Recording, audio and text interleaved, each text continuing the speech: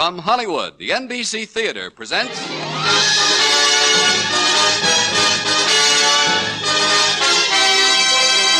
Screen Directors Playhouse, production The Killers, director Robert Siodmak, stars Burt Lancaster, Shelley Winters.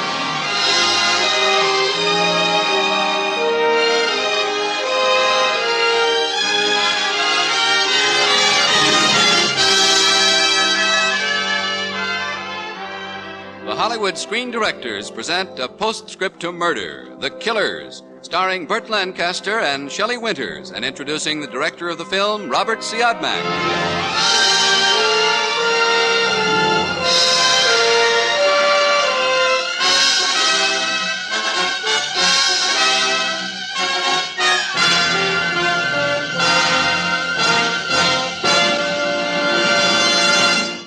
It's not always necessary to have lived a fabulous life in order to create fabulous motion pictures. But in the case of our guest screen director tonight, it most certainly has helped. At 19, he was a seasoned Shakespearean actor. At 20, director of the Dresden, Germany Stock Exchange. At 21, rich. At 23, broke again. At 24, he launched the brilliant motion picture career that was to bring him to Hollywood. The director of such thrilling films as Dark Mirror, Spiral Staircase, and tonight's story, The Killers. Ladies and gentlemen, Mr. Robert Siodmak. Thank you. Thank you. Hollywood has given the world two kinds of motion pictures which are typically American. They are the Western and the gangster films, such as The Killers. This is not to say that America is a country of gangsters any more than a country of cowboys. It means only that America has created a new and fascinating kind of entertainment, such as our story. That instant is drama. Now here it is, The Killers, starring Burt Lancaster in his original role of Swede and Shelley Winters as Kitty.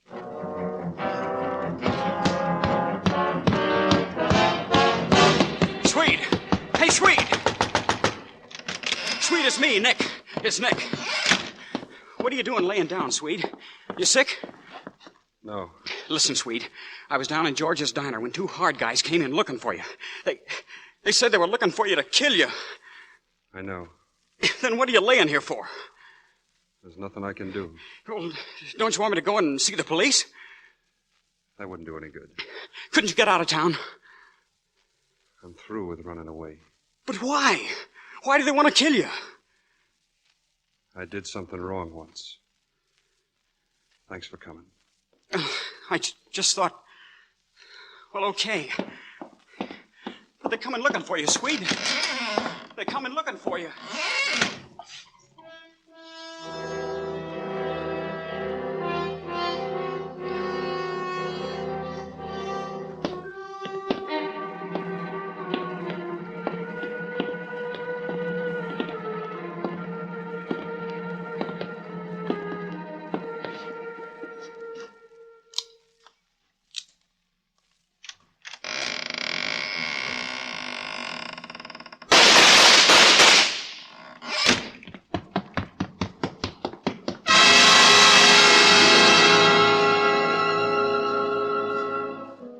He did something wrong once.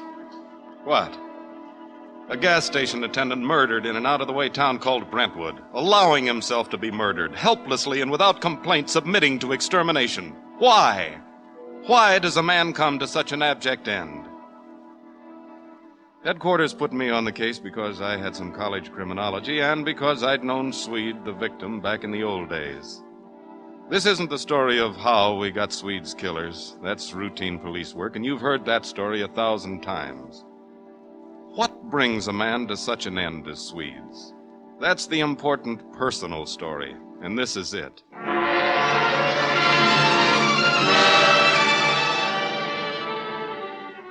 One by one, we rounded up people who'd known the Swede, some of them on the level. One who wasn't on the level was a gunsel named Blinky Franklin, who knew the Swede when. Give, Blinky. Well, let me see, 10 years ago. Swede had just knocked Soldier Burns for Gould, see? That put Swede right up there as a contender for the light heavyweight championship. Well, after the fight, I took Swede over to Jim Colfax's apartment where a big party was going on. Kitty Collins, Jim's girl, was singing over the piano. Right away, I see that the Swede's interested.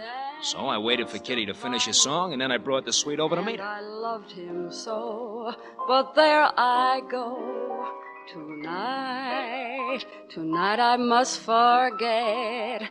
No more memories. Swing out, tonight I must forget. Music, maestro, please. Hey, Kitty. Oh, hello, Blinky. I don't see you beating your palms. Look, Kitty, I want you to meet Swede Anderson. Swede's a coming light heavy champ. Oh, how do you do? Hello, Kitty.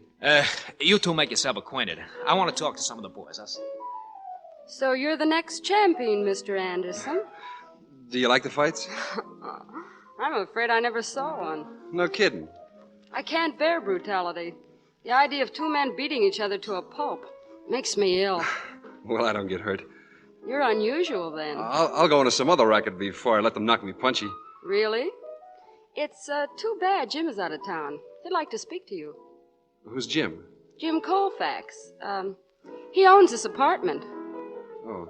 Well, why would he want to see me? Oh, he has lots of irons in the fire.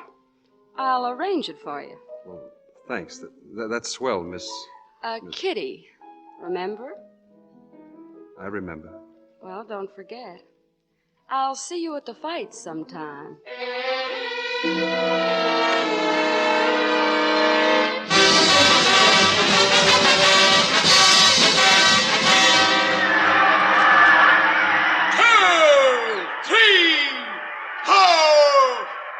Sweet, get up! Get off that canvas and fight! Sweet, get up! Get up!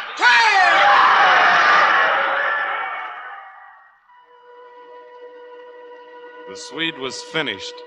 He'd broken his hand badly in that fight. He'd never fight again. For a while, I didn't see the Swede. Then one night, I was in Lou Tingle's Arena Cafe. I'd been given a tip on some hot jewelry, and sure enough, there was some of it walking in on Kitty Collins' dress. Swede was with her, looking very prosperous indeed. I let him sit down, then I walked over, trying to make it look like a social visit, for a while anyway. Sam Redden. How are you, boy? Hello, Swede. Kitty, you know Sam Redden. Yeah, I know Sam. You're looking pretty sharp, Swede. That numbers racket really pays off. Boy, you know everything. Say, that broken hand was the best thing ever happened to me. Well, how are you anyway? What's on your mind, Sam? That diamond brooch Kitty's wearing? What are you talking about? Grand larceny and hot jewelry. Do you mean to tell me that brooch was stolen? Let's take a ride downtown, Kitty. Now, wait a minute, Sam. Swede, Is this a pinch? don't let them take me. You can't do this, Sam. You're not going to stop me, are you, Swede? Look, let's you and me go someplace and talk, huh? Look, Swede, if your girl happens to be a shoplifter, I'm sorry about it. It's not true, Swede. I didn't take it. I had no idea it was stolen. Make them listen, Swede. I'll give it back. I'll leave town, but don't let them take me, Swede. Please. They'll throw the book at me. Look, Sam, you don't want Kitty. I swipe that stuff. I'm the one you're after. Get me? Okay, I get you. If that's the way you want it. Yes, Sam. That's the way I want it.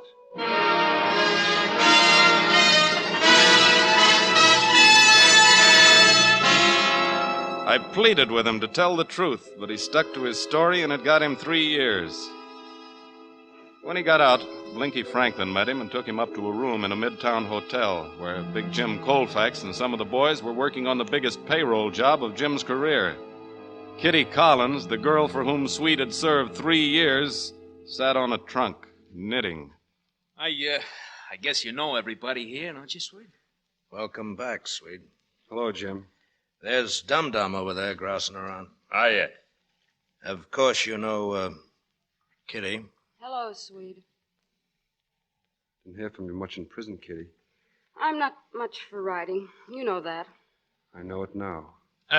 Let's get started, huh, boss? What's the new pitch? Pull up a chair, Swede. Now, this is big. It's the Prentice Hat Factory payroll over in Hackensack. We walk in as workers tomorrow morning and lift the roll. I'll give you the details in a minute. After the stick-up, we split up and meet again on the halfway house tomorrow night on Route 1. Halfway house, Route 1. How much is in it for us?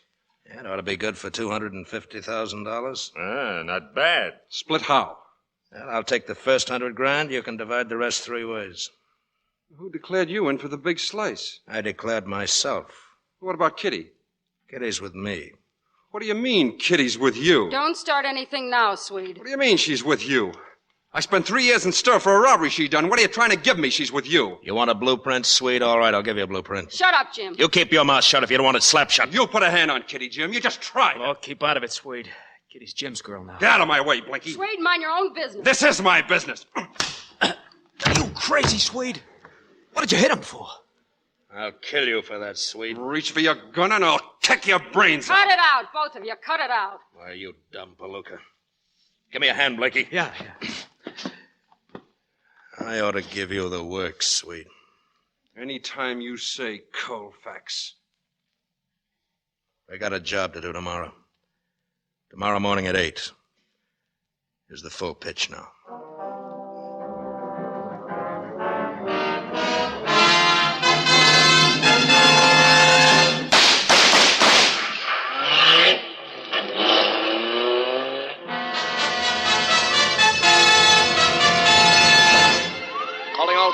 All cars watch roads leading from Prentice Hat Factory in Hackensack. Armed hold-up by at least 3 men, leaving hold-up scene in 3 separate cars. All cars proceed to Prentice Hat Factory at once. All cars, calling all cars, calling all cars.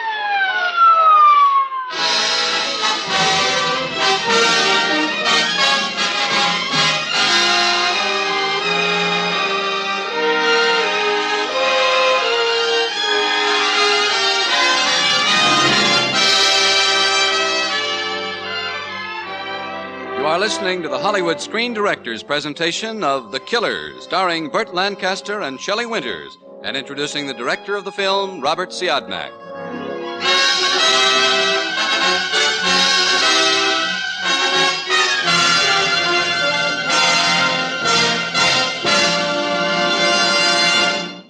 This is the concluding program in the present series. Beginning July 1st, the Screen Directors Playhouse will be heard on Fridays at 9 p.m. Eastern Daylight Saving Time under the sponsorship of Pabst Blue Ribbon Beer. The opening program in the new series will star Cary Grant in Mr. Blandings Builds His Dream House. Remember the time, July 1st, and each Friday thereafter at 9 p.m. Eastern Daylight Saving Time. We invite you to be with us then. And now, back to the second act of tonight's production of The Killers.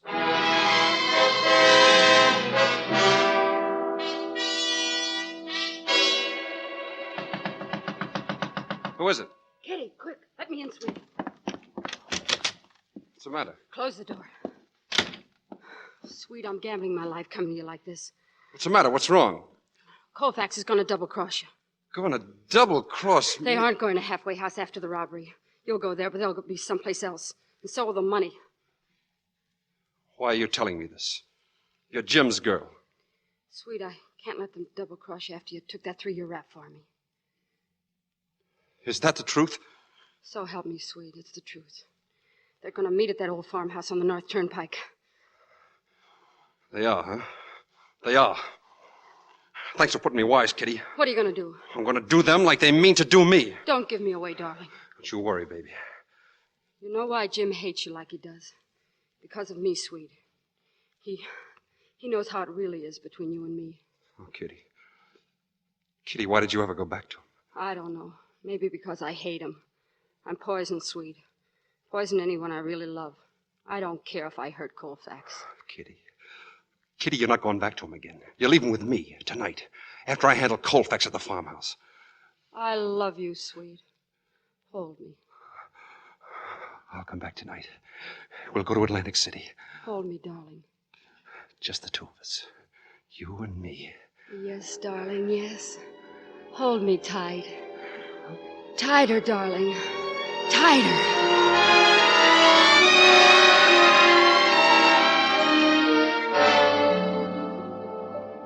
Boys, I'm tired of waiting for Swede to show up. I'll just take my money now. Shove me the suitcase, dum-dum. Let's start counting. Okay by me, boss. Start counting, Jim, so I can start counting. Okay, boys, hold it. Swede, what's the idea? Get your hands up. All three of you. You're reaching for trouble, Swede. Swell idea you guys had, huh? leaving me to cool my heels at the halfway house while you split the dough here. You were told of the change, that's why you're here. Shut up. I'll take that suitcase. Thanks, boys. Don't move. Next time, play it straight. Come on, after All right, him. stop it. He'll mow you down as soon as you come out of the door. Dirty double-crossing rat. He'll get paid off, dum-dum. But good.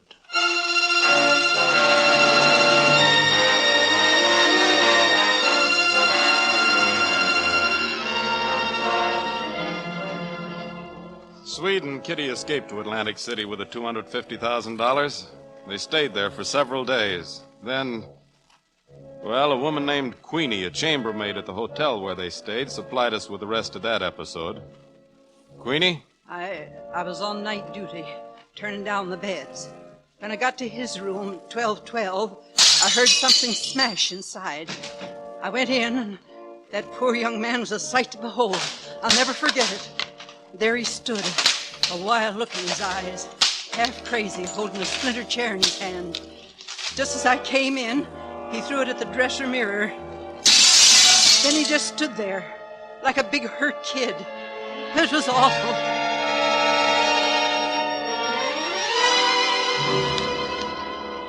She's gone. Oh, sir, you mustn't carry on like that, sir. She's gone. Where did she go? You mean the lady came here with you? She's gone. She went out this morning with a suitcase.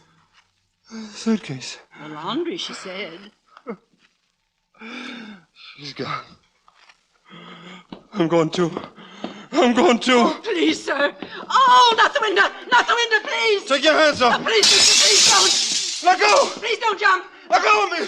Let me go. Please don't do it, mister. If you do that, you'll never see the face of God. I want to die. You'll burn in hell till the end of time. I want to die. I want to die. Oh, no. Not that way. Come over here. That's better. There, now lie down. Kitty. There. Kitty. Give me Dr. Wiley's room right away, please.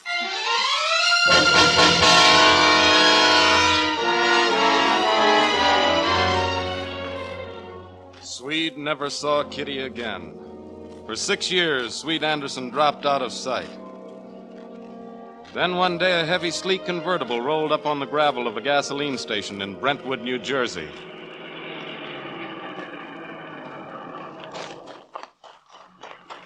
Good evening, sir. Fill her up? Yeah, I guess so, bud. Do you usually take Ethel? Ethel? Yeah. Yeah, Swede. Ethel. I must look Swedish. Everyone calls me Swede. This town got a name? Yes, sir. Yes, sir. What is it? Brentwood. Brentwood. Yes, sir. Yes, sir. Brentwood, huh? Yes, sir. Swede.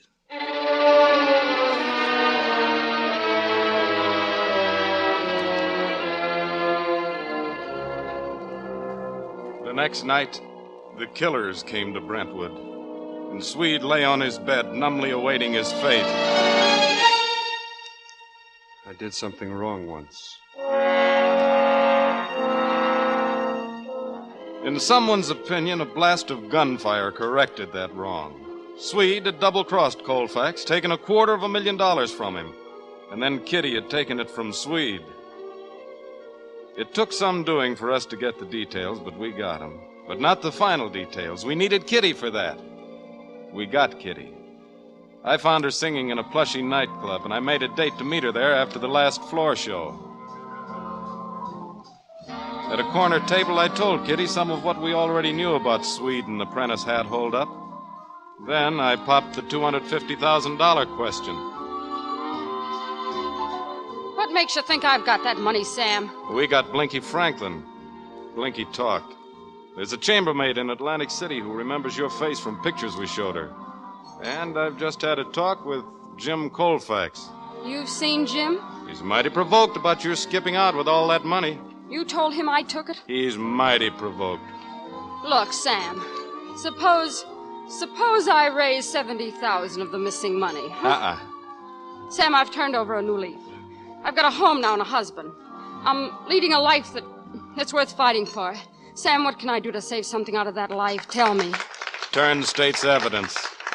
What do you want to know? Who planned the robbery? Jim Colfax. Say that in court? Yes.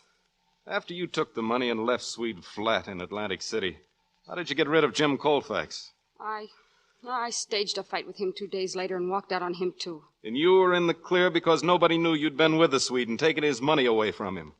Lovely girl. Sam, can't we go somewhere else and finish this talk? Where?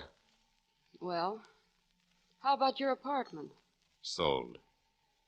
I'll go powder my nose and get out of this costume. Don't go away, will you? I glanced over toward the entrance, and there they were. Death and his twin brother, and they were coming my way. I'd never seen them before, but I knew who they were. The killers. Their faces were empty of everything except that blank cruelty of the professional murderer. When I saw the long, vicious revolvers come up at me out of their coats, I didn't hesitate. I slid under the table fast and started shooting. Death and his twin brother were down. And I jumped up and made a beeline for Kitty's dressing room. It was empty. The door to the outside alley was open, and Kitty, of course, was gone. But I bet I knew where. The house was an elaborate one on the edge of town. The front door pushed open easily. Someone had gone in too fast and left it unlatched. I went in and closed the door. Whoever had come in had also alerted him. Jim Colfax was waiting for me at the top of the stairs. Redden? Present. And my boys didn't get you. On the contrary, Jim. Well, allow me.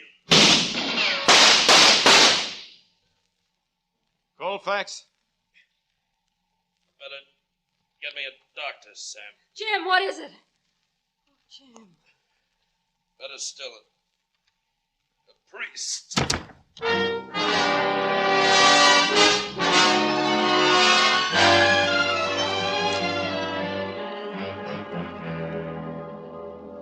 Oh, Jim. Jim, darling, I'm sorry. I love you, Jim. I know, Kitty. It wasn't your fault. Sam? Yeah, Jim. Tell me, how'd you figure it? Look, anyone can go to the Hall of Records and find out you and Kitty were married. You knew I was lying when I said I'd thrown Jim over. We know a lot of things, Kitty. I don't know why Jim sent those killers to blast the Swede. I had to. Swede was the only one who knew that Kitty had ever had the money. Poor Swede. He never knew that Kitty brought the money straight back to you. You two framed the whole thing so you wouldn't have to split the take with anyone. You just used the Swede to pull your chestnuts out of the fire. But I didn't have anything to do with Swede's killing. No? Jim, tell him. Tell him I didn't know about those gunmen. Jim, you're dying, so why not say it? Say Kitty is innocent. It's no use, Kitty. Say it. Say it, Jim. Say Kitty is innocent. Say it. It's no use, Kitty. Say it, say it, say it! He's dead.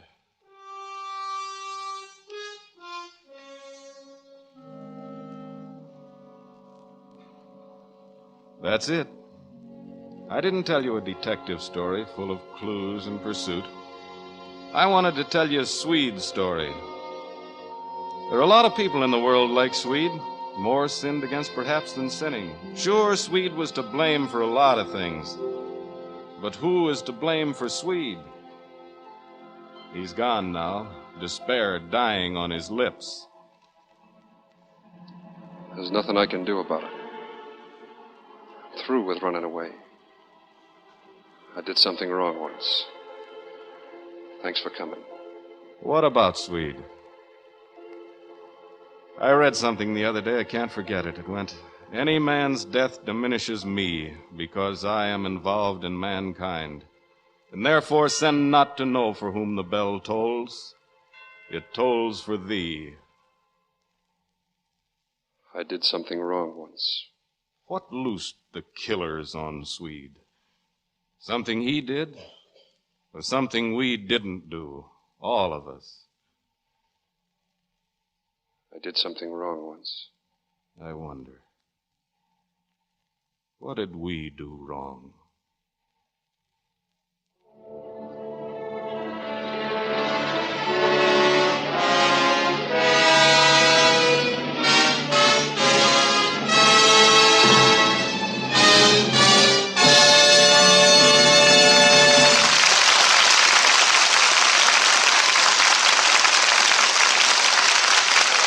Our stars will return in just a moment. But first, a message of interest to all our listeners. This is the concluding program in our present series. Beginning July 1st, the Screen Directors Playhouse will be presented for your enjoyment on Fridays at 9 p.m. Eastern Daylight Saving Time under the sponsorship of Pabst Blue Ribbon Beer. The first production will star Cary Grant in Mr. Blanding's Builds His Dream House. So, for great motion picture entertainment brought to the microphone, remember the date, July 1st. Remember the day, Friday. Remember the time, 9 p.m. Eastern Daylight Saving Time. Now, here again are our stars, Burt Lancaster and Shelley Winters, and screen director Robert Siodmak.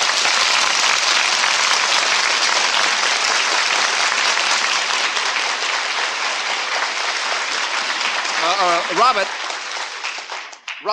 at the beginning of the program, you said that The Killers is a typical American film. Oh, yes, it is. Then tell me something. Why were you, with your European background, chosen to direct the picture? Oh, that's very simple, because I hadn't spent my life in America. Everything was new to me. I saw things that you don't see. Well, like what? Well, let me give you an example. When I first traveled across the United States, I came to a small town with a big sign. The sign said Coca-Cola. So I said to myself, I'm now in Coca-Cola, New Mexico. And then I came through Burma Shave, Arizona. See what I mean?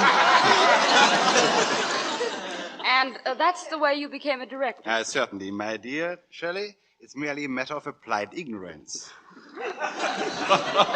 Oh, no, it isn't, Robert. It's a matter of talent and skill and cultural experience. And I guess being born in Europe is kind of an asset. Oh, please, I wasn't born in Europe. My first years I spent in the United States. No kidding. Well, what's your hometown? Why, can't you tell by my accent? Well,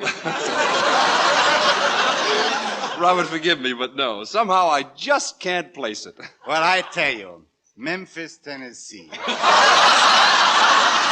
You were born in Memphis? Well, certainly. Listen, I'll prove it to you.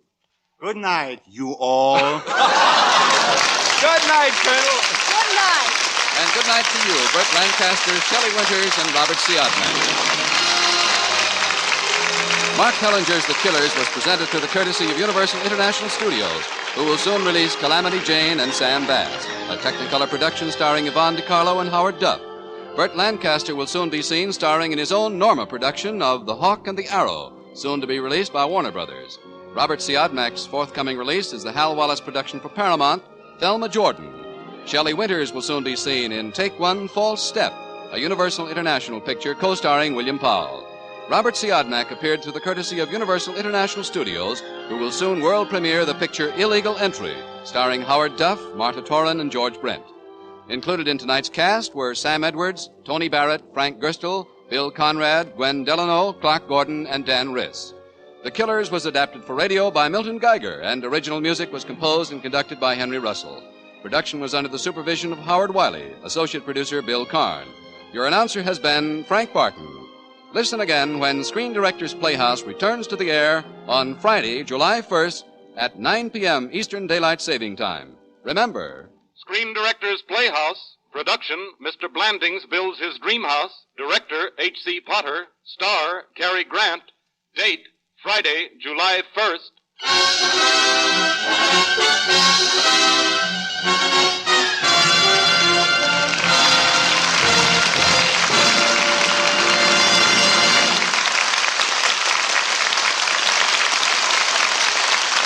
the NBC Theater came to you from Hollywood. 30 minutes of melodies follow now on American Album of Familiar Music. Then listen for Take It or Leave It with Gary Moore and Horace Height's original Youth Opportunity Program. All three follow immediately on most of these NBC stations. This is NBC, the National Broadcasting Company.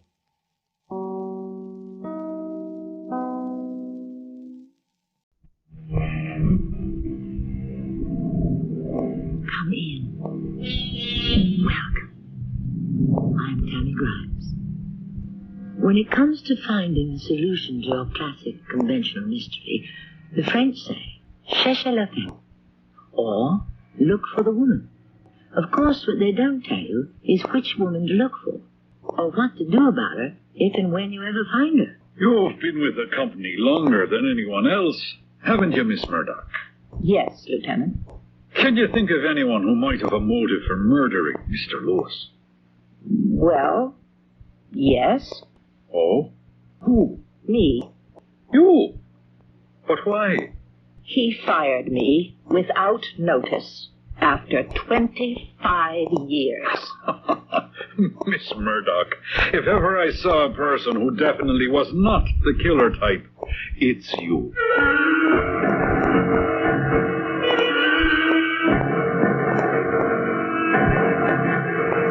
Our mystery drama, The 44 Connection, was written especially for the Mystery Theater by Sam Dunn and stars Marion Salas. I'll be back shortly with Act One. How did Eleanor Wiley put it? I was, being human, born alone. I am, being woman, hard beset.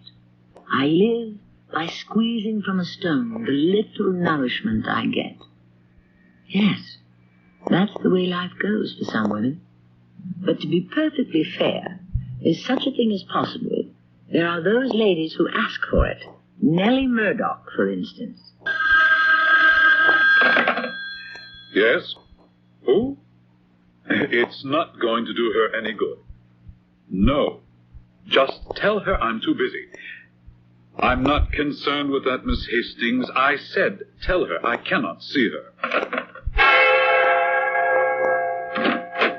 Mr. Lewis? Now, I told that Miss Hastings 10 minutes ago that I was too busy to see you. What does she think she's doing? Please, Mr. Lewis, you must talk to me. I'm a human being.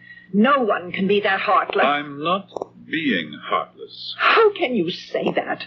I have worked here for 25 years, and suddenly I just get a note saying my services are no longer required and a check for 4 weeks' salary in lieu of notice. Most places only give 2 weeks. But to be dismissed without a reason? There is a reason.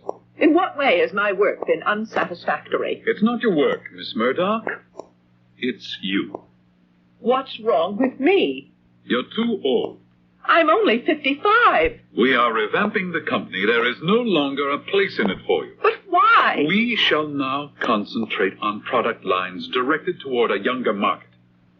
Our accent, therefore, must be on youth. Soon we shall create an entire new decor. Our reception area will feature panoramic wall pictures of the latest rock groups. We shall have piped-in disco music. You, as the receptionist, are wrong, my dear, for our image. But I can... We emphasize the now, the newest, the swinging. How does it look if the first person a client sees as he gets off the elevator is a dignified, mature lady? No. Our basic theme must be personified by a young girl with just the right hair and the right costume, the right accent. But is this how I am to be rewarded for over 25 years of dedicated service? Why do people think they have to be rewarded for doing what they are paid for? Listen to me, Mr. Lewis. I've been here for so long, and I know so much about the company. I can be so helpful to so many people in so many ways. But we are becoming a new company, so your expertise is obsolete. But if I work against the new image, couldn't you find a less visible place for me? I have all the necessary skills. You would be psychologically out of place here, Miss Murdoch. And now, if you will excuse me... Please, Mr. Excuse me. It occurs to me that I'm beginning to beg. And before I do that, I would rather die. If you find it difficult to act like a gentleman, I find it impossible not to act like a lady. Good day to you, sir.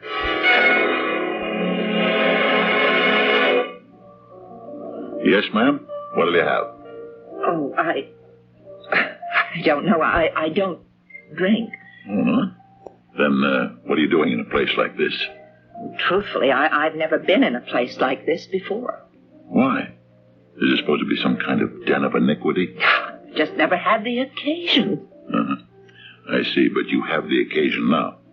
Well, it occurs to me I have nowhere else to go, so I might just as well try to, as they say, drown my sorrows.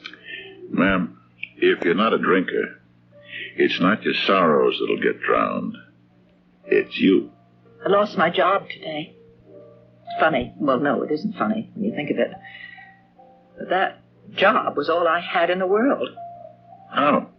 I mean, nice-looking, mature lady like yourself. Don't you have children? Grandchildren? No, all I had was my job. I was the first employee that company hired almost 26 years ago. And I watched it become an international corporation, a conglomerate. It took all my time. I gave it all my energy. I was so interested in everything and everybody. I didn't have to be. I mean, I could have done exactly what I was paid for, no more, no less. Just watch the clock. Like everyone else. Yes, as it turns out, like everyone else. I think I will have a drink. What shall I order? Why don't we try a glass of nice white wine?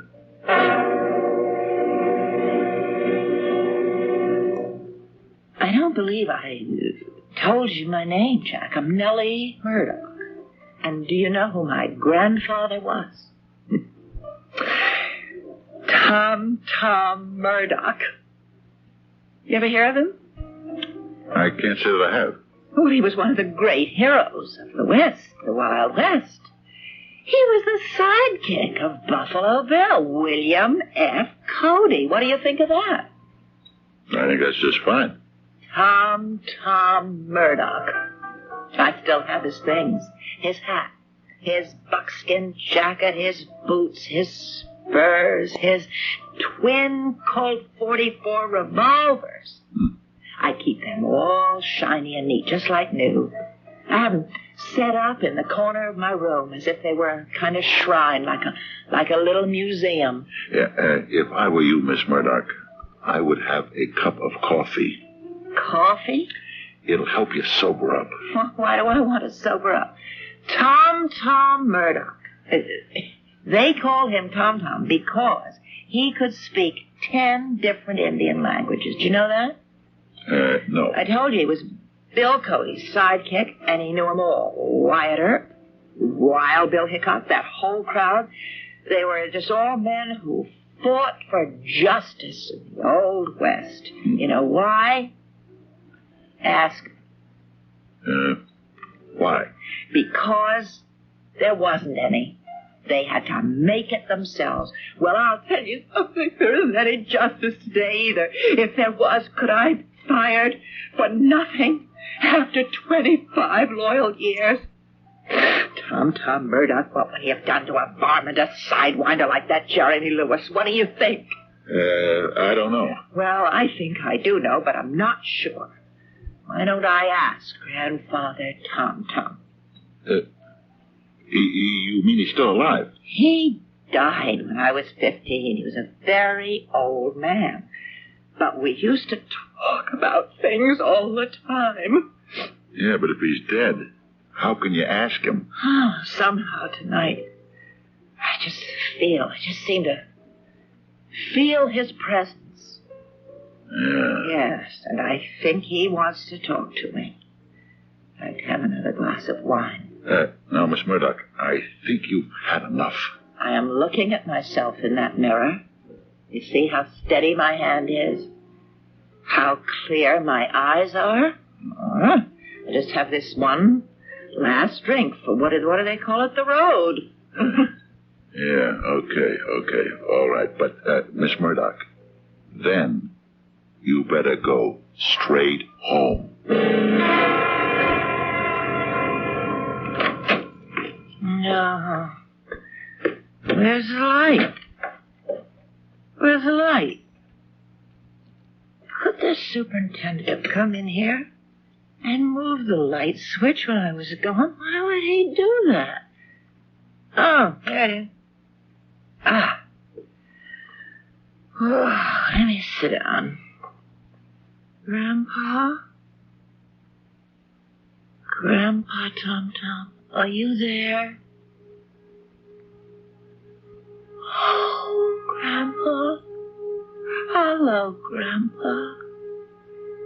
Is the arthritis bothering you again? Oh, I'm sorry. Grandpa, do you know what happened to me today? Oh, you heard. Grandpa. Grandpa, what am I going to do? I'm sorry, I just can't help it. That job was my whole life for 26 years. It just isn't fair. It just isn't. I know, Grandpa. Yes? Yes, I'm listening. Yes. I know who I am. I'm Tom Murdoch's granddaughter. And the Murdochs don't just sit around and weep and whine about what's unfair and what's unjust. That skulking, low-down, bushwhacking copperhead, he doesn't deserve to live.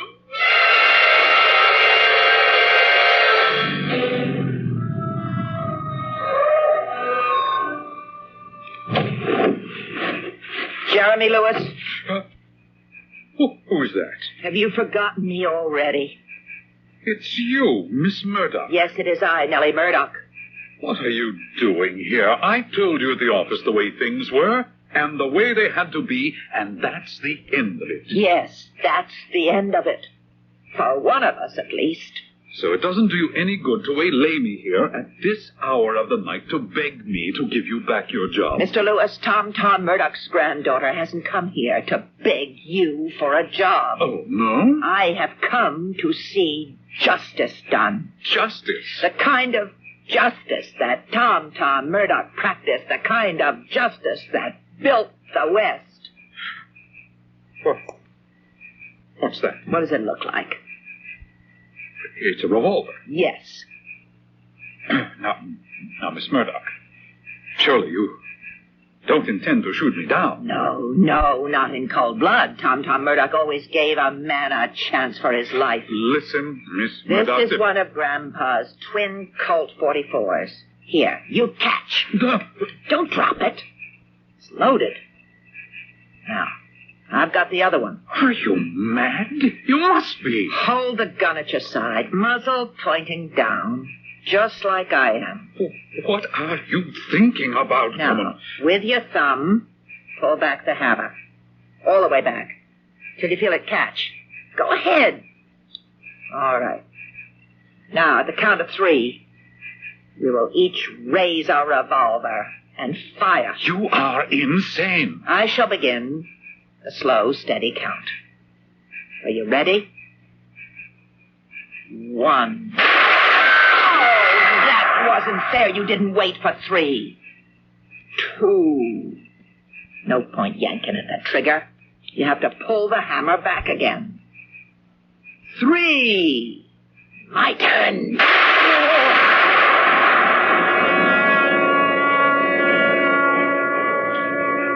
Well, look who's here.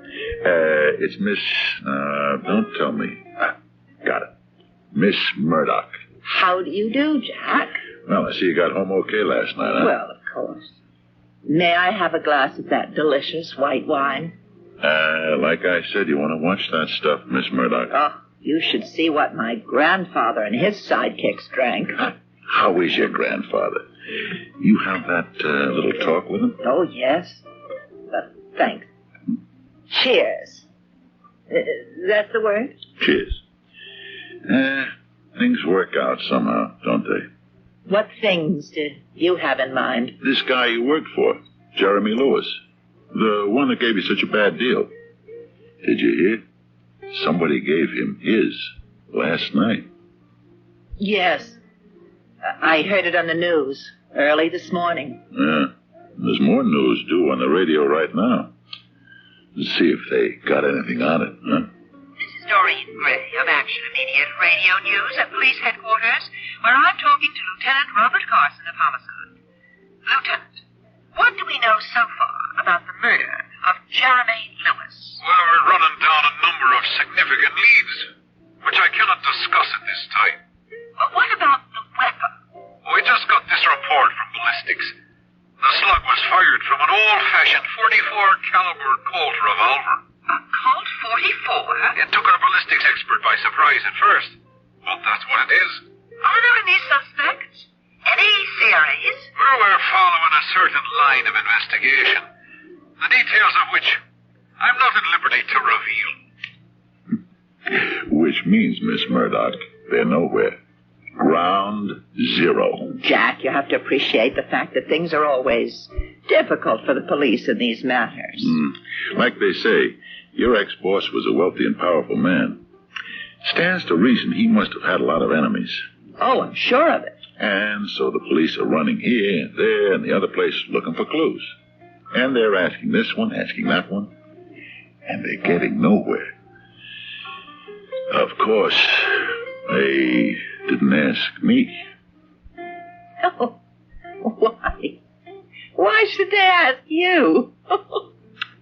Because I know who shot Jeremy Lewis. You do? Sure. You did.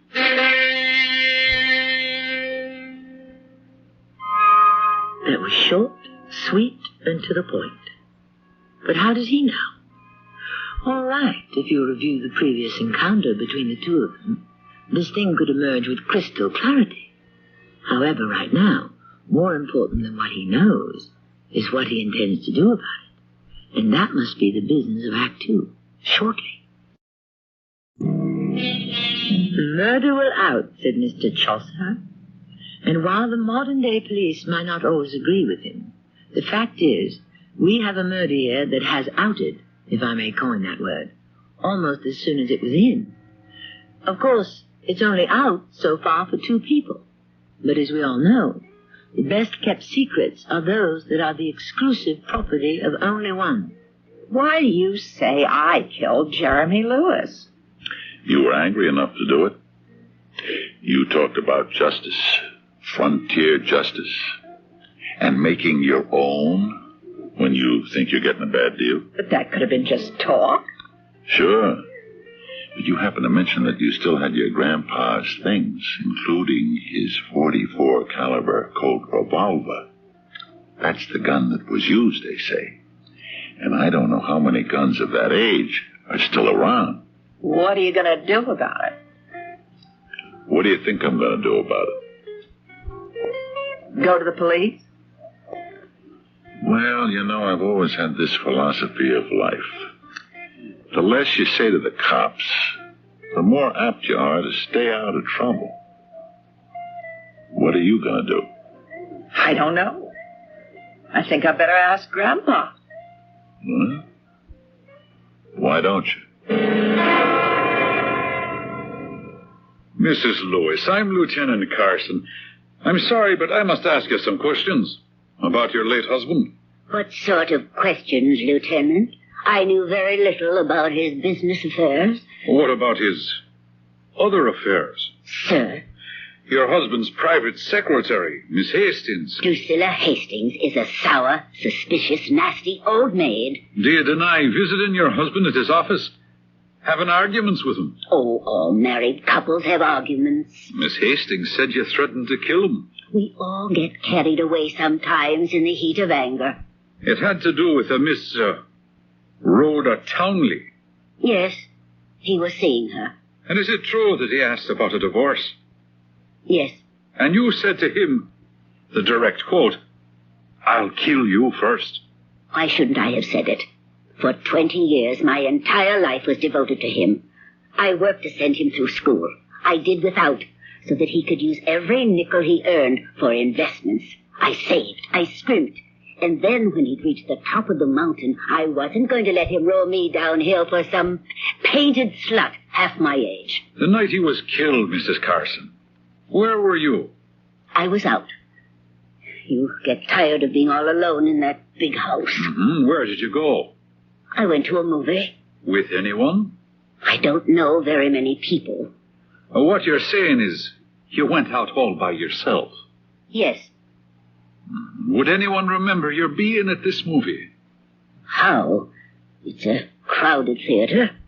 The ticket seller, the doorman.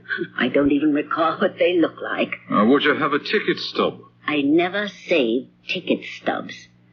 And how would I know I would need an alibi? Tell me, do you happen to own a gun? I never held a gun in my life. I wouldn't know how to use one. All right, Mrs. Carson. I have nothing more to ask you. But please, hold yourself available for further questions. So, you're Miss Rhoda Townley. What's the idea of this? Why was I arrested? You weren't arrested. Well, why did these two cops come and pick me up? Why did one of them give me that I'll read you your rights rigmarole? You're only being questioned. For what? Let's say, suspicion of murder. Well, why am I being suspected? You know why. Because of some conversations you had in Jeremy Lewis's office.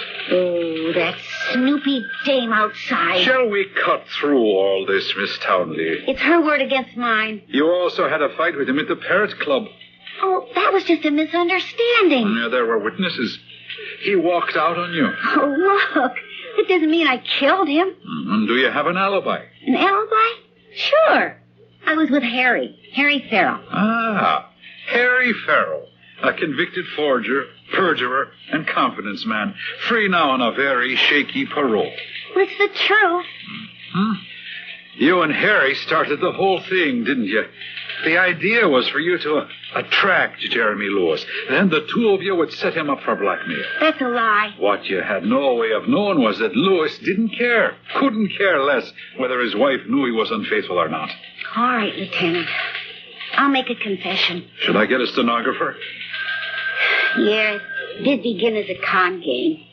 Well, sure, we tried to set him up as a mark, but, see, after a while, it wasn't a game for me anymore. I fell for the guy. I mean, I really fell for him. Is that a fact? I mean, a week ago is when the blackmail scheme blew up. You kept trying to get in touch with him. He wouldn't see you. Finally, you practically broke into his office, and you said, I quote, "If you don't take me back, I'll either kill you or kill myself." Well, you didn't kill yourself. Oh, look, I may have said that. Yes, and you also may have had some help. I tell you, I don't know anything about the murder. Well, you can go now, Miss Townley. But you must keep us informed as to your whereabouts. But I have an alibi. Yes, we'll see about that, too.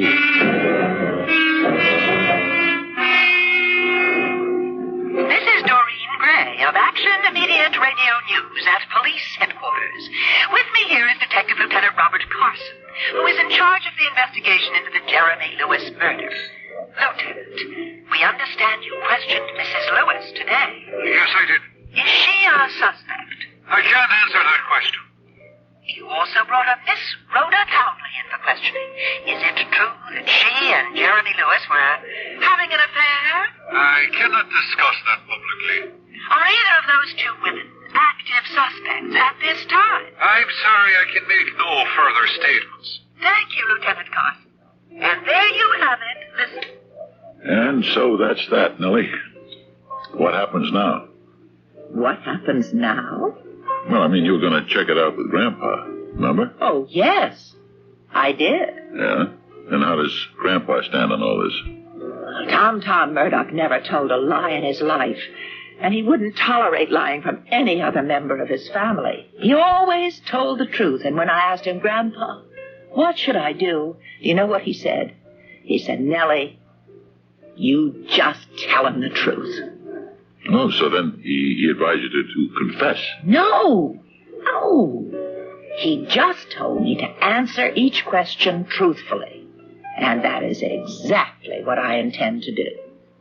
Yeah, well, won't that be the same thing as confessing? No. This I have to hear. Well, the police will come to see me sooner or later. I'm sure of it. Why? They'll have to extend the investigation, won't they? I mean, I worked there for over 25 years. How can they not talk to me? I'm surprised they haven't come calling already. So, when they do question me, I'll follow Grandpa's orders and I'll tell them the truth. But then they've got you. But only if they ask me the right questions. See? If they should ask right out, did you kill Jeremy Lewis? I'd have to say yes. But, suppose they don't ask. You say you'll tell the truth to each question. The truth. Could you give yourself away somehow, no matter what they ask you? Grandpa Tom once told me that General George Armstrong Custer had asked for volunteer scouts for an expedition against Chief Sitting Bull. And when he asked why he didn't volunteer, Grandpa replied that volunteering was against his constitutional principles. I understand. And therefore, he said to me that while I was not allowed to hinder this investigation, I was not required to assist it either.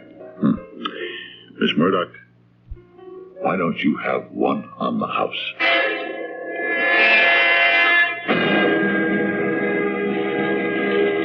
What's your name? Dunstan. Oswald Dunstan. And what is it you wish to do?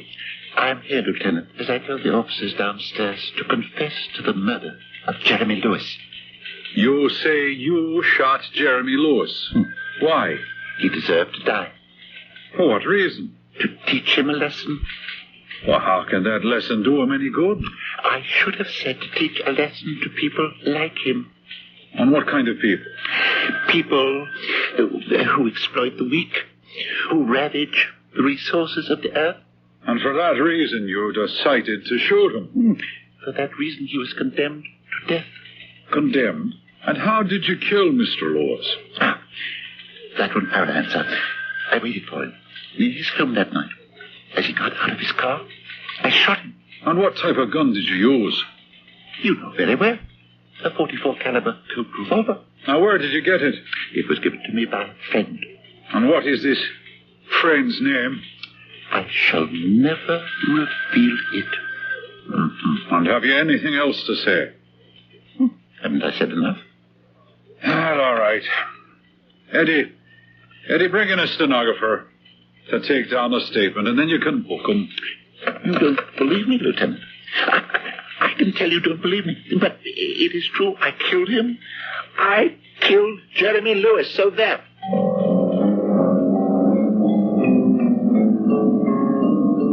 We know it isn't true, but who else does? Certainly not the police. And if this latest arrival, this Mr. Oswald Dunstan, can be convincing enough, who knows? He may succeed in making everyone believe him. He may be tried and convicted for murder.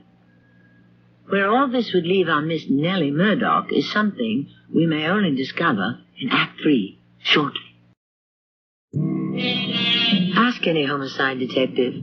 Some cases are hard, some are easy. In some you have too many clues, in others you have no clues at all. You can have a situation where there are absolutely no suspects. And you can have one like this where you have more than you know what to do with. And yet there's nothing to really sink your teeth into. It's like poverty in the midst of plenty. Did you read where this guy confessed to the murder, Miss Murdoch? Yes, What if they find him guilty? but we know he didn't do it, Jack. Yeah, but he sounds convincing according to his statements. And it could be a quick, satisfactory way for the state to get the case off the books.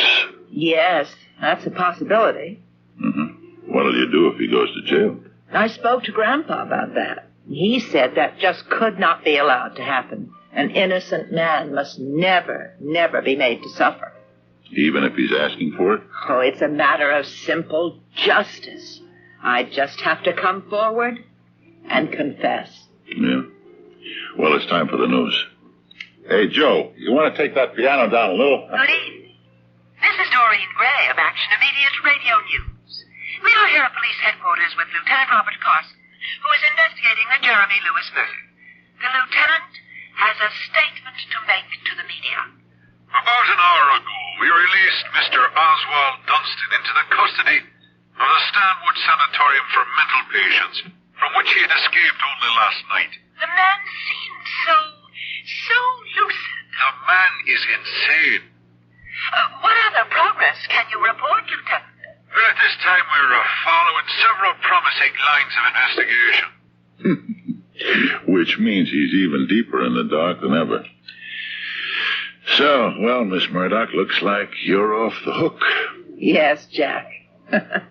I'm off the hook. For now. Yeah. So, have one on the house.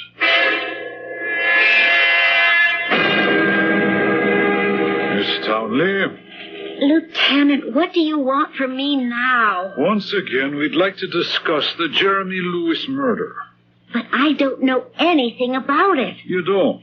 And besides, I told you I have an alibi. Oh, you may not think much of him, but he's an alibi, and he'll testify. Will he now? That's right. We talked about it, and he said sure. And why shouldn't he tell the truth? He's in love with me. When did he tell you all this? Last night. Oh, well, that's not what he told me this morning. What did he tell you? That he certainly wasn't going to perjure himself. But it isn't perjury. It's the truth. Is it? You guys threw a scare into him. You threatened to railroad him back into jail if he doesn't play ball. Why would we do that? Because you need somebody for this murder, and you picked on me. But I'm innocent. Oh, all right. I threatened Jeremy. Maybe I don't have an alibi. But that's all you got, and that's all you'll ever get because I didn't do it. So go ahead. Arrest me. Make sure we can find you when we need you. Mrs. Lewis, we need your help. How can I help you? I'd like to ask you some questions about your husband. These past years, I knew very little about my husband. Well, did he have any enemies? Yes, I suppose he did. But why? Oh, he played very rough in the business world. He drove a number of people into bankruptcy. They say he forced one man into suicide. There may be a revenge motive there. I understand the man had sons. No, I would say he didn't lack for enemies. Well, how about within the company itself?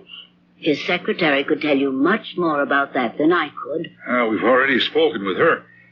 I was hoping you might be able to expand the list. Do you know who might be able to help you? Oh, I'm sure she could. Miss Murdoch. Miss Murdoch? Oh, she knew everything. Everybody. Where all the bodies were buried. Where all the skeletons were hidden. You talk to Miss Murdoch. Well, who is Miss Murdoch? Well, she's the receptionist. Just as you step off the elevator. Oh, she's a very nice, dignified lady. Somewhere in her 50s. But I spoke to the receptionist. She looked like some kid just out of high school. Oh, well, she might have been filling in temporarily. No, she told me she was the regular receptionist. Miss Murdoch isn't there anymore? Why, she was with the company since the year 1. Well, I suggest that you talk with her anyhow. Miss Nellie Murdoch. She can give you an earful about everybody.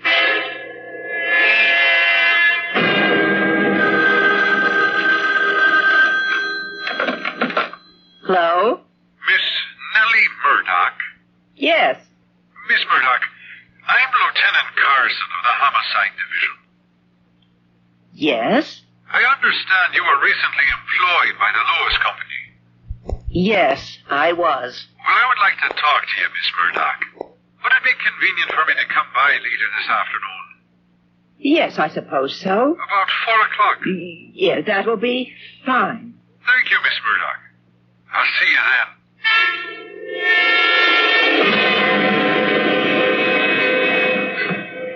Jack. Yeah. What is it, Miss Murdoch? They're coming. Who? The police. A detective called and made an appointment to see me at 4. That's 2 hours from now. Well, you knew it would happen sooner or later. Yes, but I was hoping for later. Well, I want to wish you luck.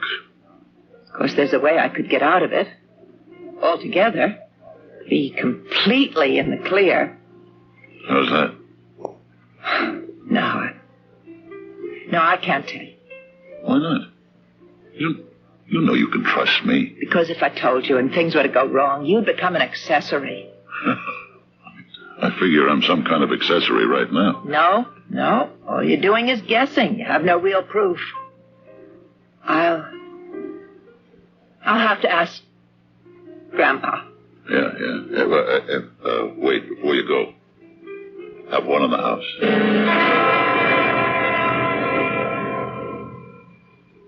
Grandpa,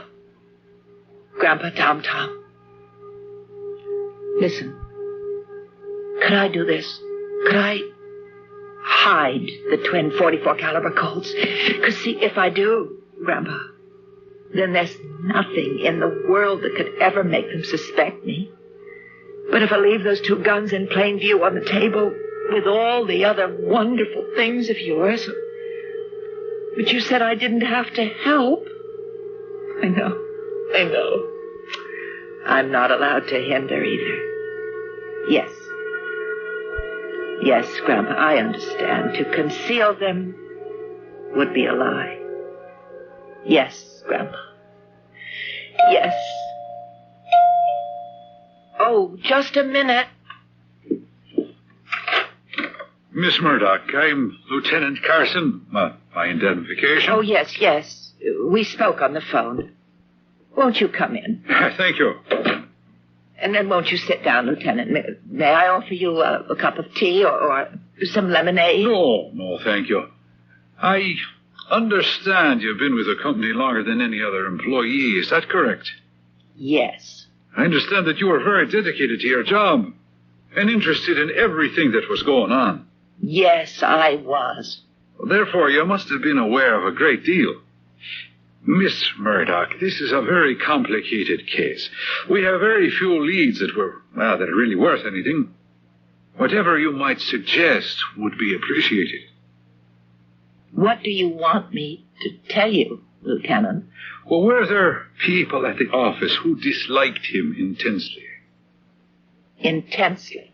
Well, enough to kill him. Yes. Then you would say he had enemies. Yes. You know, we've talked to other people. His wife, his secretary, associates. But I'd like to get your slant on it. Tell me how he was regarded, and perhaps some names will cross-check with the ones that I already have. Mr. Lewis was not really liked by anyone. He lived only for business, for money, for profit. He let nothing or no one stand in his way. And who were some of the people who stood in his way? Where to begin?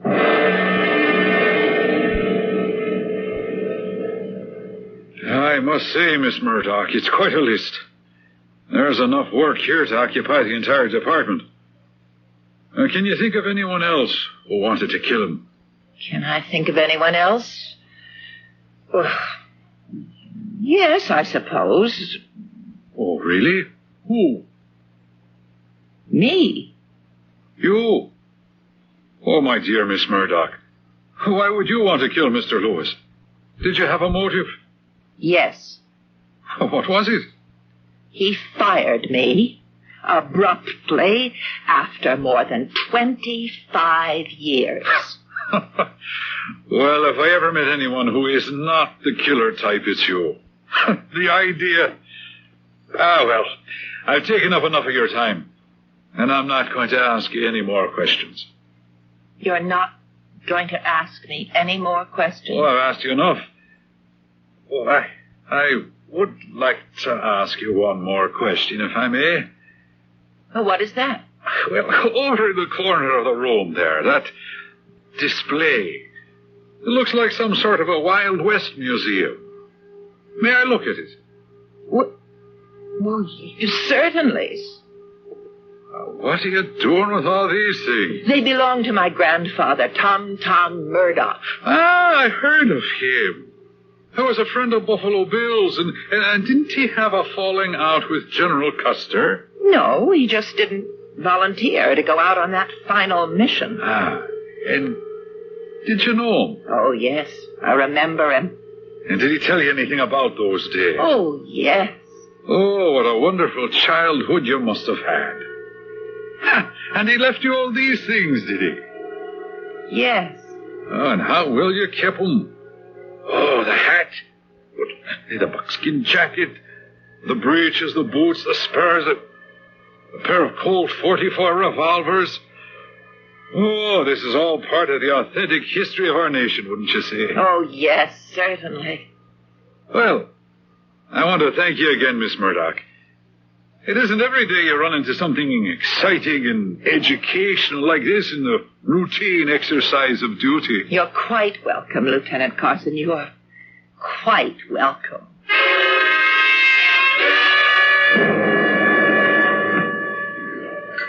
So, Miss Murdoch, how did it go? Well, I'm here. And you mean he didn't? I promised Grandpa Murdoch I'd tell the truth. Had Lieutenant Carson point blank asked me, I would have told him. But he didn't point blank ask me. Yeah, but didn't he see all that Western stuff in the room? Oh, yeah. He was so interested. He went over, he looked at everything closely. Yeah, and I mean the Colt 44 revolvers. Yes, he even remarked on them. Well, sounds like you're in the clear. Perhaps. What do you mean, perhaps? One day, suddenly, for some reason, or for no reason. I mean, who knows how the human mind works? That lieutenant may suddenly be struck by the significance of those Colt revolvers. He can make the connection. Yeah. Then again, it may never happen. That's right. Well, at any rate, there's nothing we can do about it. Is there? Not that I can think of. Hey, have a drink on the house.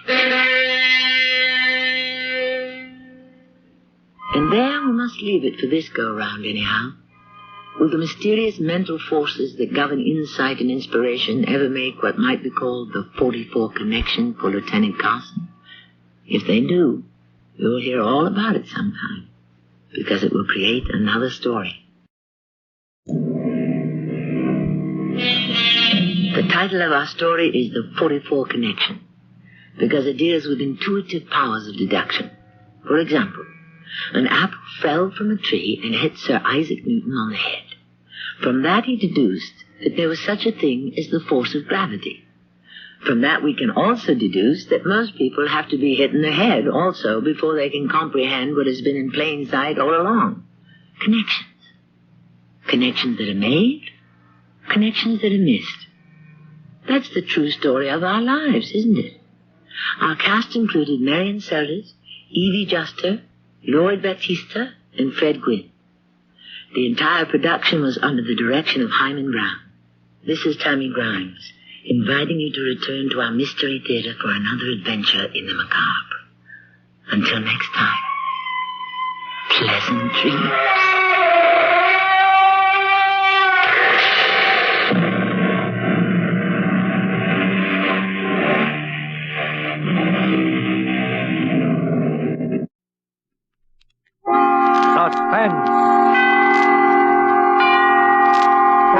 Philip Terry in a remarkable tale of suspense.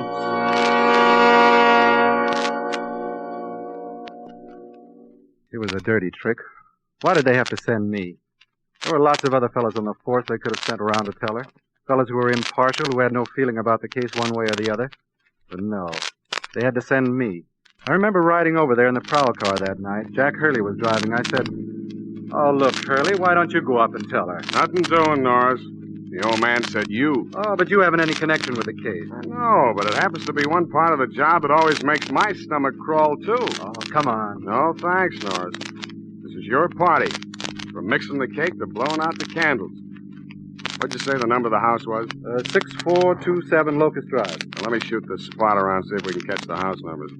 That'll be pretty close to it. You read what the number on that door says? 6411. Must be that third house from the corner. Okay, Norris, there she is, 6427. I'll wait here for you. Hurley, is it worth a $5 for you to go in and tell her? My friend, they haven't started making money in denominations big enough to make me say yes to that job. Sorry. I didn't say any more. I just opened the car door and stepped out onto the sidewalk.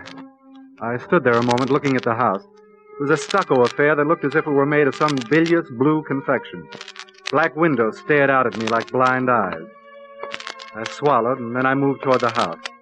Heavy-footed, I plodded up the 3 stone steps to the... I listened as the bell shattered the stillness inside. I waited. Then a light flashed on upstairs. I listened. Padded feet thumped down the stairs. The hall light came on, and the feet padded toward the door. Then the knob rattled, and the door swung open. She was small and frail and had auburn hair that was piled high on her head, although at first I didn't see any of those things. The first thing that hit me were her eyes. They were big and brown and filled with a sort of dread anticipation the moment they clamped onto my uniform. In fact, it may sound ridiculous, but her eyes screamed when they saw me. I could hear them scream, just as if the sound came from her throat. I swallowed again and felt my scalp tighten at the back of my neck, like someone had just laid a handful of icicles there. She made it easier for me in a sense because, well, she spoke the first word.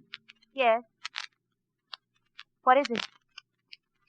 Something's happened to John. You're Mrs. Miller? Mrs. John Miller? Yes.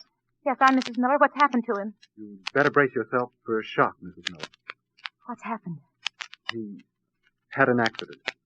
He's not. Yes, Mrs. Miller. He's dead. Now, maybe you better go back into the house and sit down. Yes. Come in. You better sit here in this easy chair. Thank you. How did it happen? A car? Fell? Ma'am, you're sure you're okay to listen? Of course. Well, it isn't very pretty, Mrs. Miller. Maybe something of a shock to you. What are you trying to tell me, officer? Your husband was shot. Shot? How? Where? In a holdup, ma'am. A holdup. Oh. At Stover's warehouse. Oh. Did you catch the man? Who would want to hold him up? I'm afraid, ma'am, he was on the wrong end of the holdup. No. No, it can't be not John. I'm sorry, ma'am. Well, there must be some mistake. You don't know, John. Recognize these papers, Mrs. Miller? Why? John Miller? Why, yes, that's his old driver's license. He was going to get it renewed. And this is a photostatic copy of his discharge papers, right? Yes. Yes, those are his. They were taken off his body, Mrs. Miller. Those and this blank application for unemployment insurance. Yes. He was going to fill it out and file it if he didn't find something to do by the end of the week. He wasn't working? No. That's where he went this afternoon. Left home quite late. Said he wouldn't be back until very late. Told me not to wait up. I can't believe it, John. Maybe there's been a mistake. Maybe, ma'am. But you'll be able to tell for sure in the morning. In the morning? Yes. You'll be asked to go to the morgue to identify him. But I wouldn't hold out too much hope, Mrs. Miller. Why? I saw him, and he matches the description on that driver's license to a T. Oh. Well, you better get back upstairs to bed and try to grab off some sleep. Tomorrow will be a bad day for you. Yes, I'll see you to the door. If there's anything I can do to help. Thank you. You've been very kind. Well, good night, Mrs. Miller. Good night. I was very kind. That's what she said. Very kind. Yes, I was very kind. But wait until tomorrow morning when she found out that I was the guy who killed her husband.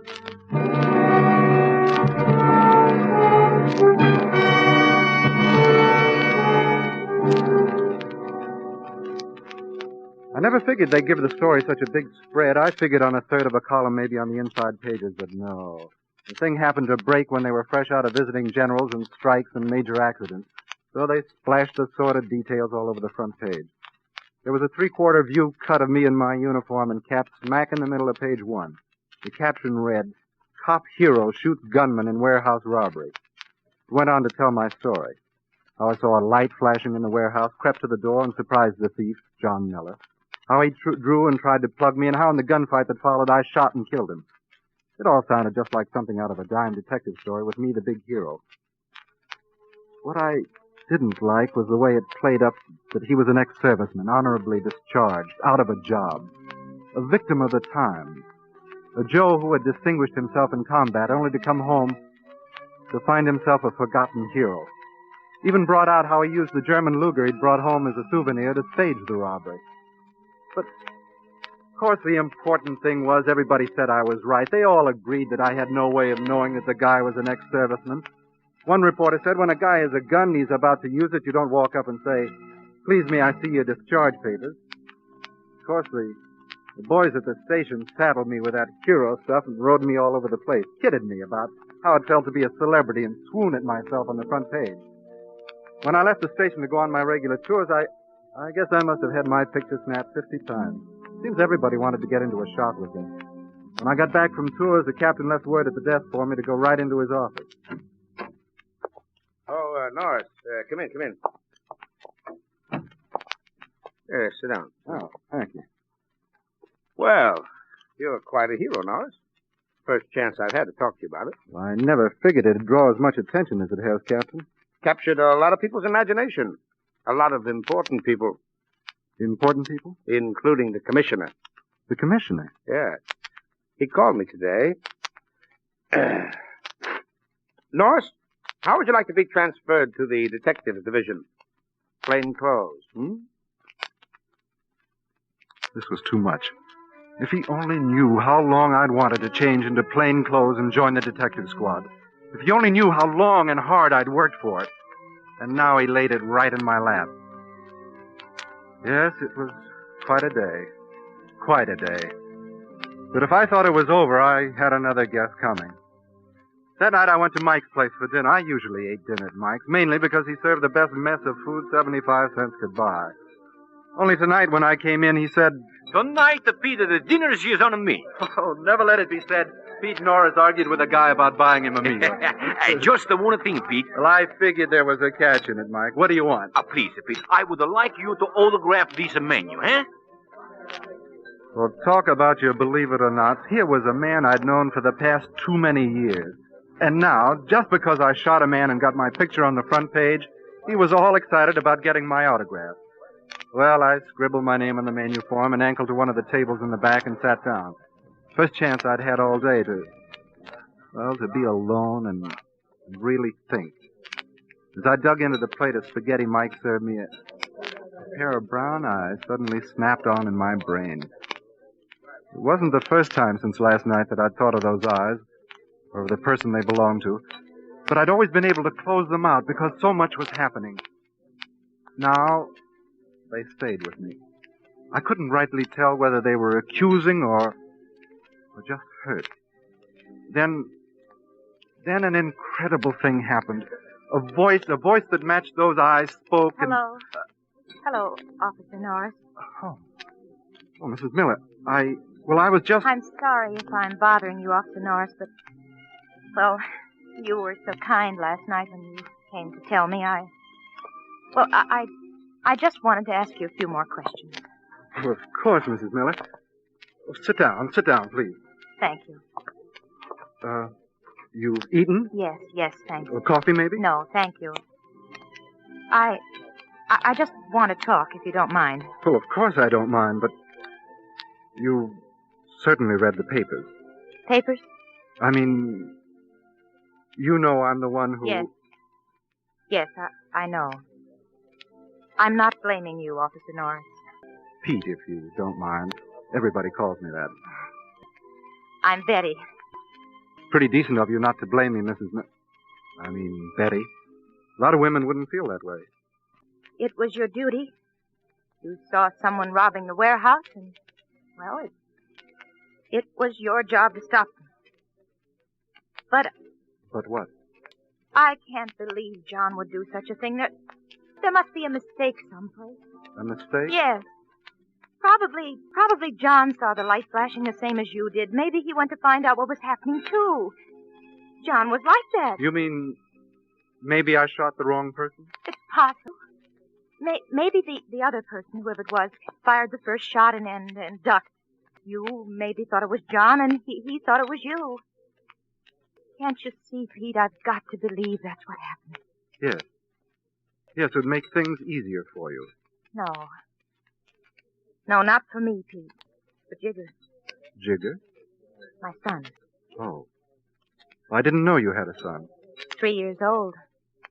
Born a few months after his daddy sailed for Europe. You see now why I've got to believe that way for his sake? Why I've got to prove that John didn't really go there to rob and kill? Well, believing it, that's okay, Betty, but proving... Oh, that's a different thing. That's not going to be so easy. No, it's not going to be easy, too. But I've got to do it. That's why I came here. To ask you to help me. Well, of course I'll help, but where do we start? There isn't a single clue to go on. We've got to find a clue. How? I don't know. I don't know, Pete. I haven't the faintest idea where to even begin. It's like looking for a tear in an ocean. But you will help me, won't you? I tried to say no. I wanted to say no, because I knew it could all lead to only one thing. But her eyes, big and brown and full of pleading, grabbed at my heart. It wasn't just pity that made me say, yes, I've been in harness too many years to let anything like that sway me. This was something stronger. Something that had never happened to me in all my years. Something I told myself never would or could happen to me. Last night I felt it when she first opened the door. But I managed to fight it off then. Now it was too powerful, too overwhelming to fight off. Besides, I didn't want to fight it off. Yes. I was in love with Betty Miller. I was in love with the wife of the man that I'd killed.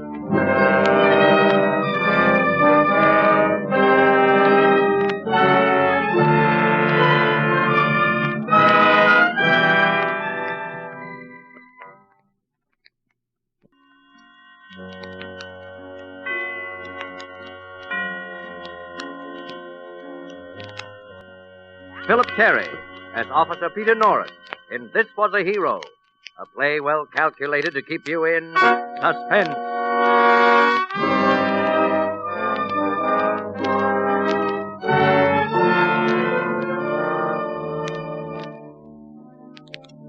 Strange.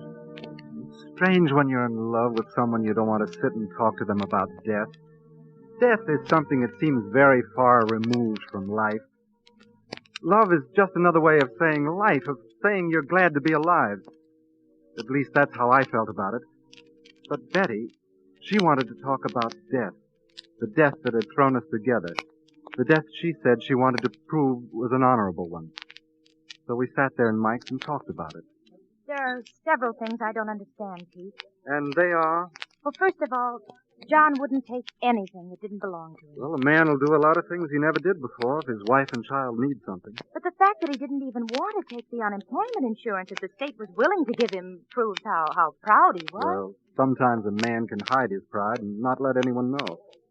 Besides, he did have a gun on him, a German Luger. Yes, I know, but that only strengthens his case. Well, how come? Well, he took that gun with him to pawn. It was a souvenir that he brought back with him from Germany. He figured he could easily sell it. But he didn't. But that's just it, Pete. He said if he got the job he went after, he wouldn't pawn it. Oh, well, now, wait a minute. Maybe this is important. In other words, you think he got the job. Oh, Pete, if we can prove that, maybe we can prove he had no reason to rob the warehouse. Because if he had a job, certainly John never would have done such a thing. Never. If I can find out that much, I'll prove he died honorably. I'm telling you, Pete, I'm not going to let this thing rest. You know what job he was after? No, I just never thought of asking. Where did he hear of it? Read it in the paper. Oh? What paper? The Evening Globe. You still got it? Why, no, he took it with him. And he went to see about the job late in the afternoon? After 4 o'clock. Why? Oh, no reason.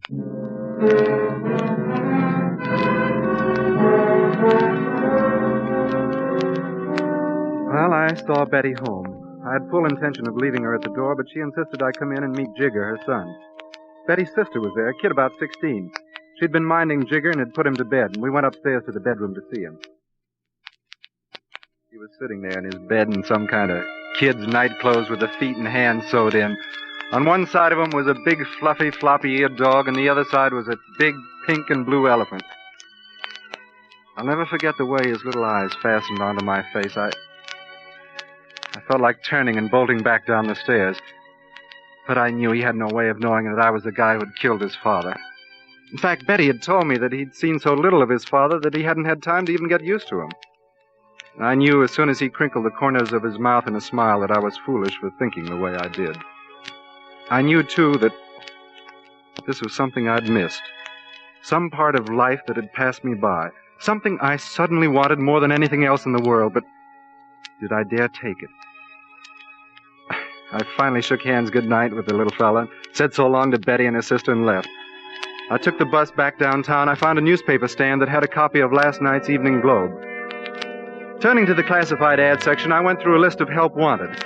Under car washer's mail, I found an ad placed by a guy named Crown who ran the city garage on Maple Street. Now, Maple Street wasn't too far from the warehouse where I shot John Miller last night. In fact, you had to pass the warehouse to get to the bus line. Half an hour later, I was talking to Al Crown while he squirted a hose on a muddy blue-black sedan. Yeah, I'm the guy that put the ad in the paper. For all the good it did. Guys out of work, I hear. Guys can't get a job, everybody says. Nuts, I says. How long did you run the ad? A whole week I run the ad. What happens? 3 guys answers it. 3 guys? Yeah, one a night. That's all they last. So what happens? Al Crown's got to climb into a pair of rubber boots and clean cars himself. Al Crown, the guy what owns the joint, has to do this. Oh, hand me that sponge, will you? Yeah. Oh, thanks. Did you hire anybody last night? Huh? I say, did you hire anybody last night? Last night? Oh, yeah, last night. Yeah, I found me the answer to a garage owner's prayer. He was a sweetheart. Guy washed more cars in the 8 hours he worked than the other 2 guys washed together. Remember his name? Wait a minute, I ain't so good on remembering. Johnny. Yeah, Johnny something. A nice-looking kid with blonde curly hair and glasses. Said he was coming back tonight. Never figured he'd stand me up. Oh, yeah, I remember. Miller. Johnny Miller, that was it. Oh. But I guess they're all alike. Collects his $7 and blows. You haven't read today's papers? Look, I was washing cars with this here Miller guy till midnight. Anybody come in? After 5 o'clock at night, this place is deader than underneath the satin pillars of a casket. So Miller left here at midnight? On the noggin. And I spent the rest of the night fixing flats, changing oil, and scraping plugs. Didn't hit the sack till almost 9 this morning and just got up an hour ago. Now, you tell me, what time do I have to read papers? And why? Another war been declared? Or did some brain find something to split the thing that split the atom, huh?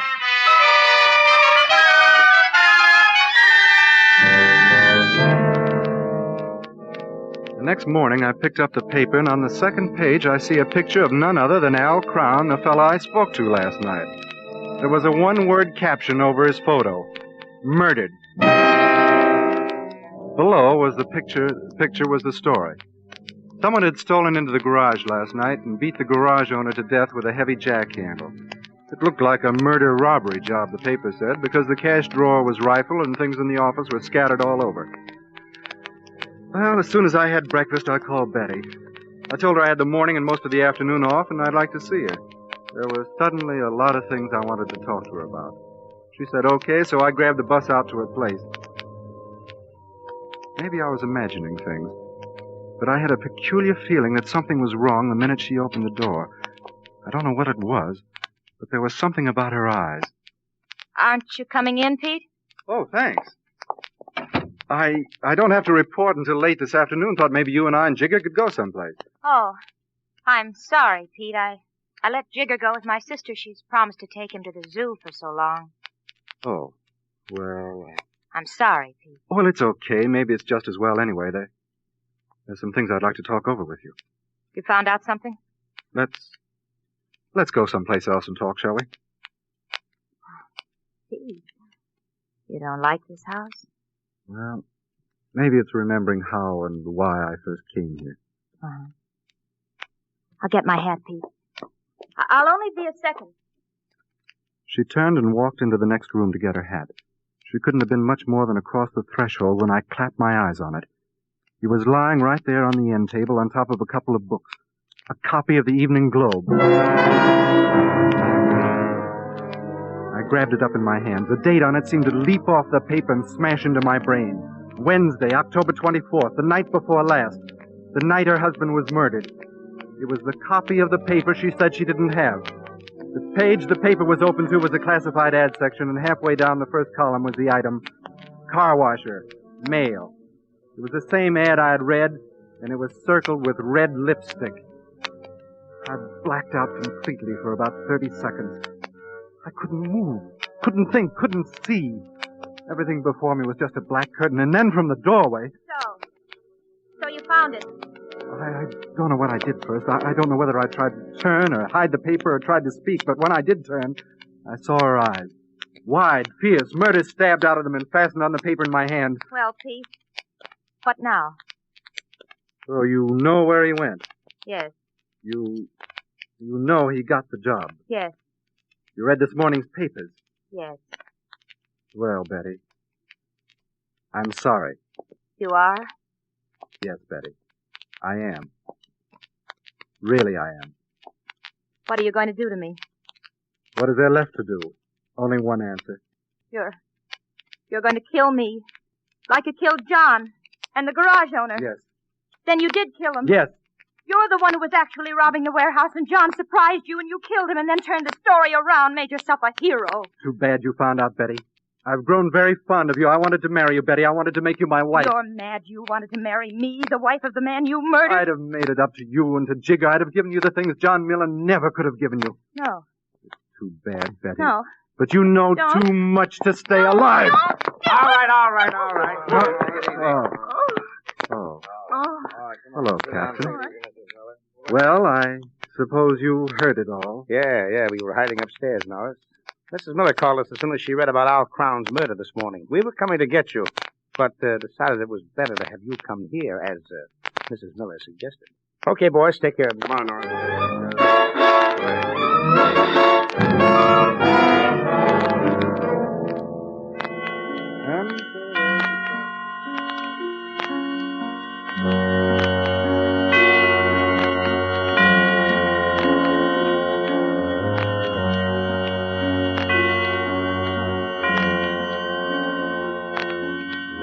This is the Armed Forces Radio Service.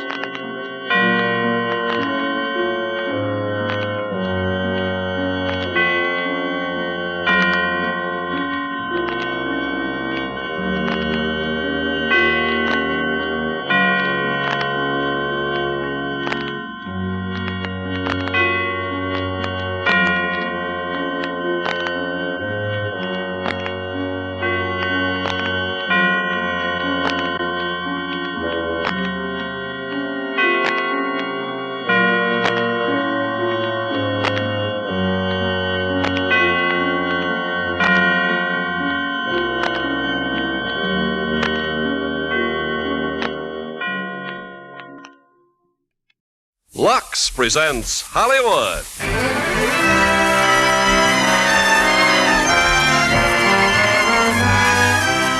Lever Brothers Company, the makers of Lux Toilet Soap, brings you the Lux Radio Theater, starring Dan Daly and Dorothy McGuire in A Blueprint for Murder.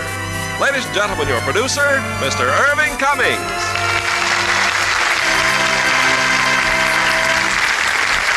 Greetings from Hollywood, ladies and gentlemen. Tonight's play, A Blueprint for Murder, is a spine-tingling mystery. The thrilling drama of a romance which was overshadowed by the suspicion of murder. It's the quandary of a young man who suspects that the lovely young widow of his brother may be a diabolical poisoner. And as our stars, we have popular Dan Daly and Dorothy McGuire, creating two unusual roles in this suspenseful motion picture from 20th Century Fox. Now, Act One of A Blueprint for Murder, starring Dan Daly as Cam and Dorothy McGuire as Lynn Cameron.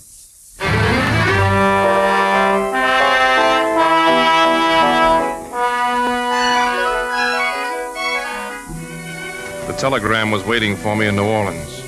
The telegram from Lynn. I took the next plane back and rushed to the hospital. Late that afternoon, the doctor was able to give us some real encouragement. And so I think our worries are over, Mr. Cameron. But she was a mighty sick little girl. You still don't know what was wrong? Not for sure. The tetany test was negative. tetany? Those muscular spasms she was having, they're quite characteristic. Well, I'm sure she'll have quite a comfortable night. I understand you're the child's uncle, is that right? Yes, her father's dead, and my brother. I'm very attached to both children and their stepmother. Now, Mrs. Cameron's had quite an ordeal. Why not take her home? We'll have a special nurse on duty, and if anything at all comes up... I'll try and get her to leave now.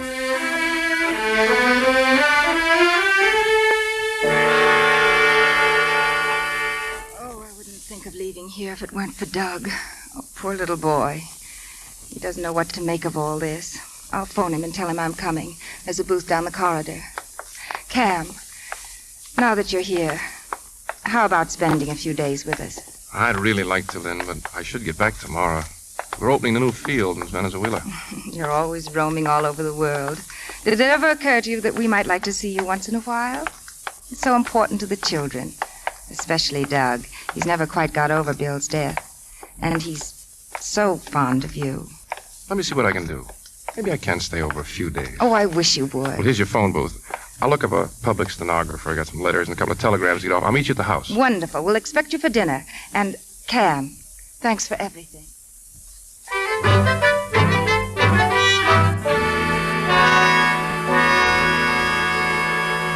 Gosh, Lynn, do I have to go to bed? Can't we play just one more game? It's way past your bedtime, Doug, and tomorrow's school. But Uncle Cam's only going to be here for a few days. And we're going to have fun for those few days, too. How about the ice show tomorrow? Oh, boy. Gee, I wish Polly could go, too. It was awful last night, Uncle Cam. The way she kept yelling, "Don't touch my feet." Yes, I know, but I think we should try and get that out of our minds, Doug. Dad was just like that when he died. Just like that? Well, I'm afraid Doug's letting his imagination run away with him. But he was. All stiff and funny, too. Just the same as Polly. Is that right? Well, there was some similarity, I suppose. But the doctors all agreed that Bill had virus encephalitis. Anyway, there must be a lot of things with the same symptoms. Yes, I suppose so. Have you told Uncle Cam about your baseball team, Doug? Boy, have we got a team. I knocked 2 home runs last week. If we were up in Boston, Slugger, we could see the Red Sox play. Say, how about letting Doug spend the summer with me? Oh, please, Lynn, please. Well, why not? Sounds wonderful. Oh, boy. Now, let's see. I've still got the sailboat out in the Cape. I ought to take care of the weekends, and during the week, Lynn took us up to Lake George last summer, and I learned a lot about boats, Uncle Cam. Seems to me Lynn's been mighty good to you. She sure has. Well, good night, Uncle Cam. Good night, Doug. Good night, Lynn. Sleep well, dear. And just call if there's anything you want. I will. See you in the morning, Uncle Cam. You've been wonderful.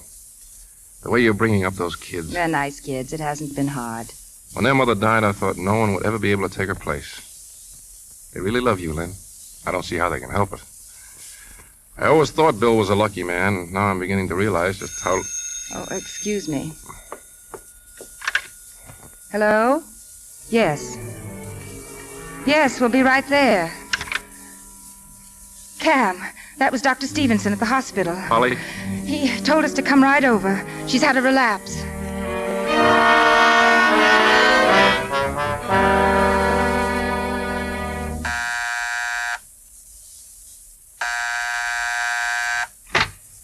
Cam, well, when did you hit town? Hello, Fred. Well, come in.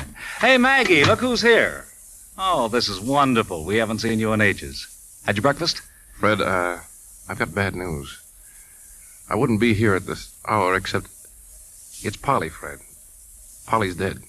Dead? Cam, full of all the wonderful surprises. Take it easy, honey. Some terrible news. Little Polly Cameron. She's dead. She's what? I just can't believe it. Accident? No, she took sick. When, Cam, when? Early this morning at the hospital. Oh, what a tragedy. And Lynn and poor little Doug, how's he taking it? Well, they're both under sedatives. Your breakfast, please, go ahead. You'll have some coffee anyway. I'll get another cup. I've no right to barge in like this, and I should have phoned you first. That's a fine way to talk to an old friend. Fred, you're still handling the estate, aren't you? Yes, of course. Cam, what was wrong with Polly? Well, the doctors seem rather uncertain. He doesn't know? Sometimes it's hard to tell, I suppose, but there's one thing about it that bothers me. Well? Apparently, Polly had the same sort of convulsions that Bill had before he died. Cam, are you sure of that? I'm not sure of anything. I only know that Polly kept screaming, "Don't touch my feet." That's very curious. I don't see anything curious about it at all. It's just that I'm afraid there might be something hereditary in all this, and that it could hit Doug, too. Cam, you weren't here when Bill died, were you? No.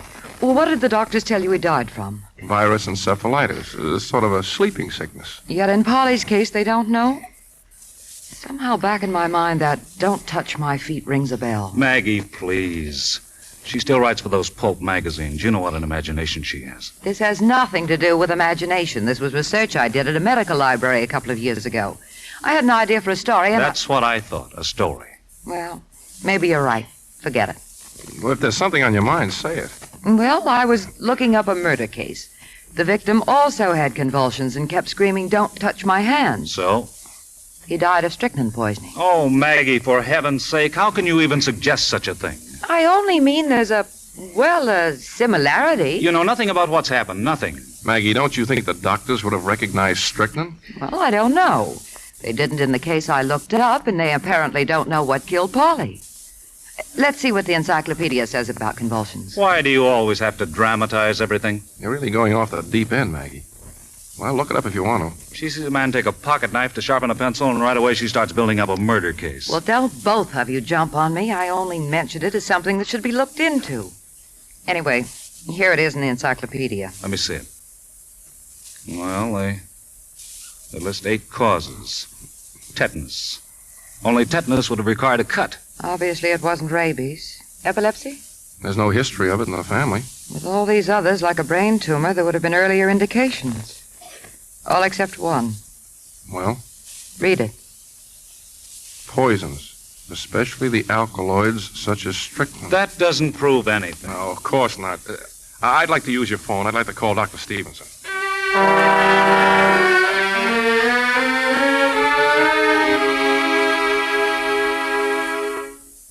And so we thought of the possibility of strychnine, Doctor. You're serious about this, Mrs. Sargent?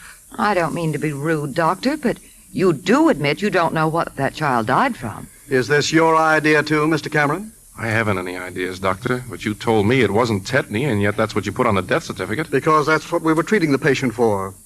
She responded to the calcium, so we continued it. As a matter of fact, I suggested an autopsy. Oh? Lynn couldn't stand the idea. I agreed, and nothing could be gained by it. Mrs. Sargent, just how do you think the child got the poison? I don't know, of course, but I don't see how it could have been accidental. I hope you realize what you're saying. Meanwhile, Mr. Cameron, I'm afraid I don't want any part of all this. I'm sorry I ever mentioned it. Come on, Cam, let's go. Thank you for seeing us. You're quite welcome, Mr. Cameron. Who could have done it, Maggie? Who? Oh, several people. For instance? For instance, Lynn. Good day, Dr. Stevenson. Maggie, what's got into you making a crazy crack like that about Lynn? Now, doggone it, I'm getting mad. I only said it was possible she could have done it, and it is. You've got her all wrong. She certainly made Bill a good wife. He was very happy with her. Do you plan to stay on? Till the end of the week. Just 3 or 4 days, huh? Can I drive you anywhere? No, thanks. Think it over, Cam. It sounds ridiculous, I know. But is it? Say hello to Fred. I'll see you both in a day or two.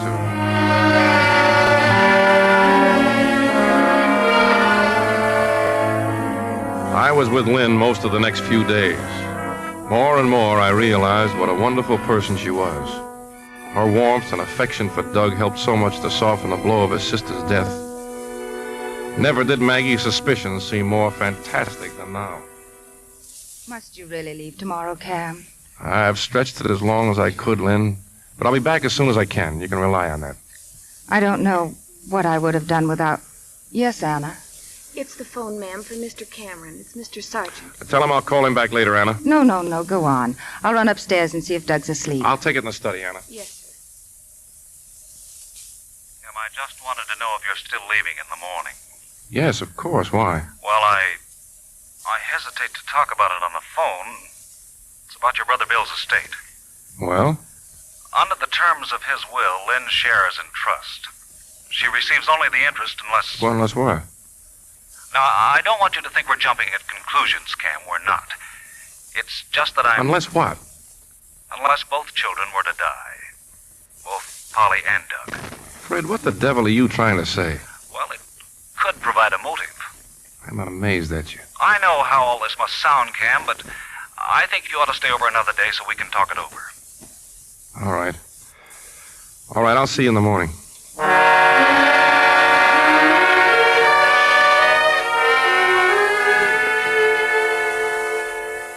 Cam? Anything wrong? Wrong? Oh, no. Fred just called to say goodbye. Oh, I hate that word. I told him he was being premature, that I've decided to stay a day or two longer. That is, if it's all right with you. You know it is. Was Doug all right? Oh, yes, thank goodness. I'm worried about him. He doesn't look at all well. It's been the same for him as for the rest of us. Such a terrible shock. No, but Doug hasn't been looking well for weeks. I'm thinking of taking him out of school, Cam, maybe a trip to Europe. Why? Well, he needs a change. Everything here only reminds him of his father and Polly. And it'd be good for me, too.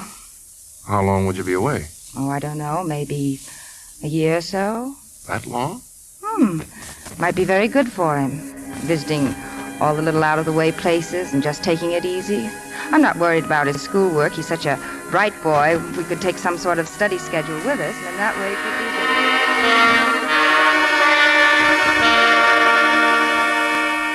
There's no point in getting excited about it, Cam. We're just talking about it among ourselves.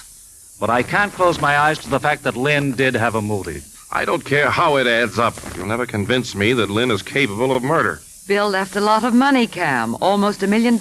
And now you tell us she's thinking of taking Doug abroad. Yes, to those out-of-the-way places in Europe. Well, what do you want me to do? Be objective, that's all. Cam, I've gone through every book on poison cases I can find. There have been plenty of women who were poison murderers. Stop it, Maggie. Please. Madeline Smith, Florence Maybrick, Lydia Trueblood, dozens of others. Many of them were young, beautiful, intelligent, and cultured. You still refuse to answer a very simple question. If it was strychnine that killed Polly, why didn't the doctors recognize it? Because they weren't looking for it. Here's the dope on lots of famous poison cases. Not in one instance did a doctor call the turn based on medical diagnosis. You just can't dismiss it as impossible, that's all. At least I can't. And here's something else you might look over. This happened in Philadelphia. More than 100 people killed by arsenic before even one of the cases was suspected. Yet that's the only case reported in Philadelphia in the last 20 years. All right. How do they account for it? Because there are so many diseases, apparently, that simulate poison symptoms. And the idea of murder seems so utterly incredible to the doctors that it doesn't even enter their minds. Don't think I'm sold on this theory, Cam, because I'm not. Too many things don't make sense. If Lynn were guilty, for example, she'd have had Polly's body cremated. Lynn did want Polly cremated. I talked her out of it. Bill wouldn't have wanted it. I see. I didn't know.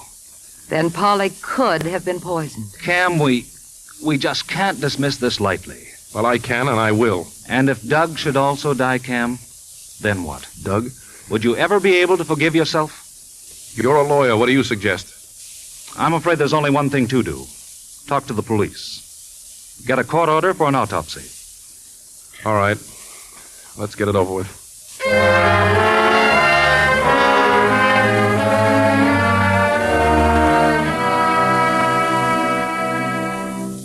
Cam?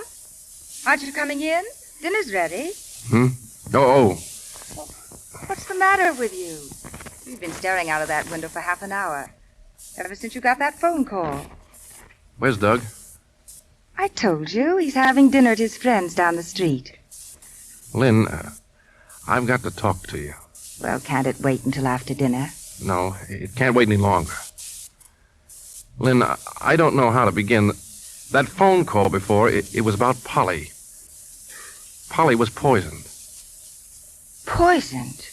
Yes. Oh. Why, it just couldn't be. Cam, there must be some mistake. I'm afraid not. But how? How could it have happened? The police think it was intentional. Police? Yes, it was their medical examiner who performed the autopsy. They want you and the servants down for questioning tomorrow morning. Oh, but this is impossible. It doesn't make any sense. The police? What gave them the idea of performing an autopsy? Lynn, you know Dr. Stevenson wasn't certain what caused Polly's death. No. Well, there was a reason for thinking it could have been strychnine. The symptoms are almost identical. And you knew about this, and you didn't even mention it to me. I didn't think they'd find anything wrong. There was no purpose in upsetting you. I know it's miserable being dragged down to the police for a lot of stupid questions. Well, that can't be helped, but there's one fact we can't get away from. If Polly was poisoned, then somebody did it. And it's up to us to find that somebody. Yes, Lynn. I'll need your help more than ever now. I'll be here. Thank you.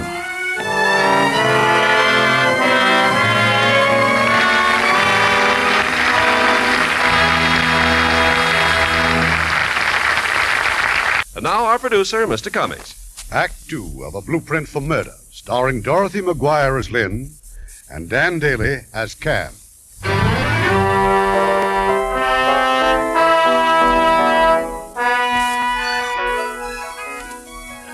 Lynn was questioned the following morning at police headquarters. Lieutenant Cole seemed almost apologetic. He dismissed her in a matter of moments. Then he brought Fred and me to Captain Pringle's office. Well, Lieutenant, where's Mrs. Cameron? I just let her go, Captain. She was very cooperative, but I'm afraid we didn't learn very much. Nothing from the servants either. They're all very loyal to her. What'd she have to say about them? Nothing but the best. But it all seems to boil down to Mrs. Cameron, or the cook, or the maid, or the chauffeur. They were the only ones in the house the night little girl took sick, except little boy, of course. They had dinner at 7 o'clock. Polly took sick about 11:30, and no one admits giving her anything to eat in the meantime. Yet strychnine would have started to work in half an hour or so. Well, that's about it, I suppose. You don't sound very hopeful, do you? These poison cases are always dillies. It's going to be very tough proving anything. Now, don't get the idea we're laying down, Mr. Cameron. But there have been only 2 poison murder convictions in the whole city of New York in the last 50 years, both based on confessions. There's nothing else you want us for? Just one thing more. We're having your brother's body exhumed, Mr. Cameron. Why do you have to do that?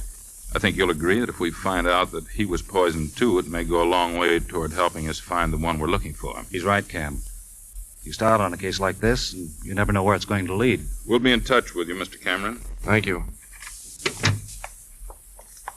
Fred, where will you be late this afternoon? Maggie and I? Well, we're meeting for cocktails at the plaza. Any chance of joining us? Not for cocktails. But I may want to see you. Why? Well, I may have something. I may need some advice.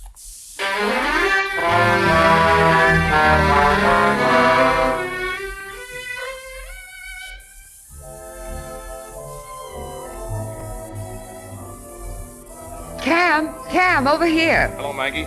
Well, I've just come from the library. Oh, no, not you, too. I went through all those books on toxicology. Lynn couldn't have done it, only now I can prove it. How? You die of strychnine during a convulsion. You die of suffocation. Well, what does that mean? It means that somebody gave Polly a second dose in the hospital. In the hospital? She was getting better. How could convulsions start all over again nearly 20 hours later? I never thought of that. No, and neither did the police or anyone else. Besides, I called the medical examiner, and he had to agree. Well, of course, in all the strychnine cases we looked up, they either died in a few hours or they got well. And it proves that Lynn is absolutely innocent. But how could the hospital have given Polly strychnine? By mistake? That's what I've got to find out. I'm seeing Dr. Stevenson again in the morning.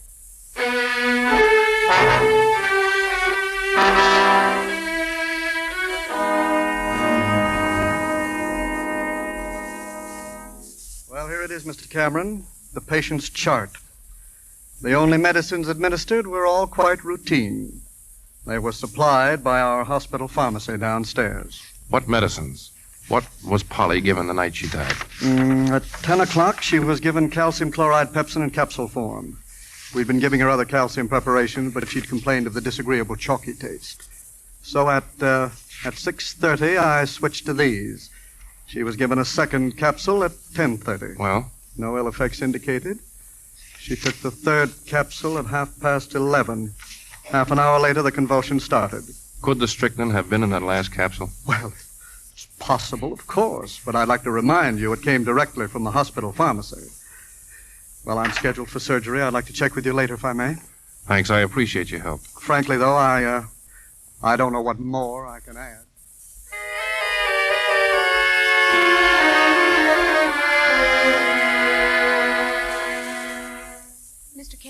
wanted to see me? I'm Miss Brownell. The supervisor said you're the nurse who was on duty here the night my niece died. Oh, yes, and I can't tell you how sorry. Do you recall Dr. Stevenson asking you to have a prescription filled about 6:30? Well, yes, vaguely. May I ask where you took the prescription? Well, the hospital pharmacy downstairs. They never saw that prescription. The pharmacy downstairs was closed. They close at 6 o'clock every night. They just told me so. Oh, of course, I remember now. I was just about to send it out when Mrs. Cameron offered to get it filled. Mrs. Cameron? Well, yes, the child's mother. I remember it very clearly now. Well, is that all, sir? Yes, thanks.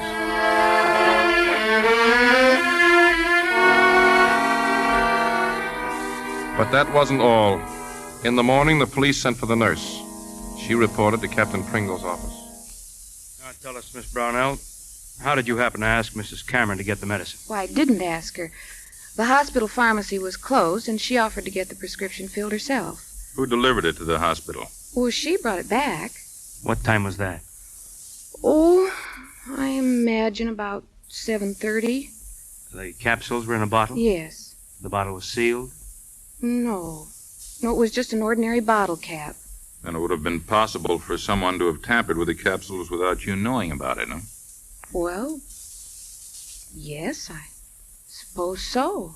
That'll be all, Miss Brownell. Thank you very much for coming here. Not at all. Goodbye. Who's next? Miss Cameron's chauffeur, a fellow named Wheeler. Okay, bring him in.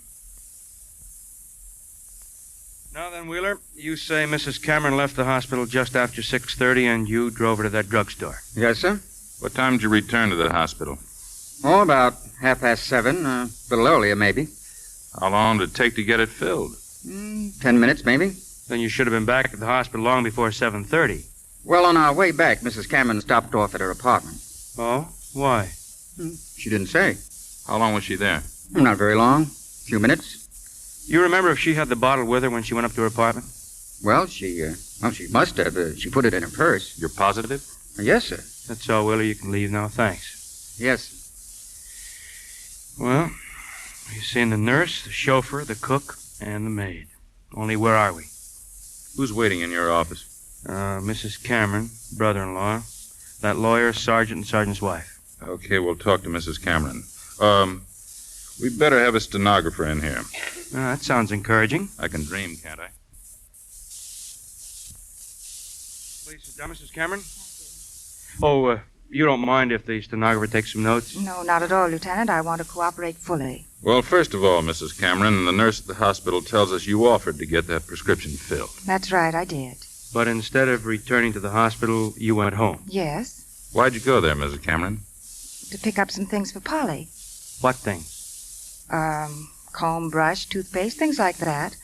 The night before, there wasn't time to think of anything except getting the child to the hospital. Yes, of course. How long would you say you remained in your apartment? Only a few minutes. Did you open the bottle containing the capsules? No, why should I? Then you had the chauffeur drive you back to the hospital where you handed the medicine to the nurse. Is that right? Exactly. You admit handing the medicine to the nurse. Admit, that's a strange word. You realize, Mrs. Cameron, that the fatal dose was definitely administered at the hospital. That's been proved. So I understand. Well, our next step is to find out who was responsible. You and Mr. Cameron were the only visitors? That's right. You and the hospital attendants were always present while Mr. Cameron was there. I know. So that rules him out. And there was always someone present while I was there. Nevertheless, the poison was somehow slipped into the calcium capsule, and all the medicine came directly from the hospital pharmacy except the bottle you gave the nurse. Now, this bottle was in your possession when you stopped off at your apartment. This gave you the opportunity to put the poison into the capsules. What's more, Mrs. Cameron, you're the one person with a motive. I'm sure you must realize what you're saying. Yes, I do. The death of the two children would make you a very wealthy woman. You wanted the child cremated. You opposed an autopsy, though there was doubt as to the cause of the child's death, and Dr. Stevenson requested it. You think I did this thing? That I killed Polly? It's beginning to look that way, Mrs. Cameron. I love that child as if she were my own. I couldn't have done it. I couldn't. Well, that'll be all for now, Mrs. Cameron. If you'll just wait in the other room, please. I'd like to speak with my brother-in-law. That's where you'll find him. I'd like to speak with him alone. Very well, Mrs. Cameron. Just come with me.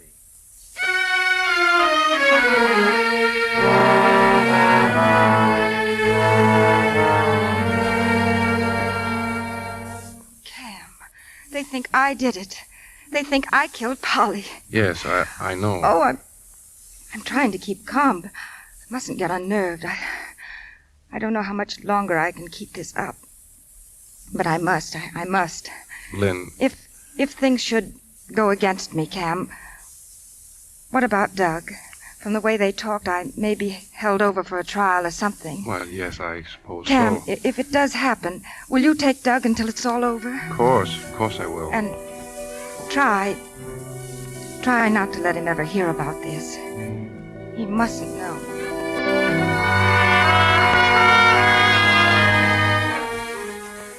But that day when I left police headquarters, I left with Lynn. They'd released her again, and for 3 more days, nothing happened. Nothing, at least, that we knew about. But they were very full days for the police. We've checked and double-checked everything, Mr. Henderson. That's why Cole and I have come to you. We're ready to turn the case over to the district attorney's office. You know how I feel about all this. I need a lot more answers than I've got now. Maybe we can give them to you. All right.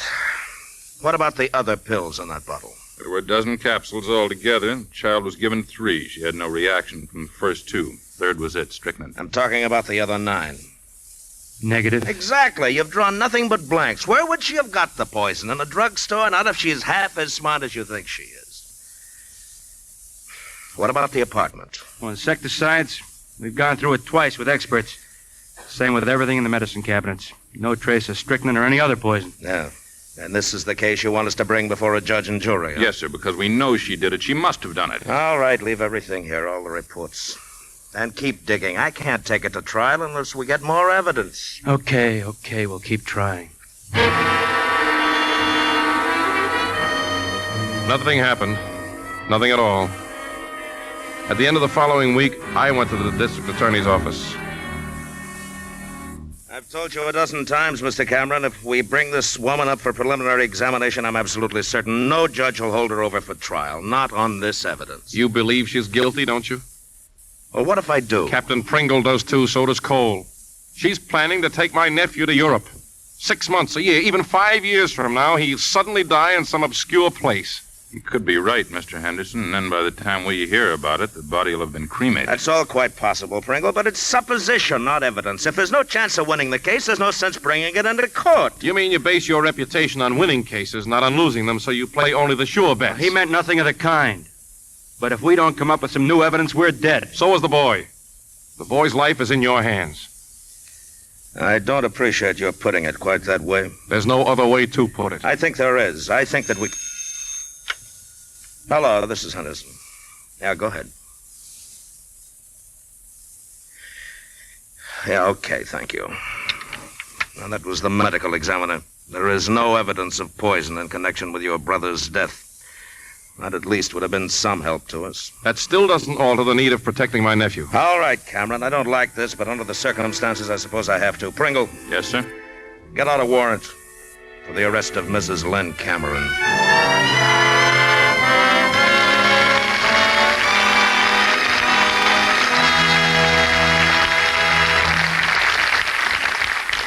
The final act of A Blueprint for Murder in a moment. We pause now for station identification. This is the CBS Radio Network.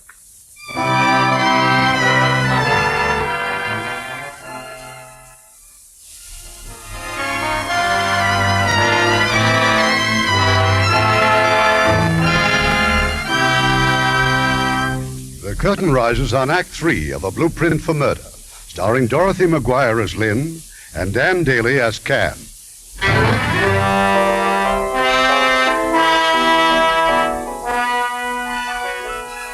Lynn agreed it would be better for Doug if he stayed with me until it was over. The boy and I moved in with Fred and Maggie Sargent. Then came the hearing. We got exactly nowhere. All the judge did was echo what the district attorney had been saying right along. The state has failed to offer any tangible proof that Mrs. Cameron put strychnine in a calcium capsule. Undeniably, Mrs. Cameron had a possible motive for such a crime, but as the defense pointed out, she's not the only one.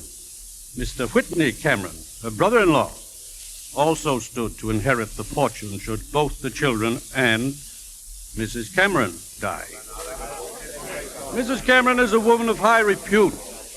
Witnesses have testified that she was an affectionate and indulgent mother to both her foster children. I find that the state has failed to establish probable cause, and I hereby order the defendant discharged forthwith.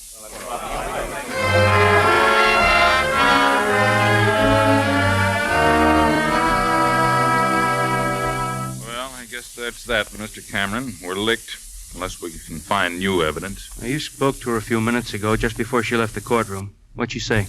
She asked about Doug. He's been with you all week, hasn't he? Yes, at Fred Sargent's house. The boy know about what's been going on? No, I told him she was called out of town, Chicago. I asked her just now if I could keep the boy until tomorrow. She agreed. I said I'd bring him home in the morning. She's pretty sore at you, huh? No, that's just it. She doesn't realize I've had any part of all this. She thinks it's been entirely a police matter. It's a tough break for all of us. I can't leave that boy in her hands. I've got to get him away, and I've only got until tomorrow. Well, just don't you do anything foolish, Mr. Cameron. Don't you do anything you'll be sorry for. The way things stand, the boy belongs with her. She has legal custody. Legal custody so she can poison him, too? You all know she's guilty. What do you do about it? You throw up your hands and offer your sympathy. Now, look, you're all upset. That's perfectly understandable, but why don't you just... losing my mind, that's all. Now, you stop by tomorrow. You do that, Mr. Cameron. You bring your lawyer friend. Maybe we can figure something out. All that night I tried to think of something. Fred and Maggie, too. Some legal way of getting Doug away from her. It was no use. There just wasn't time. The next morning, I brought Doug back to Lynn. I'm sorry I've kept you waiting, Cam. I took Doug upstairs to show him some presents I brought for him. He seemed so glad to get home. Yes, I'm sure he is. He was telling me all about the plans you two have been making, about spending the summer together. Yes, I'm looking forward to that as much as he is. This isn't easy to tell you, Cam, but I'm afraid we'll have to postpone it. Remember I told you I was planning a trip to Europe? Well, yes, but I've just got to get away from all this unpleasantness. You can understand that, can't you? It's all been such a nightmare. When do you want to go? Well, I've been lucky. I've got reservations on the Victoria, and it's sailing tomorrow night. That soon? We'll probably be gone for about, a year. I'm planning quite an itinerary. We'll spend 2 or 3 weeks in England, and then France, Switzerland, and then if Doug wants to... I left the house a few moments later. There was only one thing left to do. I went first to the steamship office, and then to one of those little stores that sells garden supplies. Well, if you're looking for something to kill ants, I think this ought to take care of them. What is this stuff, a liquid or a paste? It's a liquid. They put honey in it to attract the ants, and then, of course, the arsenic does the rest. But if you got any children, you better be careful where you put it. Yes, I will. You know, it's a funny thing. We got lots of insecticides today that don't hurt humans. But people keep on asking for these old standbys. You certainly seem to carry a variety. What are these things? These white pills? Innocent looking, aren't they? They look like aspirin. Aspirin? Not quite, mister. Every one of these pills is stamped with a W. There, you see? That identifies them. But what are they? Strongest stuff we ever carry. Rodenticide. Kills rats and gophers. Put out by a Midwestern concern. Arsenic? Strychnine. Enough to kill a horse. Well, good luck with the ants, mister. Come back again. When the Victoria sailed the following night, I was aboard. Doug was delighted to see me. Lynn seemed rather pleased herself after the first shock of surprise. Later, when Doug went to bed, she met me in the cocktail lounge. I think this is wonderful, Cam. But now, really, this isn't just a sudden impulse to take a boat ride. Doug believed me. He didn't doubt me for a moment. I'm older and wiser. Well, it's really quite simple. My firm had me down for a trip to France, and I thought you said Venezuela. I felt that now was as good a time as any to make it. All right. And now the real reason. Well, standing by while you went through all this horrible ordeal was as miserable for me as it was for you. I wanted you to know that. You're making this trip just to tell me that? It isn't one of those things you can say in one night while someone's packing trunks. Not if you want to sound convincing. Oh, I see. Still don't believe me, huh? You're a hard woman. And when did you decide to come along? When you first told me you were going to Europe. Why then? Because that was the moment when I realized how much I'd miss you. I wish I could believe that. No. No, I take it back. I want to believe you, Cam. And I do. I do.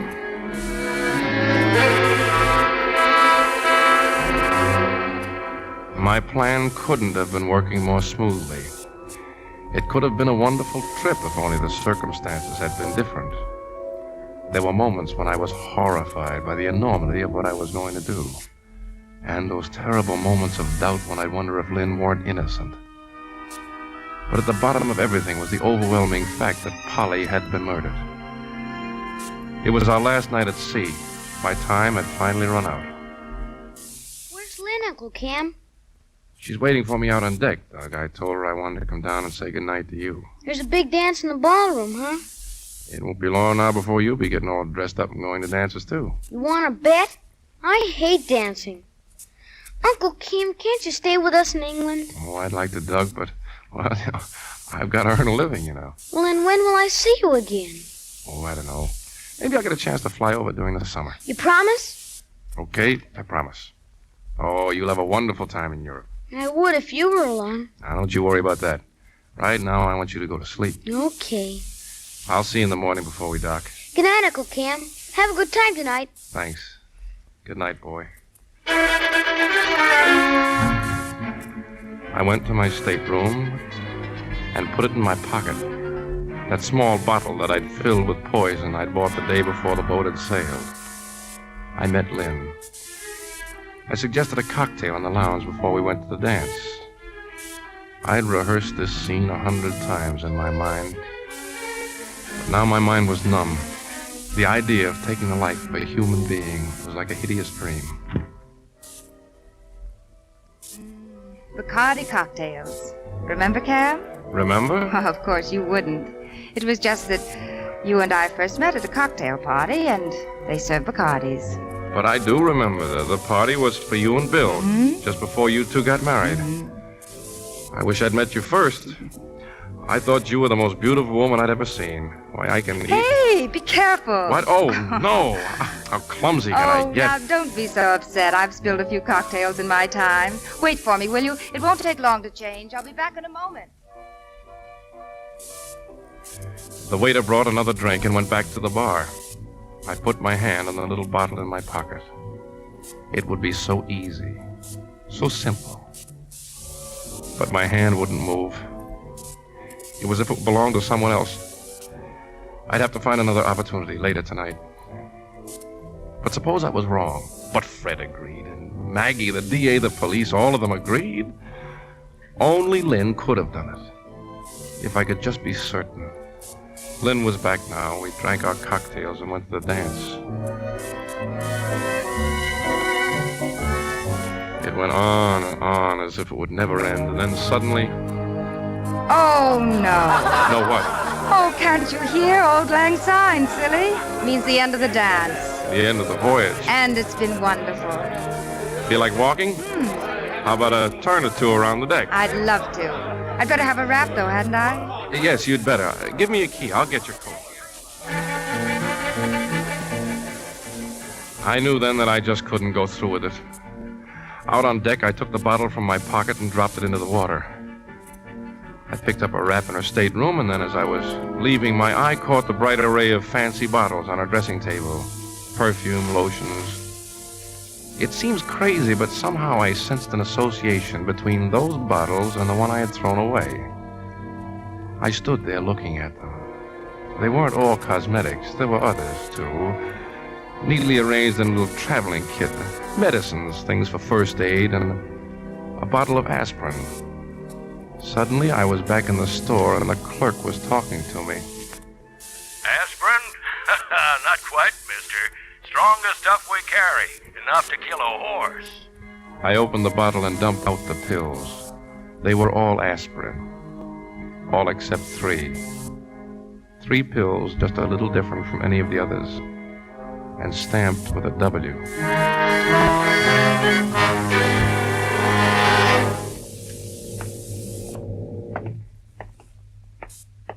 Don't you think it's time to call it a night? This is the last night we'll be alone for a long time. How about a good night drink? Fine, I'd like that. Your stateroom's closer than mine. Let's go in and I'll order something from the bar. You're not drinking. What's the matter, Cam? Nothing really. Just the unhappy thought that it's all over. Oh, the trip. I'm sorry it's over, too. But now tell me something, and I want the truth. Why did you really take this boat? You know why? I know the reason you gave me. It's all very flattering. But it's a little difficult to believe. Why? Oh, I don't know. Of course you are the sort of man who might do crazy, impulsive things. Like going to Europe so I could be with you for 5 days? Yes. Cam. Your hand's shaking. What is it? It's nothing. Nothing's wrong. You know something? This drink tastes funny. It's bitter. Really? Let me see. Mine seems all right. It's just my imagination, I suppose. No. No, not your imagination, Lynn. A few minutes ago, when I was in here getting your wrap, I found a bottle of aspirin over there. Oh? 3 of the tablets in the bottle were different from the others. They had a W on them, Lynn. That's the trademark of a tablet containing strychnine. Cam, for heaven's sakes. Why were those pills different from the others? Because they were another brand. But I refuse to go through all that again. Yet they were in the same bottle. Well, why not? I'd been taking another kind of aspirin. I had a few left over, so I put them in a new bottle to save space. Is that so unusual? Lynn, the W is the trademark of a poison. Ah, so that's the real reason you came on this trip. You were behind all those ridiculous accusations from the start. You still say they were just aspirin? Of course they are. That's good. I'm relieved. I'm very relieved. Why? Because that's why your drink tastes a little peculiar. I put one of those pills in your cocktail, and you've just taken it. I don't think we have anything more to discuss. Ever. Get out, Cam. Just a moment, please. Who are you? My name's Connolly, Mrs. Cameron. I'm ship's detective. Mr. Cameron sent for me as a witness. You've been listening to us. Yeah. As a witness. So that's what you've been expecting. An hysterical admission that the pill contains strychnine. You never give up, do you, Cam? Well, I'm sorry to disappoint you. The tablet was harmless. Mr. Cameron, seems you've made a very unfortunate mistake. If you'll excuse me, I'd like to leave. This sort of thing's getting to be a habit with him, Mr. Conley. Connolly, wait a minute. Look at your watch, Lynn. It's been almost 5 minutes since you took that drink. Right now, your life can be saved. Even another 5 minutes, but beyond that, you'll die. You know all about strychnine, don't you? Lynn, please. If it was strychnine, let me call a doctor before it's too late. But on the other hand, if the tablet was nothing more than aspirin, there wouldn't be much point in calling a doctor now, would there? And if I were to admit that it did contain strychnine, there still wouldn't be any sense in phoning for a doctor. It's a sort of even Steven, isn't it? Death by strychnine or death by the electric chair. Take your choice. Lynn, it's 5 minutes past 1. Every second is bringing you closer to a horrible death. Don't be a fool. Strange, isn't it? You seem to be the one who's going to pieces, not I. You know, it just occurred to me. If I should die, you're the one who'll be facing the electric chair. Or hadn't you thought of that? It must take nerve to kill someone, Cam, to sit by and watch someone die. How would you like to have a death on your conscience? My death. This is too much for me. Now, did you or did you not give this woman strychnine? I gave her a pill marked with a W that I took from that bottle on the dressing table. Then it was absolutely harmless, Mr. Conley. You have nothing to worry about. Lynn, please, you don't have much time. Tell me, Mr. Conley, what are your impressions of this man? Would you say he had character, honor, integrity? I'm sure you would. But I'm afraid his looks are quite deceiving. Let me tell you about him. He lived in my home, as a guest, as a relative, as a warm friend. But all the while he was accepting my hospitality, he was taking everything I said, every incident that occurred, and was conniving to build up a case against me. Oh, but his betrayal didn't end there. Even after the court threw out his ridiculous charges, he kept on and on. But this last attempt, this is the most contemptible of all. You must really be proud of yourself, Cam. Only nothing's happening to me. Even you ought to be convinced by now you're being an idiot. A complete idiot. You were there with me the night that Polly died.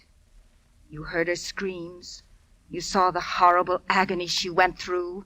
Do you think that anyone who'd seen that would take the same chance of dying in that same horrible way? Do you? Well, I've been an even bigger fool than you. You took me in completely.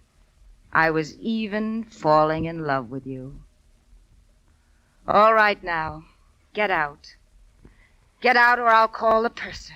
I assure you that Mr. Cameron will leave at once. This is the most outrageous thing I've ever witnessed. You realize, Cameron, I'll have to make a full report of all this. Go ahead. Make your report.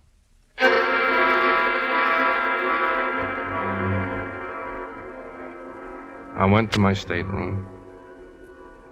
I must have been sane. Blindly insane. How could I have been so wrong? Apparently, Polly's death was due to one of those impossible accidents that couldn't happen but did. 1,000,000 to 1 shot. A mistake by a careless clerk in a drugstore. I was horror-stricken at the thought that it was only by the merest chance that I hadn't murdered her. What a mess. What a complete, miserable mess I'd made of everything. I wondered if I could... Cameron, come along, hurry. You're wanted in the surgeon's office right away.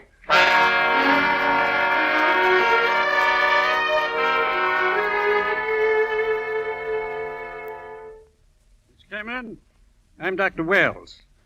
Mrs. Cameron is inside. Another few moments, and it would have been too late. She phoned Dr. Wells as soon as we left. Doctor, she live? Yes, Mr. Cameron. She'll live.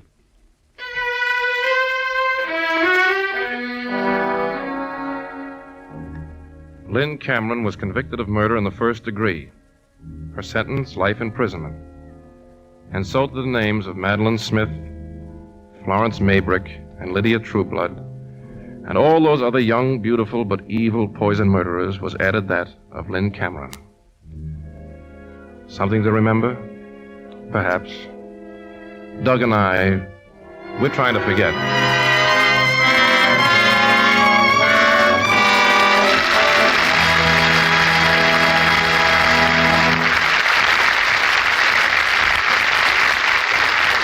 Our stars will return in a moment. Pepsodent's new flavor. Pepsodent's new flavor. Pepsodent's new flavor. Wow! Pepsodent's new flavor. And the clean mouth taste for hours. Yes, the big news is Pepsodent has a brand new, wonderful flavor. Now, here's Mr. Cummings with our stars. Please step forward, Dan Daly and Dorothy McGuire.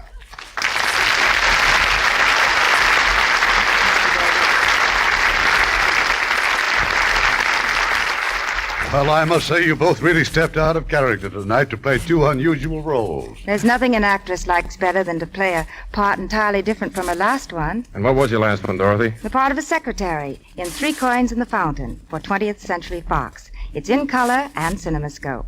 And Clifton Webb, Gene Peters, and I went to Italy to make it. I wonder I'm not getting anywhere in this business. All the pictures of me are made in Europe. I saw Night People, which stars Gregory Peck and Broderick Crawford. One of the most exciting thrillers I ever saw. And that was filmed in Berlin. Now, why don't I get those parts? I wasn't even considered for an Academy Award this year. What a terrible oversight. Why was that, Dad? Can't imagine, unless it's because I didn't make any pictures.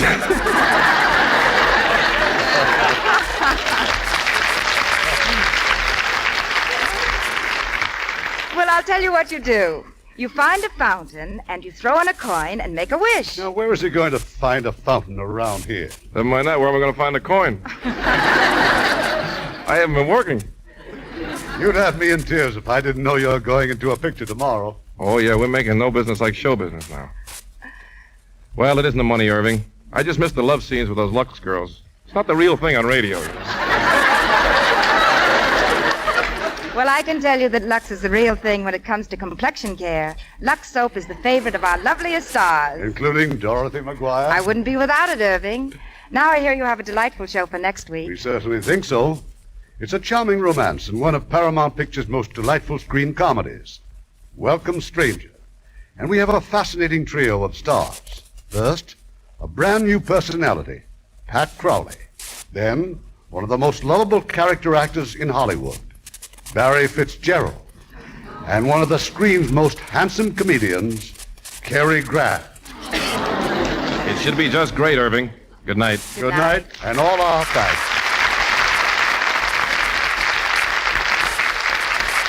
Now here's Art Linkletter with a word for the busy housewife.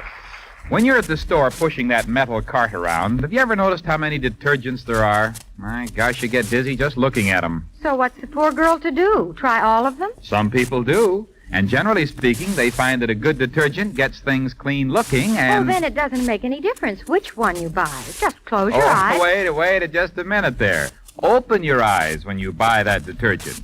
But when you're trying to find out if your wash is really clean, don't rely on looks alone, because your nose can tell you what your eyes can't see. Oh, you mean that things aren't really clean unless they smell clean. That's right. If things don't smell clean, they aren't as clean as they should be. And like I said, all good detergents will give you a wash that's clean looking, but Surf, all-purpose Surf, will do more. Surf gets things so clean they smell clean, too. So clean they smell like sunshine, and that means they're clean clear through.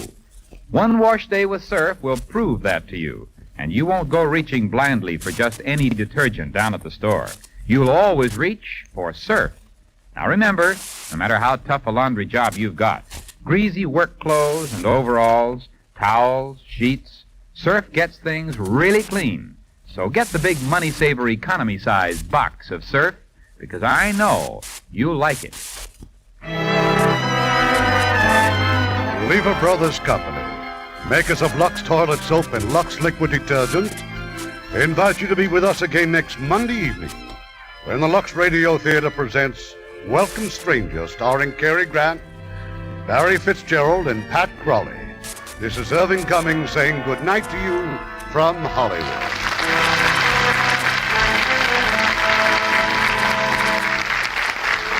Heard in our cast tonight were Yvonne Patey as Maggie, Fred Mackay as Fred, Harry Scher as Doug, Jonathan Hole as Dr. Stevenson, Barney Phillips as Captain Detective Pringle, Jack Crucian as Lieutenant Detective Cole, William Conrad as the District Attorney, Joyce McCluskey as the nurse, Herb Butterfield as the judge, and Jimmy Eagles, Charlie Seal, John Larch, and Eddie Marr. Our radio play was adapted by S.H. Barnett, and our music was composed and directed by Rudy Schrager. Don't forget Lever Brothers' Pair and a Spare plan, the smart new way to buy stockings. You get 3 nationally advertised, first-quality Canon nylon stockings, $1.85 value for just $1. The National Broadcasting Company presents Radio City Playhouse, Attraction 45, as written and directed by Harry W. Junkin.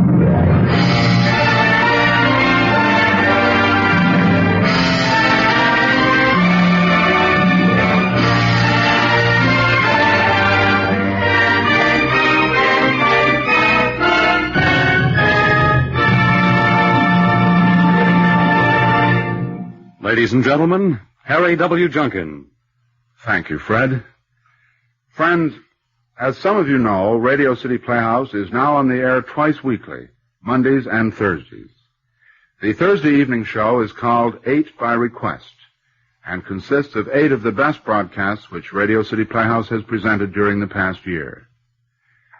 This Thursday at 8:30 Eastern Daylight Saving Time, 8 by Request will present the gracious and charming Irene Dunn in Treasure Trove, a tense and compelling story of 3 good friends and a mysterious evil which almost wrecked their lives.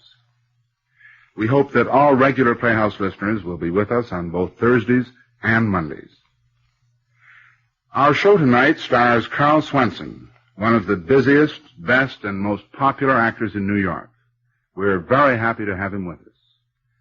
Here then is Carl Swenson in Murder is the Easiest Way, Attraction 45 on Radio City Playhouse.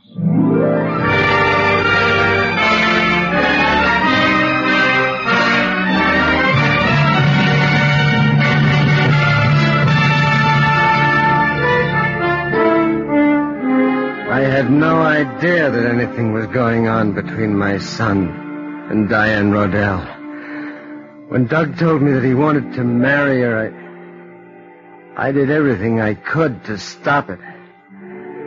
When I saw finally that I couldn't stop it, I decided on murder.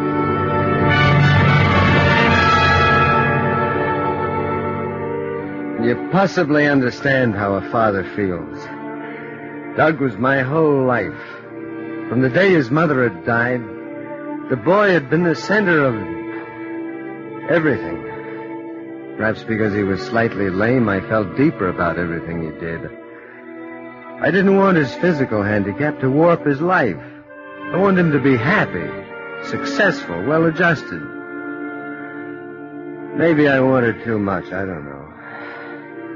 I always had the sneaking feeling that he was a little bit ashamed of my business. I manufactured girdles and foundation garments.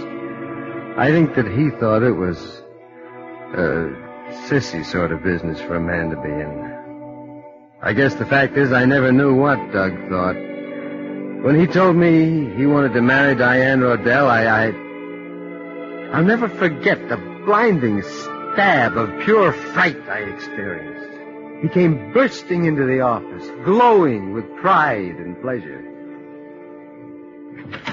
Hi, Dad. Got a minute? Well, hello, Doug. Of course I've got a minute. Come on in and sit down. Dad, I want you to be the first to know that you're going to be a father-in-law. Doug, you mean you're going to get married? Well, who is she? The gal who makes millions of women think they can have her figure if they wear smooth-skin girdles.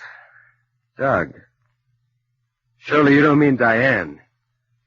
Not Diane Rodell. Now, wait a minute, Dad. I don't like the tone of your voice. Just because she's a model is no reason Doug, for... now isn't it possible that you've let yourself get carried away? I mean, a beautiful girl like that and... And what? Doug, I want you to be happy, but please, Doug, not Diane Rodell. Why do you say not Diane Rodell like that for? Because I know what she is. Dad. She's a very experienced little number, and she knows that you'll own this business someday. She's the patient, careful type. Dad. And she's grasping and greedy. Cut it out, Dad. She's cheap and common and no good. Cut it out, Dad. Doug, you can't. You can't. I won't let you. If you're going to talk like that, let's drop the subject. Doug, now, please, let's not quarrel, but please, let's talk this thing over. There's nothing to talk over. Doug, you're making a mistake. You're making a terrible mistake. The girl is no good. Believe me, I know. I just can't let you do this. What do you mean, let me? That's exactly what I mean. I won't let you. Well, I'm afraid you won't be able to stop me. Do you mean to say that you've never figured out why Diane Rodell, with her looks, would marry a 24-year-old kid with a lame foot?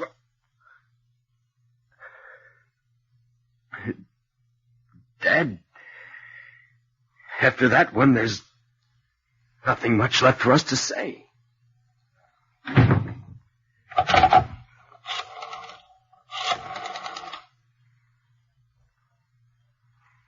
Hello, Miss Campbell. Mr. Feeney there? Oh, would you ask him to step into my office for a moment? It's urgent. Thanks. Oh, he can't do it. He just can't do it. Mary, I promise you, I won't let him do it. I won't let our boy marry that girl. Hello, Frank. You got something on your mind? Doug's going to marry Diane Rodell. Yes, I know. You know? Diane phoned me this morning. What about?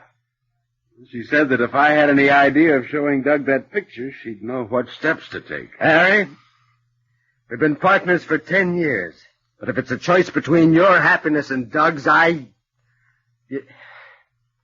Harry, please, the boy is only 24. You're older than I am. You're nearly 50. Now, please, Harry, I'm afraid the answer is no, Frank. I'm sorry. I can't let Doug throw his life away on a girl like that. She's a tramp. She's no good. Doug was just here, and I handled it badly. I hurt him. I said something about what could a girl like Diane see in a kid with a lame foot. Oh, that was a bit rough, wasn't it? What did you expect me to say? Congratulations? Well, don't start yelling at me, Why Frank. shouldn't I yell at you? it wasn't for you, that girl would never have met Doug. I know. What exactly happened that night? Oh, Jimmy Davis in our advertising department found her and introduced us, and we had a few drinks after work one evening. She asked me up to her apartment. She had a guy in the closet with a camera. It wasn't exactly a shakedown. She just wanted a 5-year contract as a sole model for smooth skin girdles at $400 a week. How bad was the picture? Oh, if my wife ever saw it, she'd throw me out. Harry, Agnes is reasonable. She'd understand. Frank, Agnes hasn't understood anything for years. She owns my half of smooth skin now. And if she ever saw a photograph of me kissing Diane Rodell, she'd throw me out. I'm sorry, but I can't risk that. Harry, you've got a big salary. Surely you can live on $15,000 a year. I've gotten used to good living. If I show Doug that photograph, Diane will mail Agnes another one the next morning. As long as she has that negative, I'm staying out of the whole thing. Why don't you try buying her off? You think I could? Diane Rodell will do anything for money. It's just a question of settling the price. All right. I'll try. I'm sorry, Frank. I'd like to help, but I've got my own neck to think about.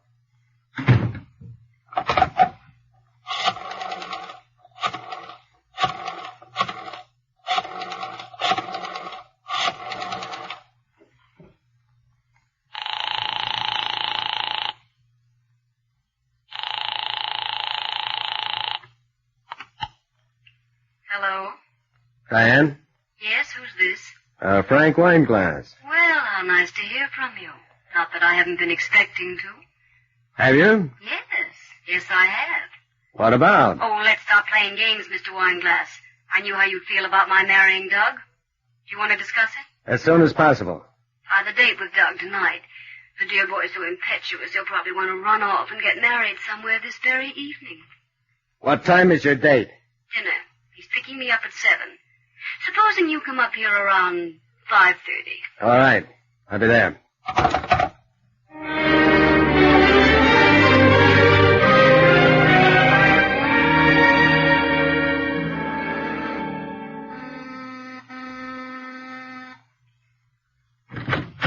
Good evening, Mr. Wineglass.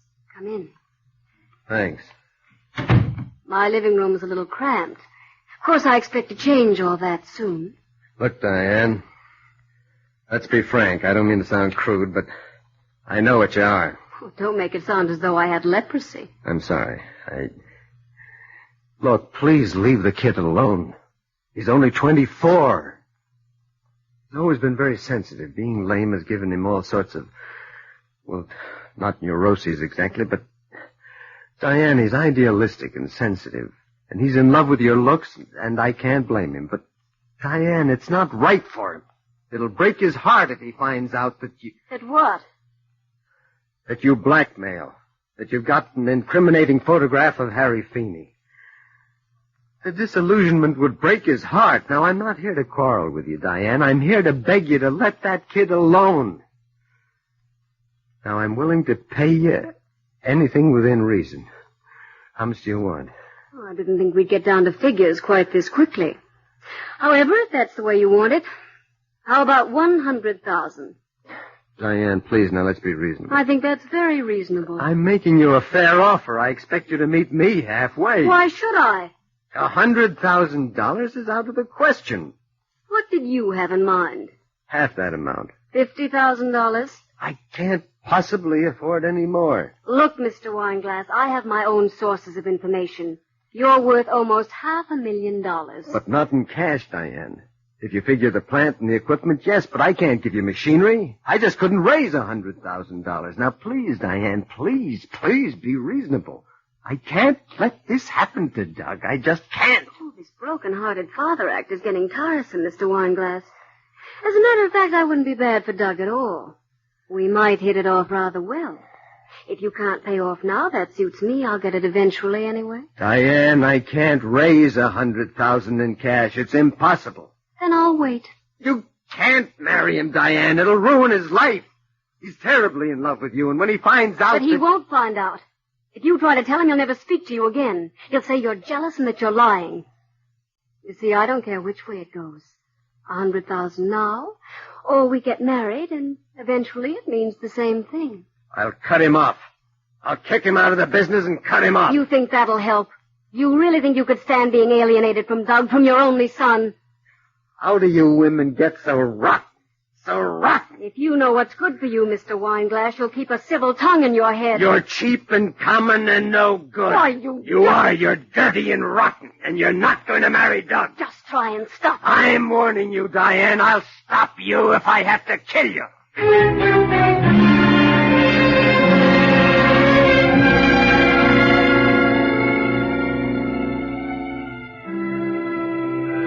This was the girl that Doug wanted to marry. Cold, calculating, bad all through. The thought of it made me physically sick.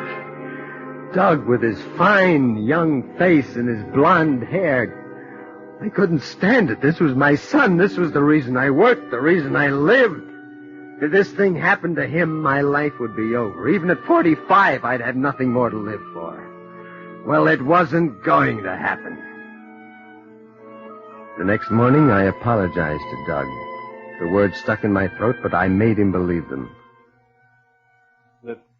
The things you said yesterday, Dad, are pretty hard to take. I know, Doug, I know. I'm terribly sorry, and I want you to have the cottage in Newport for a wedding present.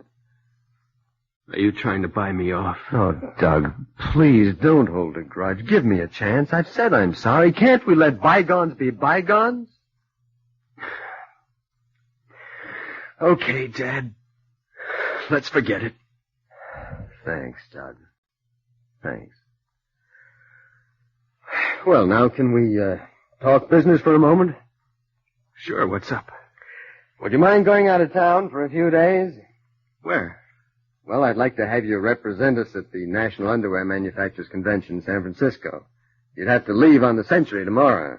Tomorrow? Yeah, I know it isn't much notice. Well, Diane and I had a couple of things planned, but... Oh, she'll understand.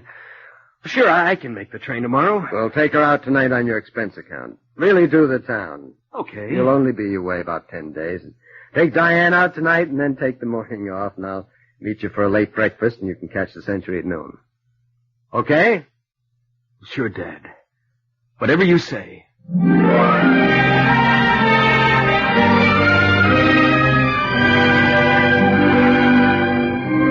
In one conversation, I'd regained Doug's confidence and gotten him out of town for 10 days.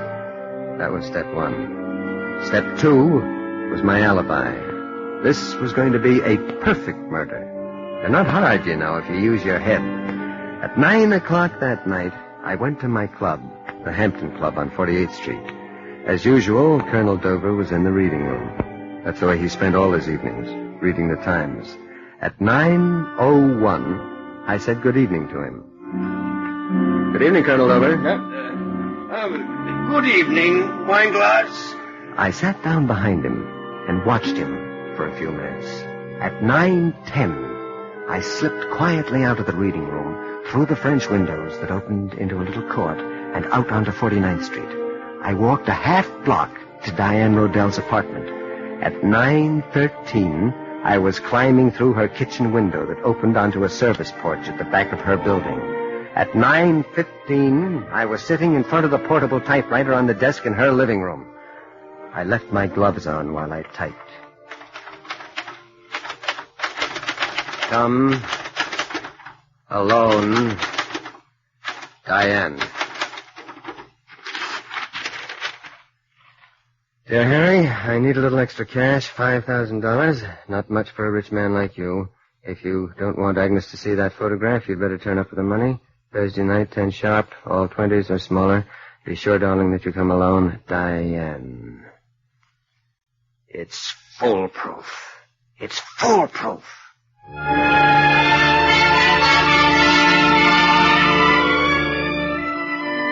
At 9:24... I was back in the Hampton Club reading room. I slipped quietly back into my seat. The whole thing had taken 14 minutes. Colonel Dover hadn't budged. He was still there, still reading. I was positive that he hadn't missed me. On my way home, I mailed a letter to Harry Feeney, and then I slept a good comfortable 9 hours.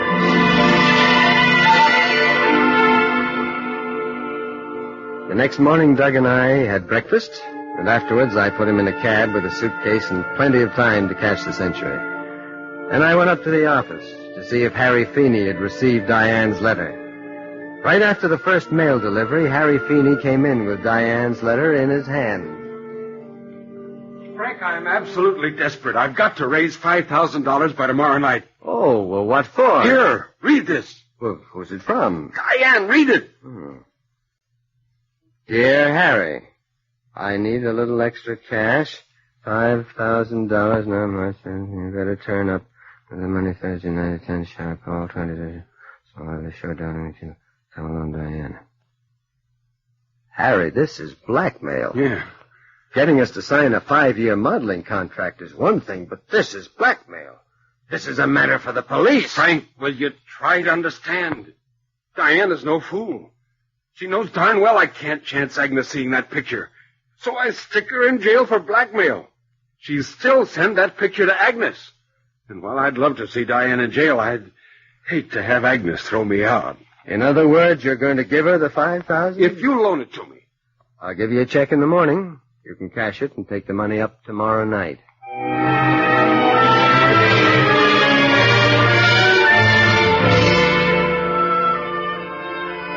Things were going very well. The alibi and a motive. I could get rid of Harry Feeney, too, this silly, slightly alcoholic little man who's held me back for years. The letter went in my drawer as Exhibit A. The next morning, I gave Harry Feeney a check for $5,000. Then I telephoned Diane.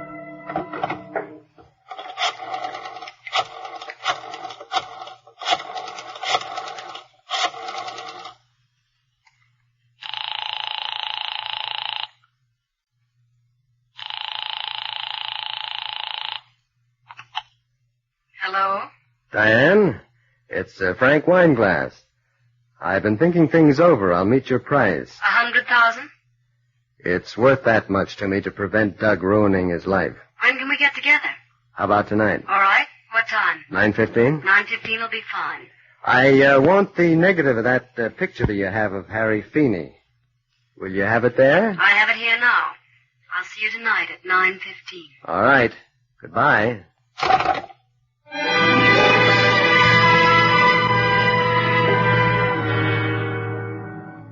That night, I went again to the Hampton Club. As usual, Colonel Dover was in the reading room. Again, I said good evening, and again he answered me. Good evening, Colonel Dover. Good evening, Wineglass. Good evening. I sat down a little behind him and to the left. At 9:10, I slipped quietly out of the reading room, through the French doors, across the court, out to 49th Street. I was sweating, nervous, tense. In my pocket, I had Harry Feeney's gun, the one that he kept in his desk drawer at the office for as long as I could remember. I walked through the crowds like somebody in a trance. And this time, I used the front entrance of her apartment. And at exactly 9:13, I was ringing Diane's doorbell.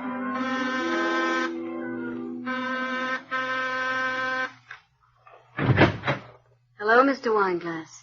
Come in. Hello, Diane. Thanks. Would you like a drink or anything? No, thanks. Sit down. Say, what is this? What are you doing? What's the idea of the gun? What is this? I'm going to kill you. Look, let's not play Alan Ladd, shall we?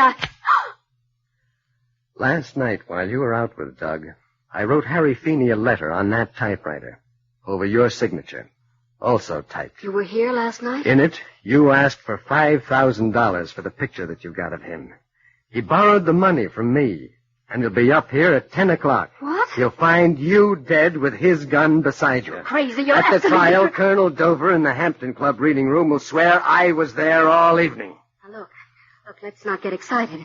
I'll be glad to give you the picture now. I'm sure you will. I'll give up, Doug. Now, look, Mr. Wineglass. Here's the negative. Here, take it.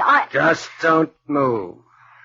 Don't move. Frank, for heaven's sake. Some men will do anything for their sons.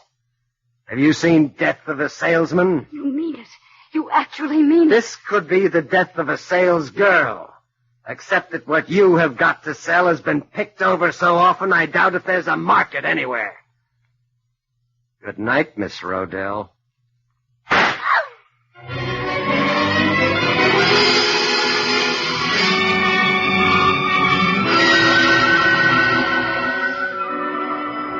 I had to fight with myself not to run all the way back to the club. Somehow I did the necessary things. The gun beside her, the incriminating negative, the front door slightly open. I was almost hysterical by the time I got back to the club.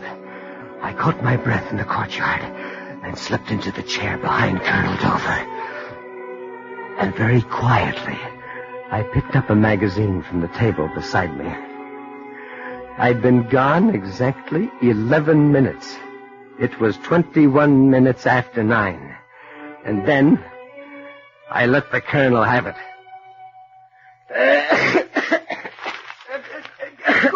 Good Lord, Wineglass, if you've got bronchitis, why don't you go to a doctor? Oh, I'm sorry, Colonel. There's something in my throat. How can anybody read with that racket? Oh, I'm sorry. Since I've disturbed you anyway, would you mind telling me the time? It's not quite 22 after 9. Thank you.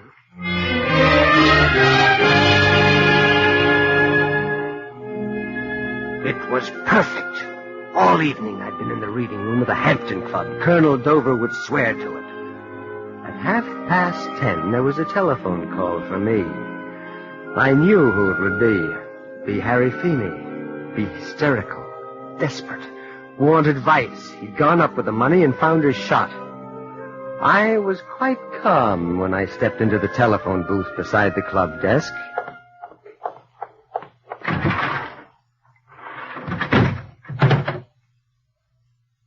Hello? Frank, it's Harry. Oh, what is it? You sound upset. I'm nearly crazy. Something terrible has happened. Oh, well, what is it? I was supposed to take that money up to Diane tonight at 10 o'clock, and Agnes has dreamed up a bridge game. And What? I can't get away. I'm afraid if I don't turn up, she'll mail that picture to Agnes. But Frank, you've got to go over and explain. She's not far from the Hampton Club, and, well, I've tried to call Diane a couple of times when I've been dummy, but she's not answering the phone. Please go over and stall her off. Frank. Hello, Frank.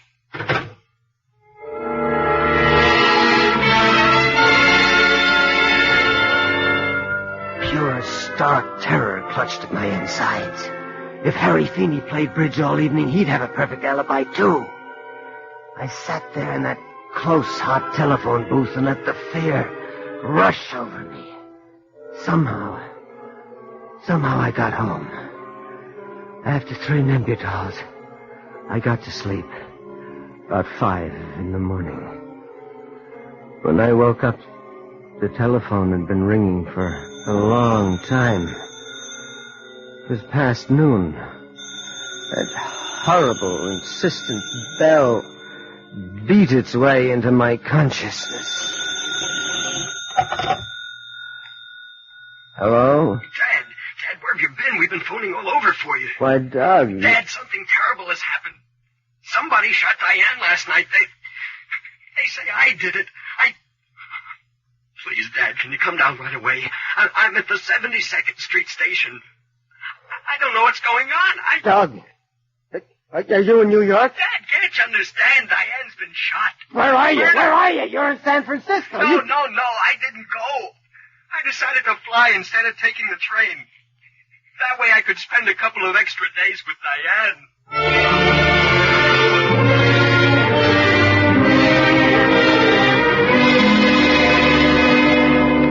Dad, I didn't do it. I didn't. You know I didn't do it. Doug, I don't know what to say. I know I should have caught the Century, but by flying I could spend 2 extra days in New York with Diane and still get to San Francisco for the opening of the convention. I got a seat out on a plane for tomorrow. I went up there late last night and I found her shot. There was a photograph, a horrible photograph that I couldn't believe it. I just sat there numb. And I phoned the police. It was a nightmare asking me questions, talking about a lover's quarrel. What did the police say? Some big guy kept harping on the motive. that I found out about Diane, that I killed her in a jealous rage. Dad, what can I do? I didn't kill her. I know you didn't. Believe me, I know that you didn't.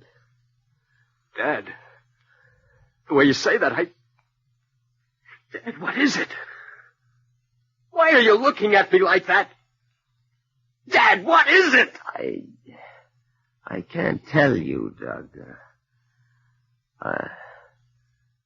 I'll tell the district attorney.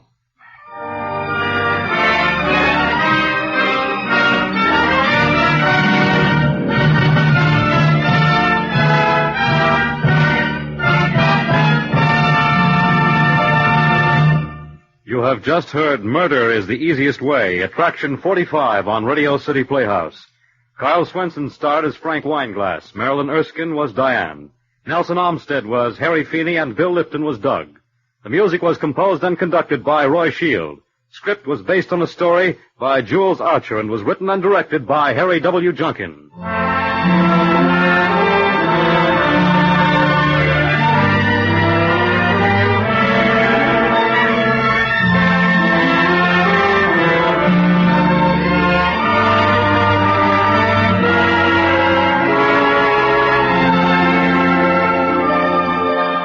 This is Harry Junkin again.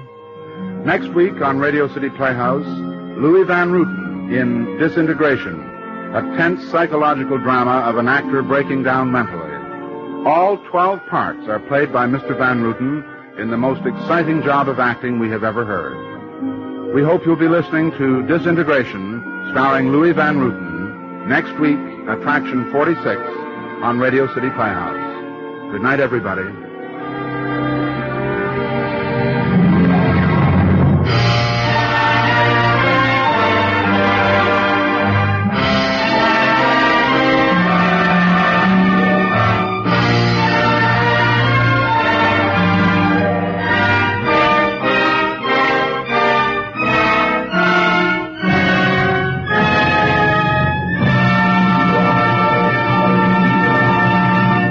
Listen to Irene Dunn in Treasure Trove, Item 2 on 8 by Request, this coming Thursday. Fred Collins speaking. This is NBC, the national broadcasting company.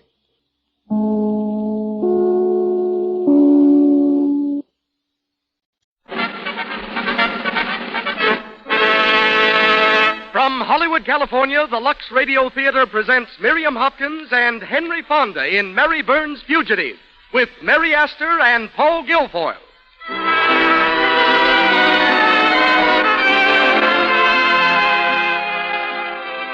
Lux presents Hollywood. Our play, the drama of an innocent girl pursued by both a gangster and the law, and how at last true love comes to Mary Burns' Fugitive. Our cordial thanks to you, ladies and gentlemen, who, by your loyalty to our products, Lux Toilet Soap and Lux Flakes, have made these programs possible. For every time you purchase a cake of Lux Toilet Soap or a package of Lux Flakes, you not only are telling us that you appreciate our performances, but you also are enabling us to continue these performances. So again, we say thank you. Tonight, our program stars Miriam Hopkins, Henry Fonda, Mary Astor, and Paul Guilfoyle. Our music is directed by Louis Silvers. And as special guest, we bring you Hollywood's internationally known stylist, Mr. Travis Benton. This evening, we have a special announcement to make to all the women in our audience, and the men, too, for that matter. But we're going to hold this announcement until the end of our program. So don't fail to keep your radio turned on until the very end of this hour, or I know you'll be greatly disappointed if you miss this announcement. I'm very happy to report that our regular producer, Mr. Cecil B. DeMille, is rapidly recovering from his illness and will soon be back in the Lux Radio Theater. I'm equally pleased to be able to introduce again, as guest producer, the star of so many of your favorite screen classics. Ladies and gentlemen, Mr. Edward Arnold.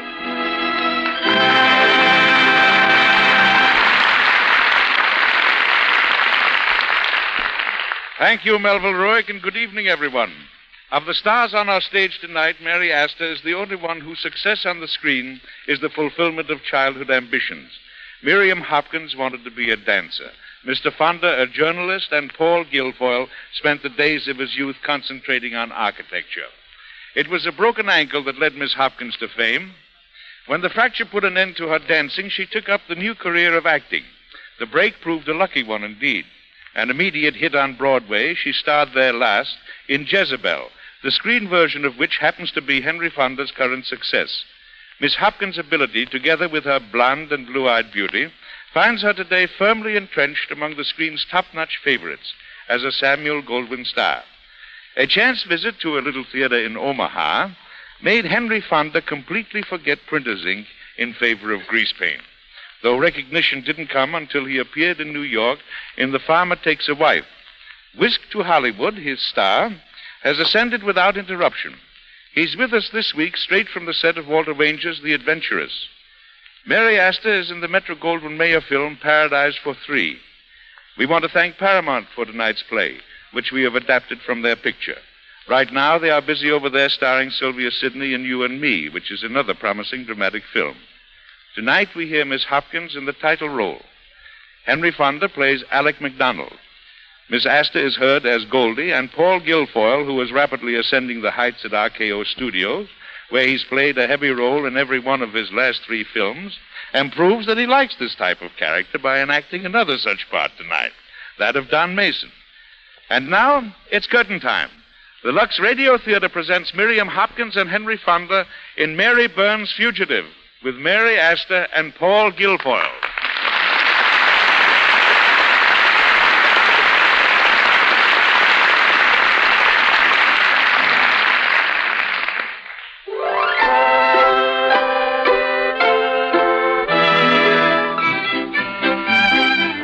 On the outskirts of a quiet little town in Maine, an attractive roadside coffee shop borders the state highway.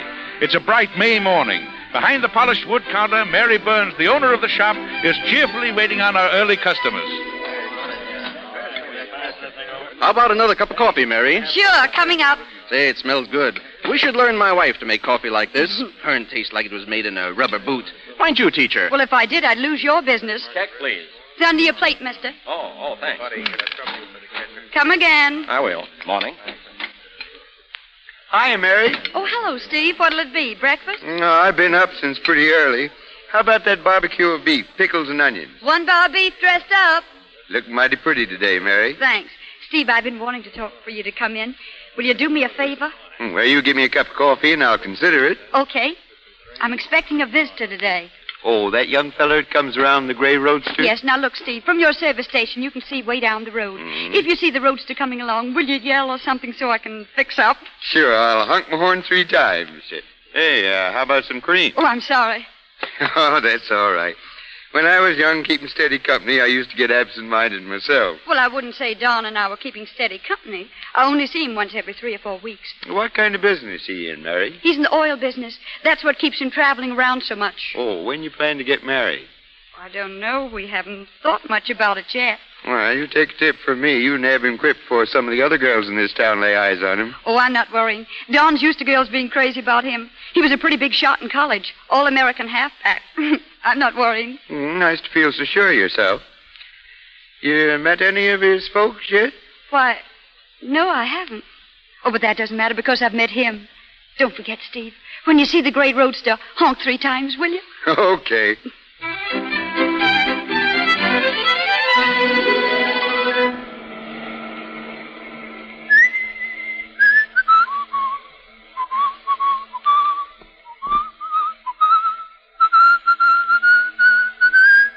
Hey, Don, don't you ever get tired?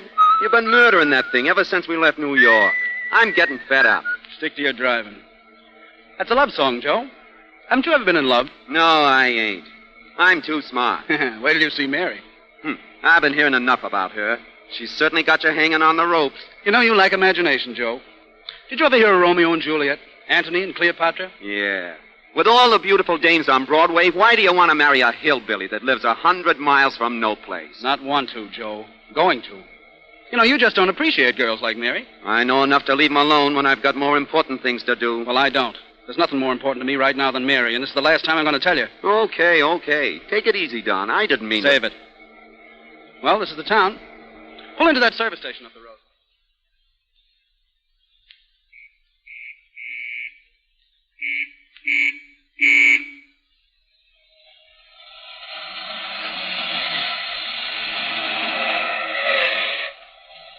Morning? Ethel or regular? Ethel, fill her up. And check the spark plugs, will you? She's missing on the grades. Yes, sir. Don!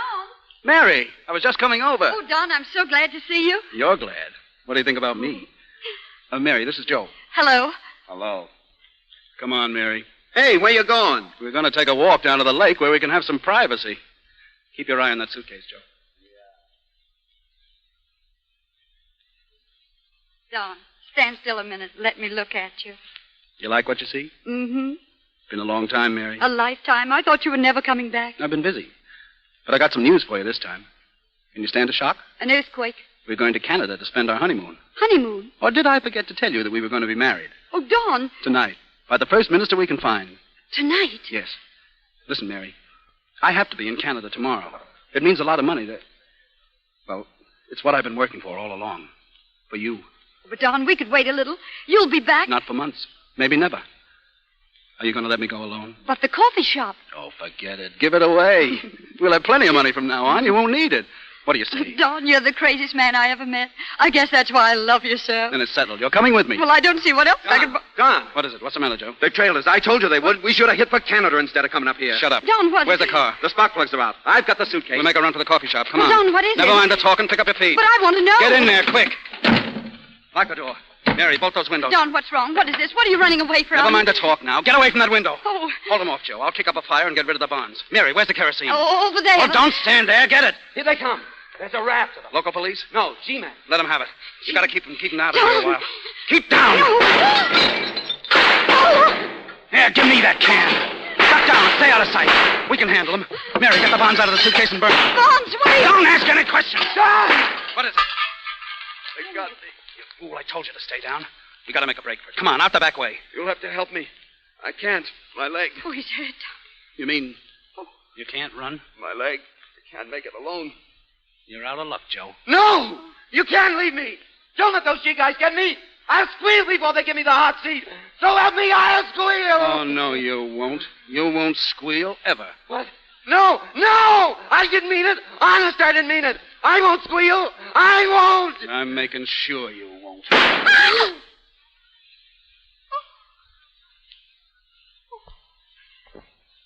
He's dead.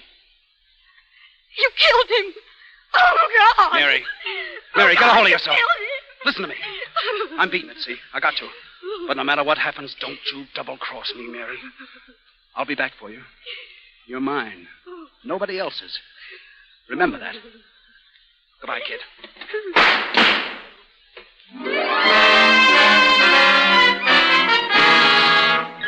Here, paper. Mason Estate Police G-Men arrest Mary Burns. Paper. Paper. Gangster sweetheart arrested. Paper. Mary finds indicted as Mason accomplice. Paper? Yeah, read all about it. Mary Burns goes to trial. Paper. Mary Burns on stand today. Paper. And is it not true, Miss Burns, that you intended to marry Don Mason? But I didn't know he was a gangster. The question is, did you intend to marry him? Yes. I see. Did he ever tell you he was wanted for killing a cashier and looting a federal bank? No. Where did you think he got his money? Well, I don't know. You don't know? You planned to marry him, yet it never occurred to you to ask him. But Answer the question, yes or no? Yes. At the time of your arrest, you admit that Mason was burning negotiable bonds in your coffee shop. Yet you stated you didn't know those bonds were stolen. No, I didn't. Then why did you think he was burning them? Well, You didn't know the bonds were stolen, yet you let them burn. Did you try to extinguish the flames? No. Then you did know they were stolen, and you did know that you were helping a criminal to destroy evidence. Why, Can you deny that you were aiding a criminal to destroy evidence? But please, Is it not true that your sweetheart used the protection of your coffee shop while he tried to shoot down the officers of the law? Is it not true? Answer yes or no. Yes! Then you do admit you did aid him in the destruction of evidence, that you did harbor and protect him against the forces of the law. Yes! I've done all those things. I'm guilty. If you want me to say it, I'm guilty. You can send me to jail if you want to. I don't care anymore. I don't care.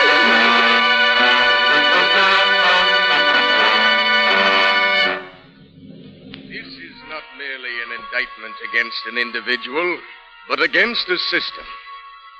Mary Burns, you have been found guilty of aiding, abetting, and harboring a criminal. And of you, an example must be made once and for all. For you are as much a criminal as the criminal himself, with gun in hand and murder in his heart. Oh. This court, having found you guilty, prescribes the maximum penalty provided by law. Mary Burns, I sentence you to the penitentiary for a term of 15 years. 15 years? 15 years!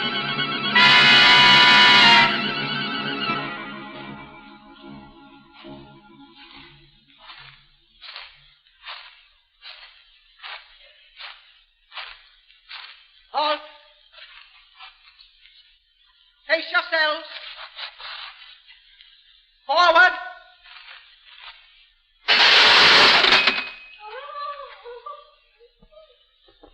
Mary.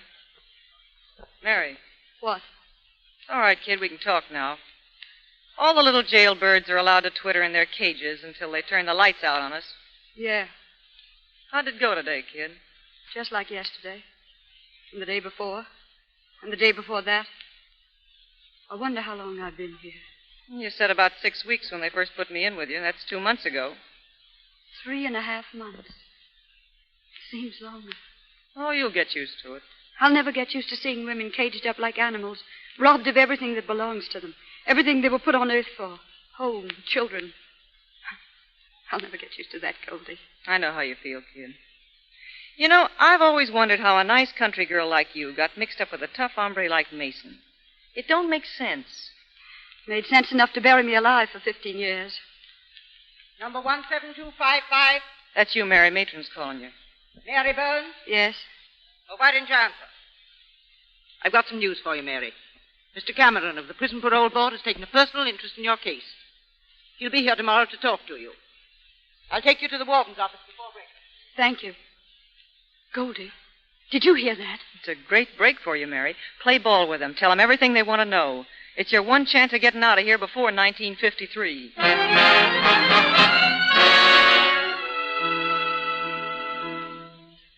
And I'm quite sure, Mary, that I can practically promise you a parole in return for certain information. Oh, I'll tell you anything I can, Mr. Cameron. Good. Now we want to know where Mason hides out, who his friends are, all about him. But I don't know.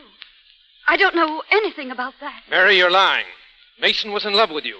You were his girl. He must have given you his entire confidence. But he didn't. Honest, he didn't. Mary, why do you sacrifice your freedom to protect this murderer? He's not worth your love. I don't love him. I hate him. I've hated him ever since that day I saw him kill a man. Don't you understand?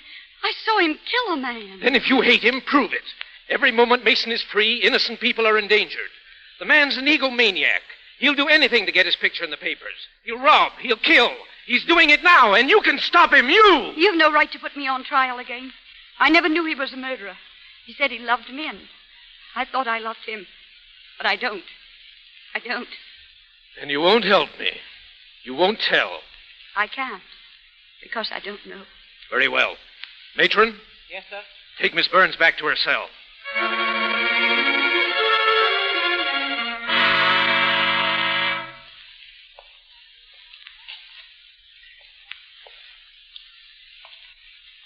Mary, will you quit that walking up and down? You're driving me nuts.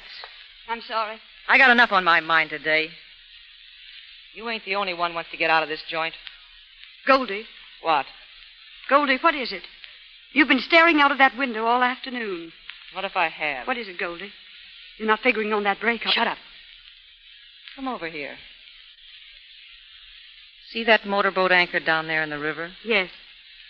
I'll be on that boat tonight. You're going to try it? I'm going to make it. I got friends on the outside, kid. Oh, Goldie. And I'm a... Goldie, you've got to take me with you. Nothing doing. You've got Shut to. up, I tell you. It's too big a chance. Goldie, please, you can't leave me here. It's the only way left. It'd be twice as hard for two of us. Well, if you don't take me, You'll squeal, huh? I'd do anything rather than stay here another day. Oh, Goldie, please. Well, all right, kid. But you know what it means if we're caught? They'll give it to us in the back. I know. I've been planning this for weeks. That's why I faked spraining my arm. Faked it? Sure. I just wanted to get a hold of some adhesive tape. Come on, start yanking it off. What for? We're going to need it when the matron makes her night rounds. What do we do? Well, here's the setup. Around 11 o'clock, the matron starts making her rounds. We'll hear her coming, and you'll be set, She'll come in.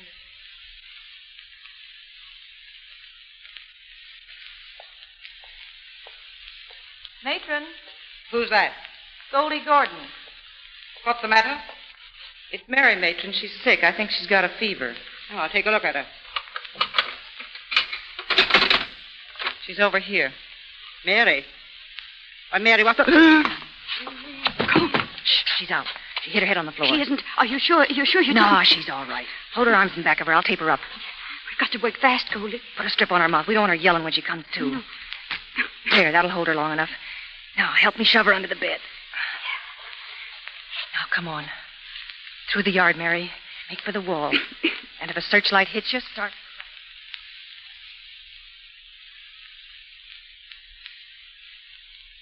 Almost there, kid.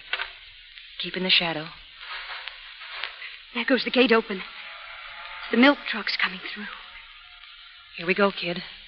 Ready? Ready. Come on. Who's there? Halt! Halt! Keep going, Mary! Don't stop!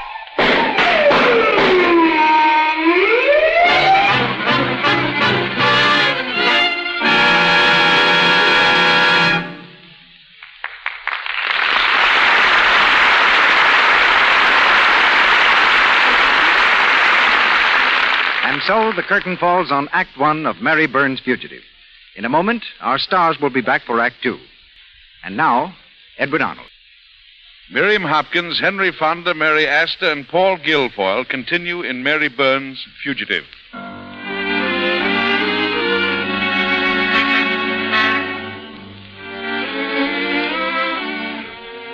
Several weeks have passed since Mary and Goldie Gordon made good their break from prison. In a mountain hideaway, one of Don Mason's henchmen reads him a newspaper account of the escape and the search which is still going on. As yet, no trace has been found of the gangster's sweetheart, but police and federal officers are following every lead and promise an early arrest. She sure got nerve, boss, cracking out a stir like that. She must have plenty of money, huh? No. That's why I don't like it. Like what? The whole escape, everything about it. It's a phony, Luigi. They framed it for my benefit. Huh? Sure. They're using her for bait to trap me. Can't you see it? Yeah, sure, that's it. They think she knows where I am, and the first thing she'll do is come to me. Ah, the poor kid. You know, she's probably going nuts wondering what's happened to me. I'd give my right arm if I knew how to get to her. Yeah, and maybe your life, too. I'll find her, though. And I'll beat them at their own game. I'll snatch her right out from under their noses, the chumps.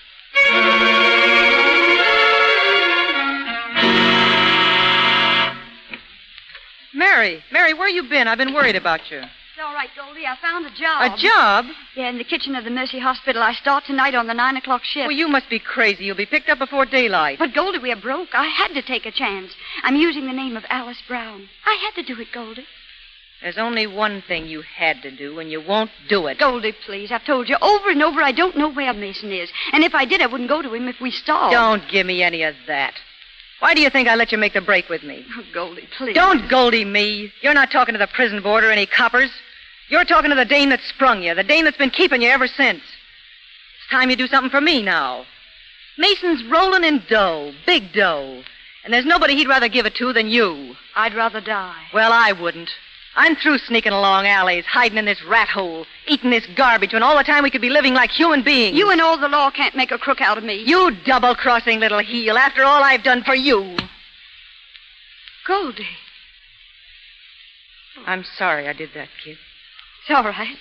Forget it. I got to get back to the hospital. Good night, Goldie. Night. You can come out now, Mr. Cameron. Any chance of her coming back? No. Well, you heard her. She don't know where Mason is. Maybe she's suspicious of you. No, she ain't. I've been careful. All right. We'll have to change our tactics a little. Well? We'll have to make Mason come to Mary Burns. How? Through you. The underworld knows you as an escaped convict. You've got to plant the information somewhere that Burns is hiding here, waiting for Mason to contact her. Can you do it?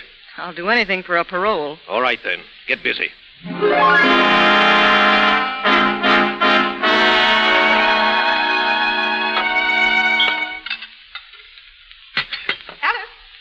Alice Brown. Oh, I didn't hear you come in, Miss Jennings. You frightened me. I called you loud enough.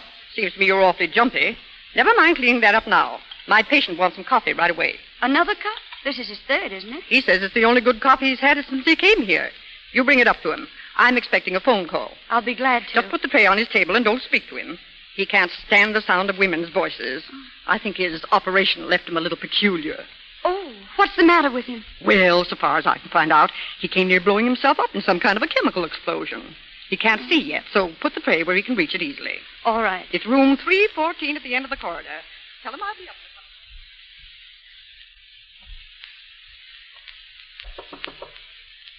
Come in. Who is it? It's your coffee. Oh, thanks. Let's have it, will you? No cream or sugar? No. Good. Smells like coffee. Tastes like coffee, I hope. It is coffee. I'm glad you like it. Say, you're not my nurse. No. Who are you? I'm sorry. Your nurse told me not to talk to you. Why? Why did she say that? Well, she said you didn't like the sound of women's voices. Oh. Did you ever listen to Miss Jennings' voice? Why, yes. Well, there's your answer. I was never conscious of funny noises until they put this bandage on my eyes. Her voice isn't exactly soothing. But yours is, so go ahead and talk. Thank you. You know, if I ever get married, it'll be to a girl who makes coffee like this. Delicious. What's the matter? What are you laughing at? Oh, I'm sorry. Don't be sorry for a laugh like yours. But you didn't answer my question. Well, I laughed because I'm the girl who made the coffee. Are you? Well, you're the world's champion coffee maker, and I'm the world's champion coffee drinker. How do you do? My name's McDonald. What's yours? It's Alice Brown. I work in the kitchen. I've got to get back now. Will you bring me some more coffee later? Well, I'll make as much as you want. That wasn't what I said. I asked if you'd bring me some. I'll see what I can do. Miss Brown? Yes, Miss Jennings. Are you going back in there for that tray? Why, no, I was just coming out. Don't bother. I'll go in and get it myself. You get back to the kitchen. Yes, Miss Jennings. Oh, back so soon? Come here. You know, you're a very nice girl. Why, Mr. McDonald. Oh. Yes, put down on my chart that my mind wanders at times.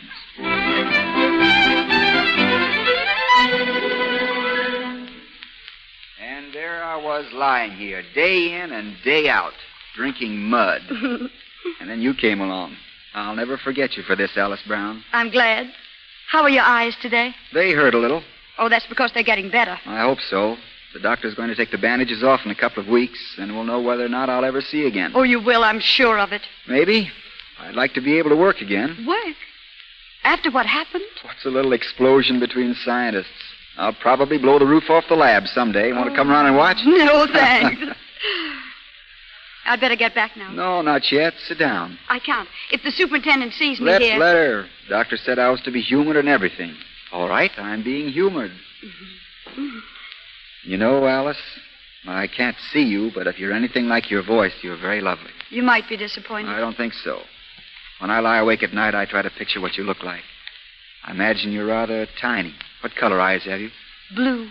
And your hair's a lovely chestnut. No, much lighter. Well, there's one thing I'm sure of. There's a twinkle in your eye. Mm-hmm, and I've big feet. Is there anything else you'd like to know? Yes, Alice. Are you married?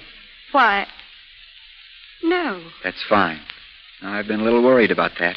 Mr. MacDonald, I have to go now. All right, but look, they're going to let me walk in the park in a few days. Will you hold me by the hand and guide me over the rough spots? But I'm not a nurse. I don't need a nurse. I need somebody I like to talk to, and I'm to be humored. Well? I'll speak to the superintendent.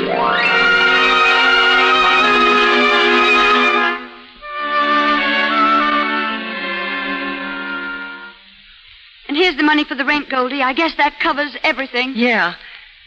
I feel like a prize heel using your dough like this after the way I rousted you around. Well, you rousted me out of jail, too. I'll never forget that. It sure is a miracle you haven't been recognized. I hope our good luck lasts, that's all. I haven't even been thinking about it. I guess when you see other people suffering, you forget your own troubles. Is that it? Or is it that guy you've been walking through the park? He's suffering too, Goldie, but you'd never know it. He may be blind for life, and he jokes about it. You ain't going soft on him, are you? Oh, a lot of good it'd do me, wouldn't it? The way things are now. Yeah. Well, I've got to beat it. You seeing him again? I said if it was a nice morning. Well, the sun's out. Keep your hat down over your face, kid. Don't take any chances.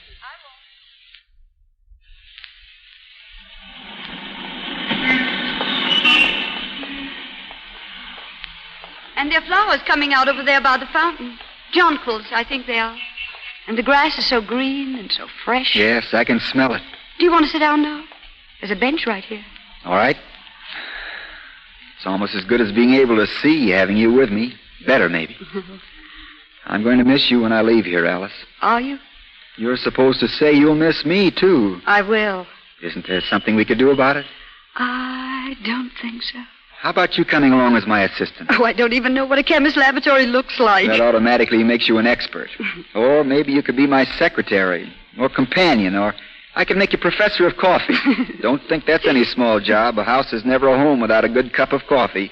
Your home must be lovely. It is. It's a little town called Kent up in Connecticut. My friends call it McDonald's Folly because it's mostly barn. That's the lab. The rest of it's not much, really, but it's enough for me.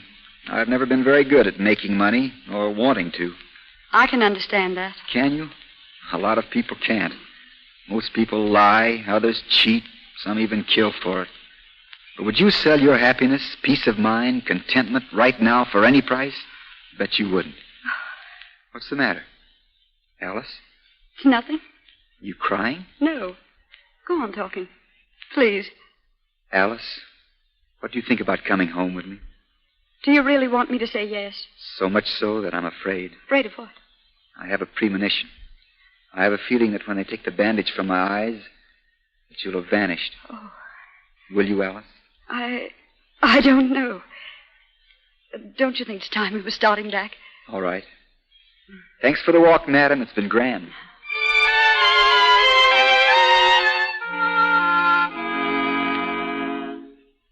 But you can't do it. You can't leave here now. Where would you go? I don't know. Somewhere as far away as I can get. I want to start all over, Goldie. Yeah, you'll start all over in the pen. 14 years and 8 months. That's what you'll start. Mary, what's the matter with you? You've been lucky here.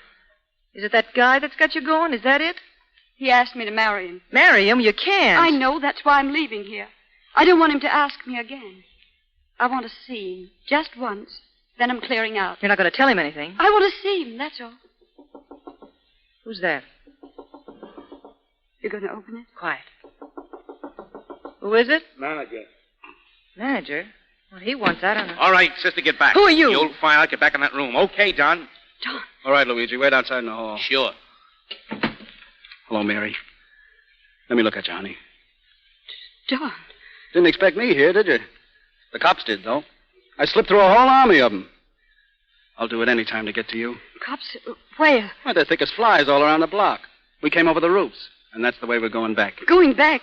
I told you they couldn't keep us apart. We're together now, you and I. And we're going to stay together. Go ahead, kid. What have you got to lose? Who's she? She's my roommate. Will she talk? Do I look silly? No. You look smart. Too smart. Go ahead, Mary. Get some things together. No, you can't do this. You can't. Why, it's half done now, honey. I'm taking you right out of their teeth, just like I said I would. Come on. All right. Give me a few minutes. I'll pack my things. Go ahead, but don't be long. I'm hot as a rivet around here. No, I won't be long. Hey, you, get away from that window. Don't be giving any signals or I'll drop you. Signals? Who'd I be signaling? The cops? Why not? You wouldn't be the first stool pigeon to win a parole by double-crossing a pal. What do you mean by... Shut up. I had your number before I ever stepped in here. That was a nice break you made out of stir, wasn't it? Nice and easy. With the guards shooting over your heads. You're crazy. The cops must think I am, trying to hook me with a stunt like that. But I'm not, Goldie. I'm smart. Hey, boss. What? Boss, a couple of cops heading for the door downstairs. I seen them from the window in the hall. They know we're here? They don't look it, but we better blow. Get Mary out of that room. Tell her to make it fast. Yeah. Hey, the boss says she ain't here. What? She's gone. Look, the window's open. She went down the fire escape. Gone? Oh. You did that, didn't you, Goldie? You gave her the nod, didn't you? No. Don't lie. You told her to skip. I didn't. Say, help me, I didn't. She must have been scared. That talk about the cops, she was scared, that's all. Yeah. Boss, no. Boss, not with those guys downstairs. No, boss, don't do it now. Open the door. No, boss. Open it. I ought to let you have it. No, don't, please. Oh, don't crawl. You're can thank those guys in the street for getting away with this. And you can tell them that I'm going to find Mary Burns. No matter where she is, I'm going to find her. Tell them that. Come on. We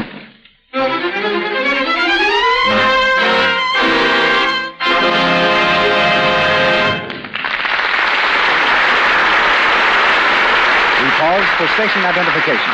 This is the Columbia Broadcasting System.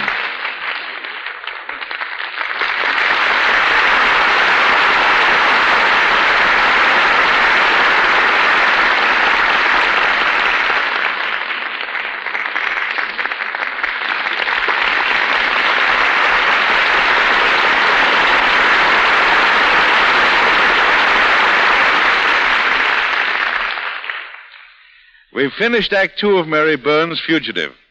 Before getting into the third act, we observe an old custom and hear from another personality from behind the scenes of Hollywood.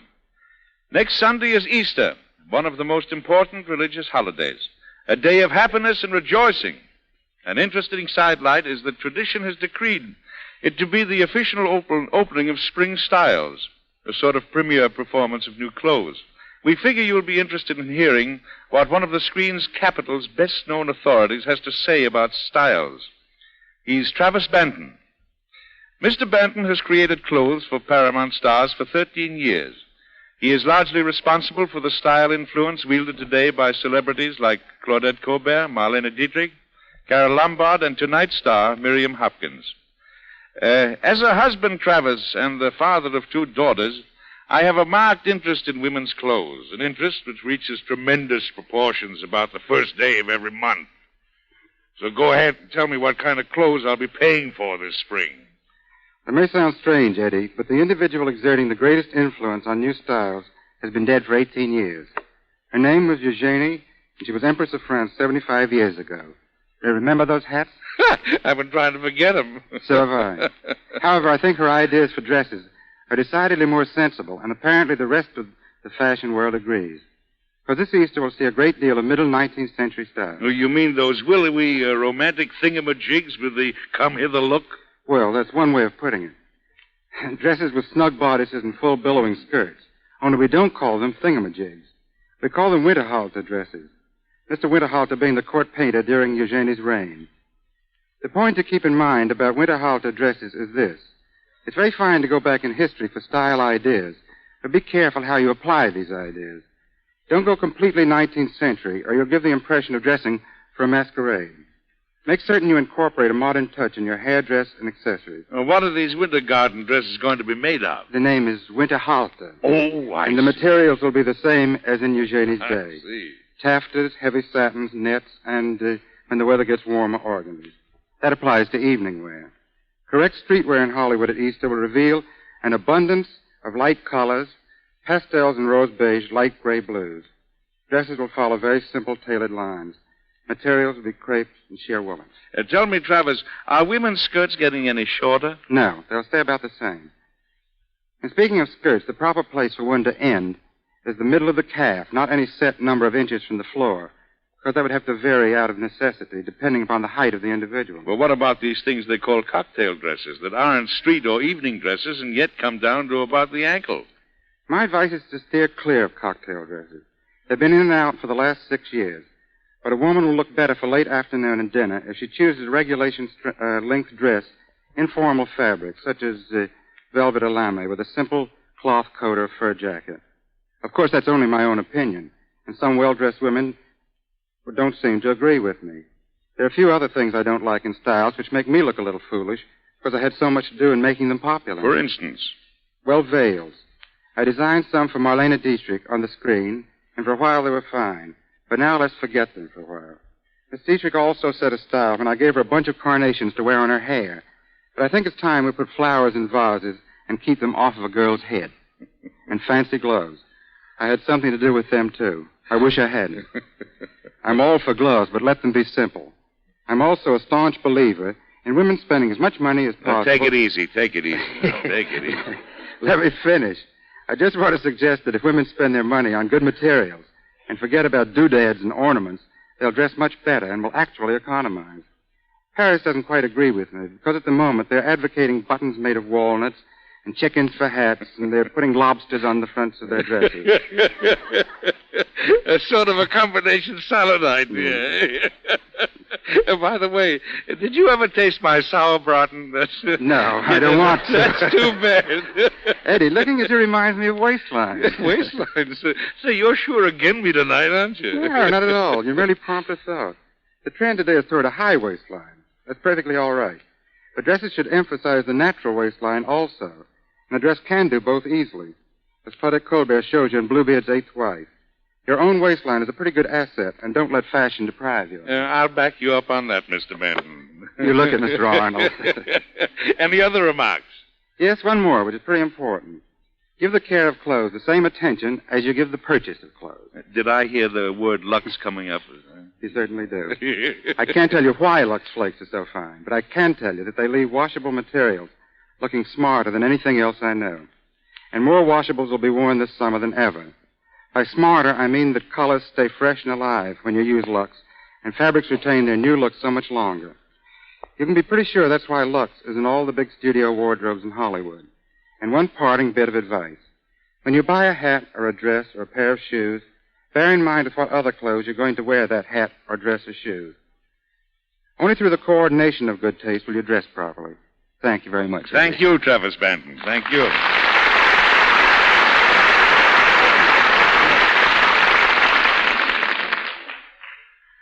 Once again, Mary Burns' Fugitive, starring Miriam Hopkins, Henry Fonda, Mary Astor, and Paul Guilfoyle.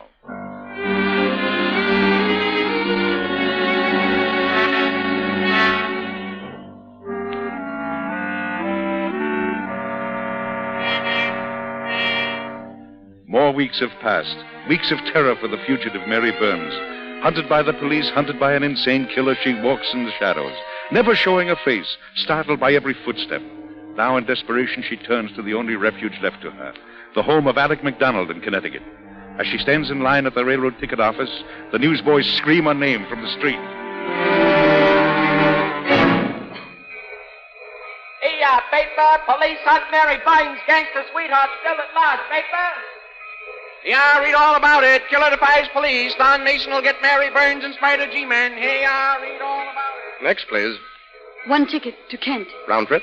How much is that? $4.80. No, one way, please. Here you are. That's $2.92. Hartford Special, leaving on track 2. Hartford Special, all aboard. Hartford Special, leaving on track 2.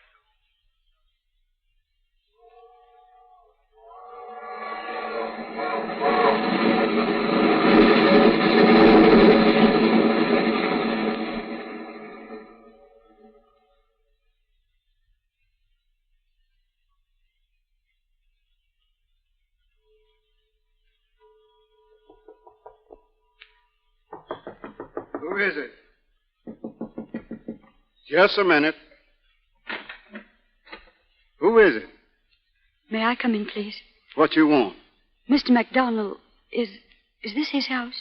Yes, ma'am, but he ain't been well. He just come from the hospital last... Who is that, Jerry? Lady here, sir, says she want to see you. Oh, yes? What is it, please? Don't you know me? No, I don't.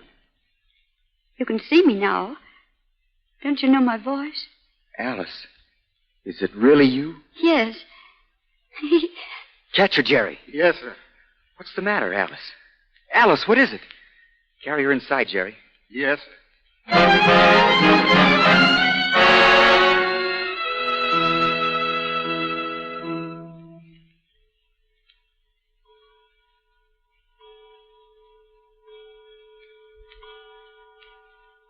How is she, Mr. Mack? Is she all unfainted yet? She'll be all right. Fix a cup of tea, will you? Yes, sir. Right away, sir. Alice? Why do you look at me so curiously? Do I seem so strange to you? You're exactly as I've always pictured you, except that you're much lovelier. How did you come here? Please, don't ask me anything now, Alex. I've been sick, that's all. I thought it'd be quiet here. You could have me for a while. I'll have you for a long while. You just try and get away. Thank you. I'll make you happy here. It may be lonesome at first, but no, that's just why What? Nothing. It's a good place for a rest. That's what you need, don't you? Rest? Yes. That's what I need.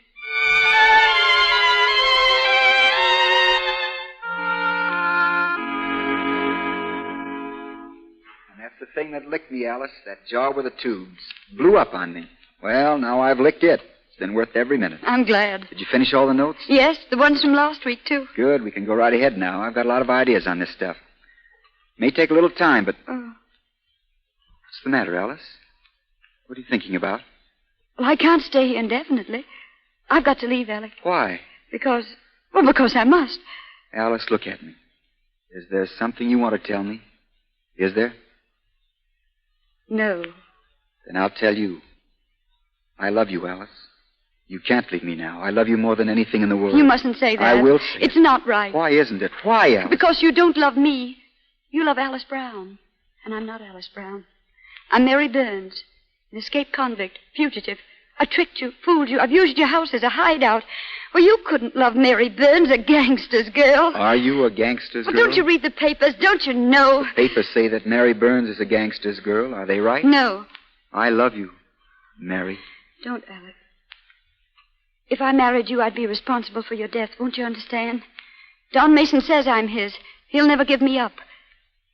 He'll kill you. He's insane. He'll kill you. I'm not afraid of Don Mason, and you're not. You've got to tell me you're not. But I am. I know what he'll do. Alec, why don't you be truthful? If you'd known I was Mary Burns, you'd never have fallen in love with me. Wait a moment. There's something I want to show you. You see these? Newspaper clippings. Shall I read you the headlines? Mason Mall escapes police. Mary Burns, fugitive from justice. Mason swears... Don't, please. You knew all the time. The police questioned me at the hospital after you disappeared. Oh. I learned everything about you. I followed every step of your flight through the newspapers. Why didn't you tell me? I've been waiting for you to tell me. If you'd been able to forget everything, I would have married Alice Brown. Kept her here where she'd be safe and free, not haunted. But you can't forget. It's hanging over your whole life. That's why you've got to go back, Mary, and clear yourself. Oh, I won't go back. They didn't believe me once. Why should they now? Mary, listen to me. I want to do everything in my power to make you happy. I want to make up to you for everything you've gone through. But you don't know what it's like. You had the courage and strength to tell me who you were. You have the courage and strength to go back there. It's the only way. Our future together is up to you. We can go away where no one will ever find us, or we can stay here and face it bravely and honestly. Which will it be, Mary? I'll go back. Mary. Mary, darling. Long distance, please. Hello. Get me the Federal Bureau of Investigation, Washington, D.C.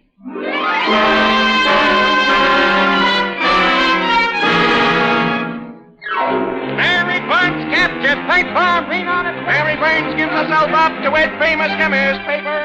Chemist to Mary White before we time the present. Chemist to wed Mary White. Need our paper. Chemist to wed Mary White.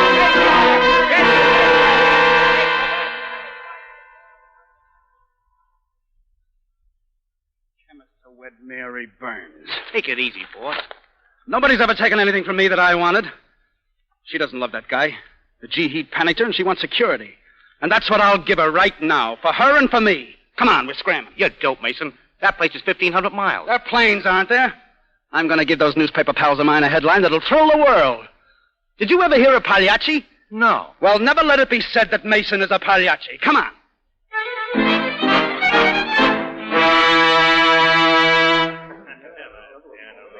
Well, I guess you know what you're doing, McDonald. I guess I do. The wedding's to be right in this room. No guards around the place. No outward signs of protection. But why? Psychology, Mr. Cameron. I'm expecting an uninvited guest. All right. You're the boss. Where's Mary? We're almost ready. Upstairs with the matron. I'm not completely...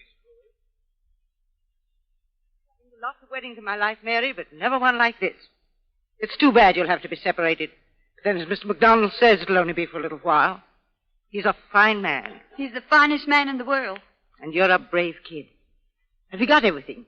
You know, every bride should wear something old, something new, something borrowed, and something blue. Well, I've everything but something borrowed. Would you lend me something? Sure. Hand me my bag. I'll let you have my handkerchief. Thanks. Here you are. Hanky matches you. Why, Mary, what's the matter? Nothing. That revolver in your bag. I have to carry it, Mary. Oh, I know. It just made me remember I'm not just a happy girl getting married. I'm Mary Burns, fugitive. Alec. Hello. Nervous? Well, isn't every girl nervous at her wedding? I suppose so. Don't be frightened, dear. I'm not. But, Alec, this marriage is too unfair to you. It's what I want. Thank you, darling. They're waiting. Come on, Mrs. Kelly. And do you take this woman for your lawfully wedded wife, to love, honor, and cherish as long as you both shall live? I do. If there be anyone who knows why this man and this woman should not be joined together in wedlock, let him now speak, or forever after. I'll speak. Shut up. Shut up, everybody. Stand where you are. Mary, come here. Mason, you can't get away with this. You poor sap. Did you think I was going to sit by and let you marry my girl? Mason, you're nothing but a cheap grandstander. Yeah? I'm the most famous guy in the country, that's all. You're insane, Mason. I'll show you how insane I am. Mary, come here. Alec. You'd better go, miss. Yeah, make it snappy, kid. We got to get going. You, McDonald, that crack about my being a cheap grandstander is your last crack. But I'm going to give you a memory to take with you. Mary, show that Sir Galahad you were kidding him. Show him who you really love. Show it to him with a kiss, Angel. All right. Yeah. What do you think of that, Sir Galahad? Come on, kid, let's lay him. Wait until I get my handbag on the table. I'll make it snappy. Mary, that's my bag. Shut up, you. Hurry up, baby. All right, Don. Are you ready? Yes, Don. Get back. Get away from him. You got him, Mary. He's dead. Dead? I killed him. I've killed a man. Oh, my God!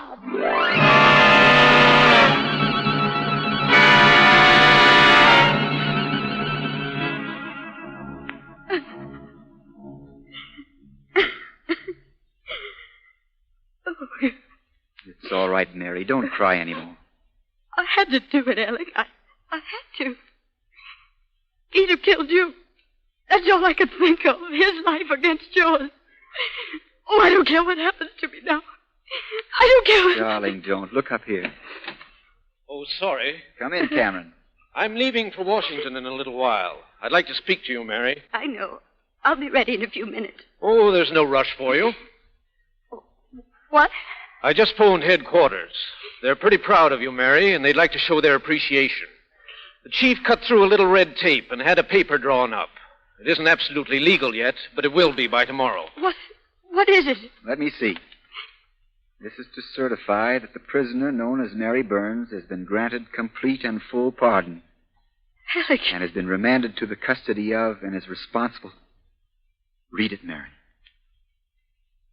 To the custody of and responsible to Alec MacDonald, husband.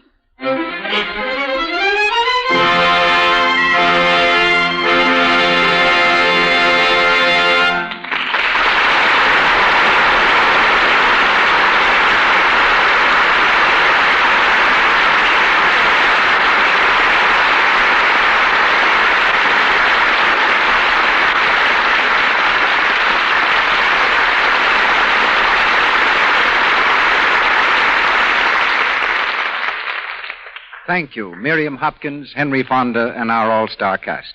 In just a moment, Mr. Arnold will bring our stars back for a curtain call. And remember, right after the chat with our stars, you will hear the announcement which was promised earlier in the program. Edwin Arnold. Thank you.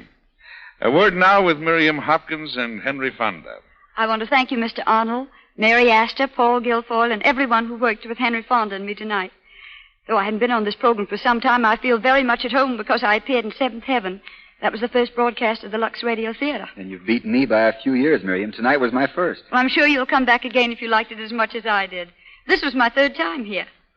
I used to wonder if people in general had a real interest in listening to drama on the air. But the marvelous success of the Lux Radio Theater has proved beyond a doubt that they have. Thank you, Miriam. And I know that's going to help Mr. DeMille, our regular producer, get better a lot faster. By the way, Eddie, how's Mr. DeMille getting along? Well, I'm glad to say splendidly. He'll be back here next Monday night. Fine. And what's the play going to be? Well, I'm going to tell you that in a minute or two, and I'm sure you'll agree that both the show and the cast we planned for next Monday night are very unusual. We're really very proud of it. Well, just in case that's a hint to sit down, I think you and I, Hank, had better end our performance now. And thank you again. Guess the lady's right, Eddie. Good night. Good night. Good night, Henry.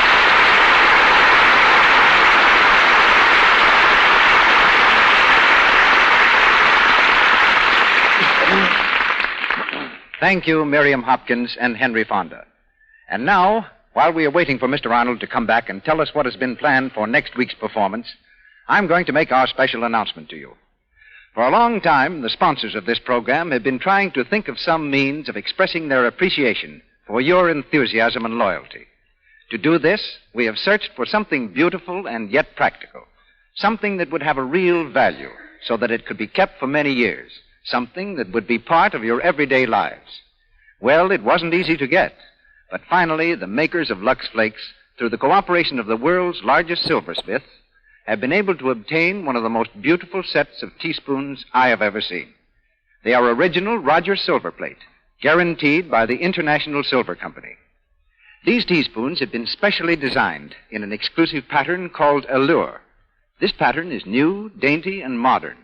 Its delicate wheat motif sweeps gracefully from bowl to tip. It is not ornate, but has just enough design to add character to the sparkling beauty of the silverware. And, of course, there is absolutely no advertising on the spoons in any way whatsoever. We knew that you would want enough to go around. So, while the supply lasts, you may get 6 spoons, a complete half dozen, in the easiest way imaginable. And a written guarantee of satisfaction from the International Silver Company is enclosed with each half dozen spoons. Just let me read you part of what it says on the guarantee. Every piece is guaranteed to give satisfaction in family use and will be replaced without charge at any time it does not conform to this guarantee.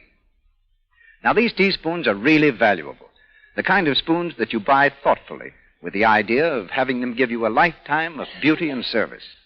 While the supply lasts, you can get these spoons simply by sending to Lux, Meriden, Connecticut, 50 cents in coin, the top from a package of Lux, large size, and your name and address. Let me repeat that. Lux, Meriden, Meriden, Meriden, Connecticut. This offer is good only in the United States. Be sure to send a top from the large size box of Lux. The large size is more convenient and more economical, too. And here's more good news. Many local dealers have sales on Lux Flakes right now, so you will be able to save money on buying Lux at the same time you get these spoons. Now, let me repeat. Send the top from a large package of Lux, print your name and address clearly on a piece of paper, wrap 50 cents in coin in the paper, and mail to Lux, Meriden, Connecticut. That's Lux, Lux, Meriden, Meriden, Connecticut. This offer is good only in the United States. We are so sure you'll be delighted with these spoons that as an extra guarantee, if for any reason you don't like them, just return them and your 50 cents will be promptly refunded. So send in at once, and in no time at all you will have a complete half dozen of these really beautiful, original Rogers silver plate teaspoons, doubly guaranteed. A money-back guarantee by the makers of Lux, and a written guarantee by the International Silver Company, the world's largest silversmith. And now, here is Mr. Edward Arnold with news of next week's show. And here, ladies and gentlemen, is another announcement that I'm sure will delight you all. On this stage next Monday night, you'll hear one of the most popular stars the screen and radio has ever produced. It will be her first appearance in the Lux Radio Theater, and she comes to you in our air version of her current motion picture, Mad About Music, which is making such a tremendous hit today throughout the country. I refer to Deanna Durbin. And we bring you not only Miss Durbin, but 3 other stars seen with her in this grand play of song and sentiment: Herbert Marshall, Gail Patrick, and Mr. William Frawley.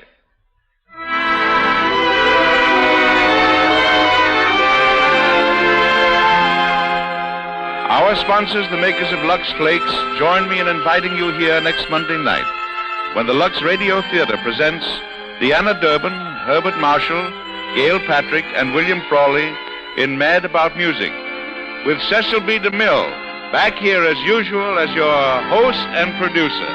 This is Edward Arnold sending thanks to you all, and good night. Edward Arnold appeared tonight through courtesy of B.P. Schulberg. His next picture is Columbia's You Can't Take It With You. Louis Silvers is from 20th Century Fox, where he was in charge of music for Rebecca of Sunnybrook Farm. Paul Guilfoyle will be seen next in The Saint in New York. The screenplay, Mary Burns' Fugitive, was written by Gene Town, Graham Baker, and Louis Stevens. Our cast tonight included Earl Gunn as Cameron, Sybil Harris as the matron, Edward Marr as Luigi, Justina Wayne as Miss Jennings, Perry Ivans as Steve, Roger Drake as Joe, Lou Payton as Jeremiah, Lou Merrill as District Attorney, and Frank Nelson as Judge.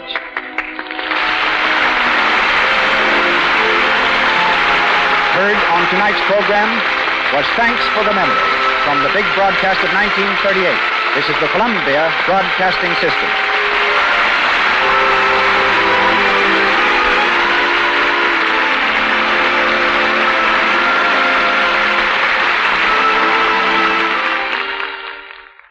Now, the Roma Wine Company of Fresno, California presents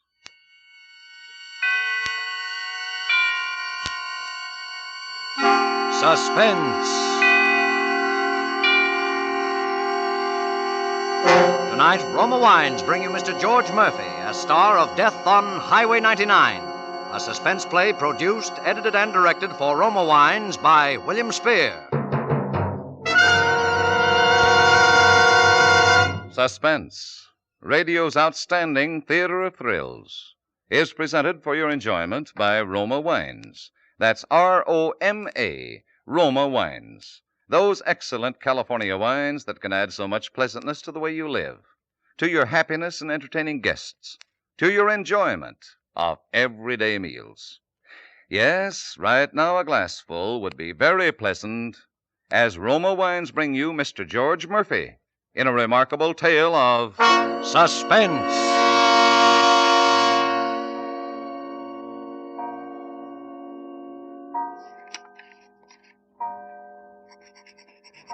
Dear Julie, the clock here in my room just struck 7, which means I have about an hour for writing this letter to you. I guess already you've said, "Who's this from? What goes?" So I'll tell you right off. Remember Morton Blake? Speed Blake, they called me in high school? The guy who sat behind you in Algebra 2 and chemistry?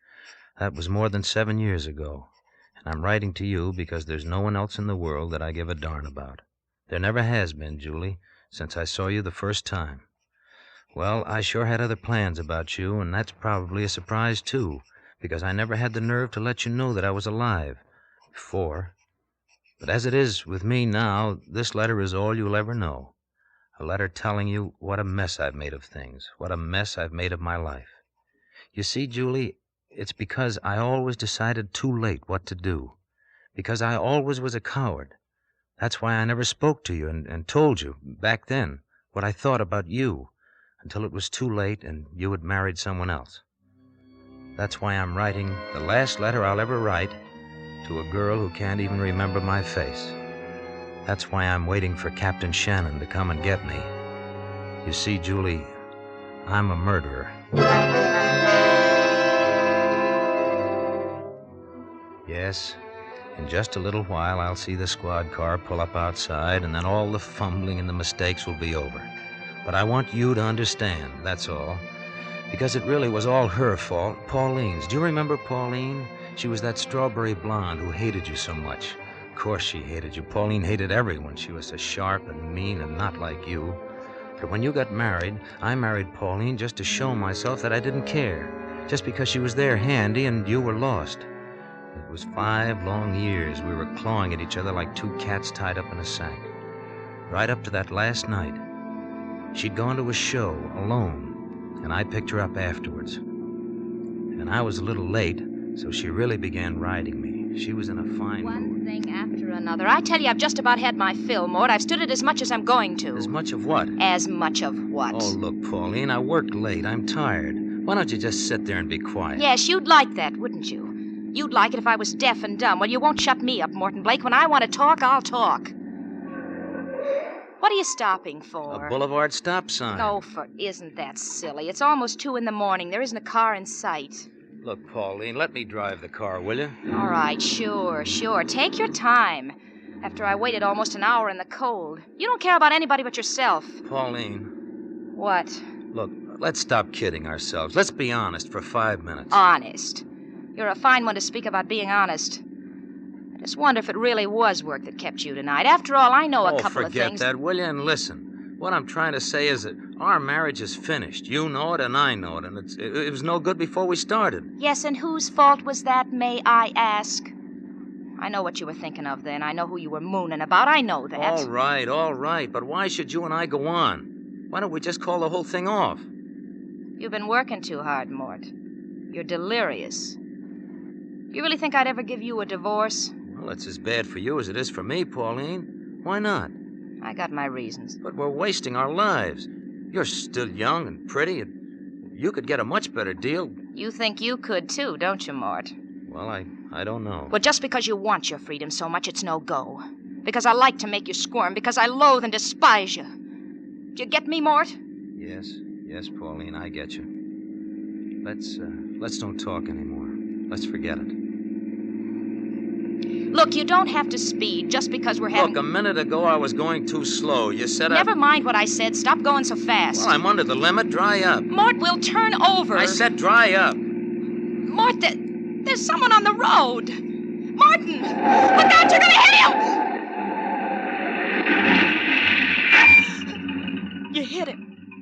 You hit him. You stay in the car, Pauline. Don't go, Mort. Don't go. Maybe he's dead. Oh, maybe.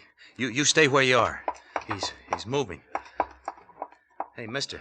Mister, can you hear me, mister? Oh, not your fault. Couldn't see me in the dark. Don't try to talk.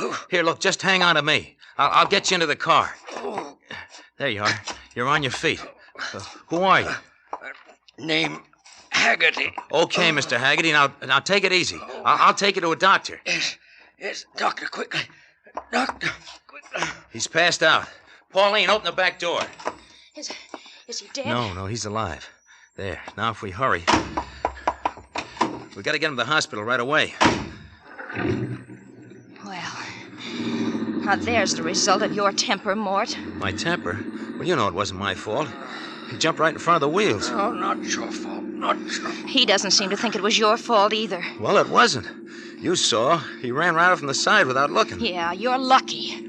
As usual, Mort. Lucky? What are you talking about? Well, the streets are completely deserted. Well, it's late. What's so strange about that? Nothing. Only there weren't any witnesses. That's right. No witnesses, except him and you. That's right. Him and me. What's your hurry, Morton? Why, I've got to get him to the hospital. He may be dying. No, Mort. He's not dying. You don't have to hurry. He's dead. He's dead. She said it just like that, like she was handing me a birthday present. I pulled the car to the curb and got into the back seat. The old man was sprawled across the cushions, his head twisted back. When I put my face down, there wasn't a whisper of any breathing on my cheek. I slipped my hand inside his coat, still as a stone, not a flicker from his heart. I crawled back under the wheel and sat there thinking. Mort. Yeah. You know what you've done? Yeah. He's dead. That means you're guilty of... What is it, Mort? Murder? No, it's not murder. Or manslaughter. And even manslaughter will mean prison, won't it, Mort? Huh? I said manslaughter will mean prison, won't it? Prison? Well, no. No, it wasn't my fault. You heard him say so. Yeah. If I testify that I heard, then you'll get off. Is that it? Why, well, you'll have to testify, or else... Or else what, Morton? Or else I'll be sent up. There weren't any other witnesses. That's right, Morton. Hey, what are you trying to tell me? Mort, you must have imagined that poor man said it wasn't your fault. What? Because I didn't hear him say a thing. You're lying. You're lying, Pauline. You heard him. As soon as I put him in the car, he said it. He said it's not your fault. Can you prove it, Mort? Can I prove? This is what I've wanted, Morton. I'll have my freedom, but you won't have yours. You'll be that jailbird, Speed Blake, and you'll have years and years and years to think about all the other girls you used to know. Won't you, Mort? I looked at her. She had a thin smile on her lips. I got a crawling feeling at the back of my neck. I held onto the wheel so tight that my knuckles began to ache. Well, Morton, what are you waiting for? What was I waiting for? What had I always waited for? Well, Morton. I began to think of something. A line that my beloved wife's ran through my brain. She said no witnesses. There were no witnesses. Why, wait, Mort. Be a man. No witnesses. No witnesses. I could dump the old man's body somewhere on the edge of town. No one would be the wiser. No one but Pauline. But what if there was no Pauline?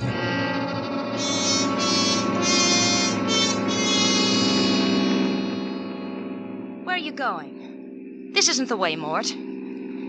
Morton, look at the speedometer. I tell you, you're going the wrong way. Well, we're way past the city limits. Morton, stop this car at once. Stop it, do you hear? Okay, I'll stop the car, Pauline.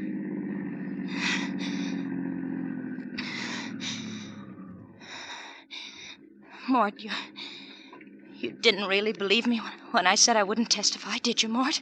Yes, I believed you. But I was only kidding. I wouldn't think of not telling. I believed you, Pauline. But you know I'd never do it. I believed you, so I'm going to kill you. You're joking. Am I? You wouldn't dare. And anyway, how could you? Look outside, Pauline. Did you notice where we are? What do you mean? We're on Austin Bluff. Remember, the cliff is just ahead. Morton. Must be at least 300 feet to the bottom. Pretty picture, huh, baby? Oh, please. Come on. Please, Morton, Come on, get out of the car. No. Oh, no. Oh, no. Yes. We're going for a walk, Pauline. No. A nice walk in the moonlight, just you and me. After 5 years, we ought to have a little romance, we two. She didn't budge, and her eyes blazed at me. I got out of the car and closed the door. Walked around to the other side to pull her out, but she locked the door from the inside before I got there. I ran fast back to the other side. I wasn't fast enough. She'd locked that door, and the back doors, too. She and Haggerty were locked in. Oh, it made me crazy wild to see her white face in there, the face that had kept me from anything a guy could want in life. Come on, open up. Open the door. You can't get away. I've got the key, so quit stalling. Open up. Hey, stop it. Stop that horn or I'll... Okay, I'll fix that. Won't keep that racket up for long, sweetheart. Let's see now. Let's see, which one is it? Oh, there. Got him. You see, Pauline? You'd be smart to come on out and get it over with. I pressed my face against the glass. She was crouched down in the front seat. Her eyes watched every move I made. She was trapped and she knew it. I could see Haggerty in the back seat, his head still twisted back. His eyes were shut. His sprawled old body had a look of pain and surprise. Even wild like I was, I felt bad about him, but I had to hurry. Pauline was fooling with the lights, flashing them on and off. I fell around on the ground till I found a good solid rock. I picked it up and I showed it to her. Open up. It's your last chance or I smash the window. Okay, whatever you say, baby. Here we go. No, Mort. No. Come on. Come on, now for that walk. Oh, no, Mort, don't hurt me, please, Mort. Come on. Please, Come on. No. I'll stop that screaming. Now, I think it's a clear drop here. No ledge. That's right. You see that glow down there? That's water. Taylor Creek. Clear all the way down. Oh, you want to talk, huh? Okay. Talk. You can even yell. No one will hear you now. You can't do this, Mort. I promise I won't turn you in. You're not the kind of a person to kill, Mort. You can't do it, Mort. Please. Can't Mort, I, huh? Don't. Oh, please. You'd be surprised what I can do, Pauline. No. Mort, please. Goodbye, baby.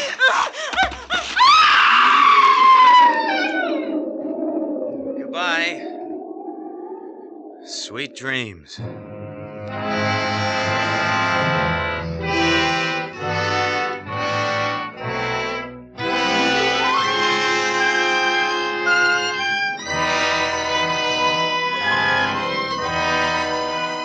For Suspense, Roma Wines are bringing you a star, Mr. George Murphy, in Death on Highway 99 by Larry Marcus and Robert Light. Roma Wines' presentation tonight in radio's outstanding theater of thrills, Suspense.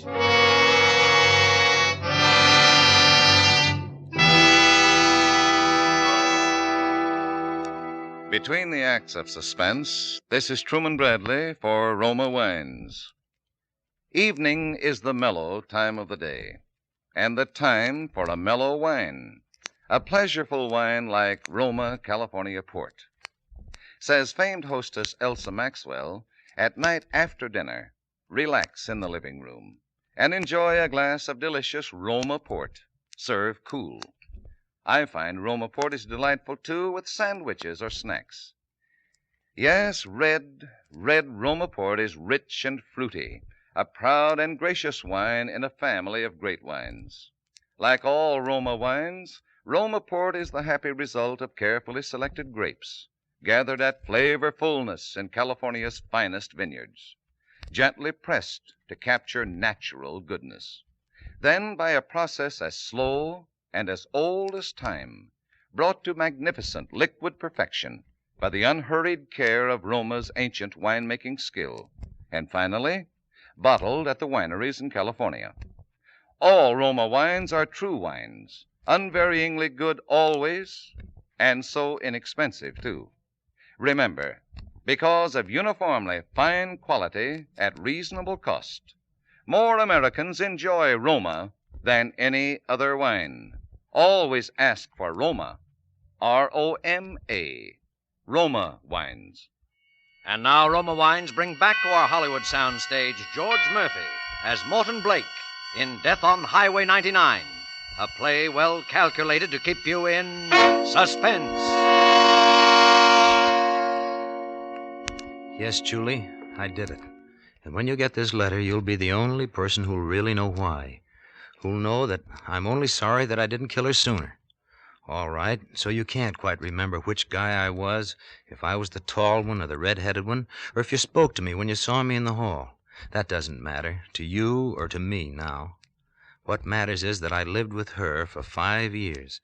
5 years I might have spent at least thinking about you. Well, it was done. I climbed back in the car. The clock on the dash said 20 after 2. And I still had to get rid of the old man's body before daylight, so I started driving. When I came to a strip of forest along the road, I stopped my car and I got out. And right then, the beam of a spotlight pinned me in my tracks. I didn't move. I saw it was a cop.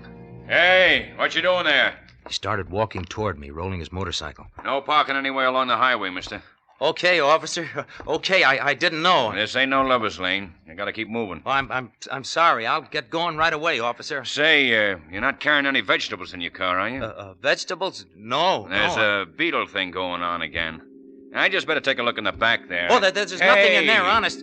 What? Listen. Where does that guy think he's going? Oh, yeah. Yeah, he's speeding all right, isn't he? Say, am I going to slap a ticket onto him? But you clear out of here, mister, and don't ever park on this highway again. No, officer, I won't. Never again.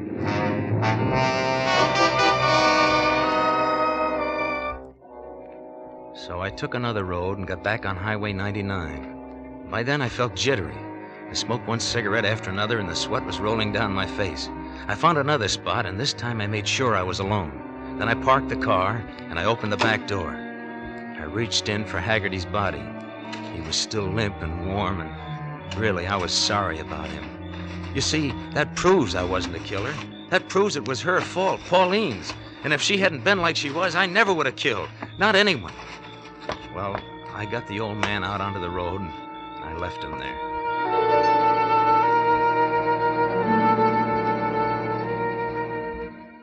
When I got home, I put the car in the garage and looked it over to see that everything was okay. No blood on the seat. That was a break. The window was broken, of course, but I could fix that. There was mud on the tires, so I got out the garden hose and washed them down. Then I went into the house. I was pretty nervous, and I knew I'd have to be on my toes for the next 3 or 4 days, so I took a couple of sleeping pills. They did the trick. I was asleep the minute my head hit the pillow.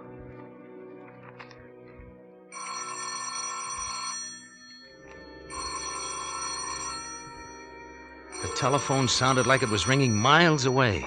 I didn't know if it was day or night, but I stumbled down the hall, shaking my head, trying to clear my brain. Hello? Hello? Is this Martin Blake? Yes. This is Sergeant Graham down at headquarters. Yeah, is anything wrong? I got some bad news for you, Blake. Bad news? Yeah, a report just came in from the East Precinct. A couple of campers found a body at the bottom of the cliff. Yes? Well, it's tough to tell you, but, well, the body's been identified as your wife, Pauline.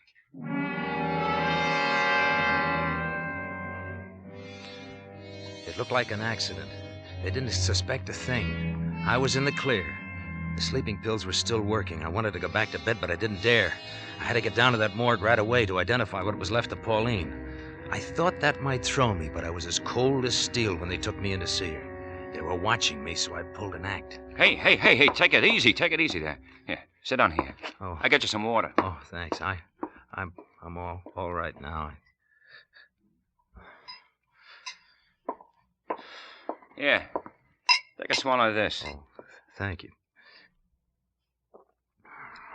Gee, I guess you must get pretty hardened to these things after a while. Yeah, I see him every day. I don't know. You never really get used to it. We had another sad case this morning. Another accident? Yeah. They brought in an old fella. Found him on Highway 99. Smacked by a hit-and-run driver. Yeah. Is that right? Yeah. That's a nasty business. Of course, this old man isn't dead, but still you never... Hey, you're jumpy. Here, I'll get you another glass. Oh, thanks. You see, seeing my wife, I guess... Sure. I understand. Yeah. Just take it easy now. Thank you. Feel better? Oh, yeah, sure. You were telling me the old man wasn't dead? No. And just by luck, one of the boys got a very faint heartbeat when he felt his pulse. We went to work on him fast, and looks like he's going to pull through.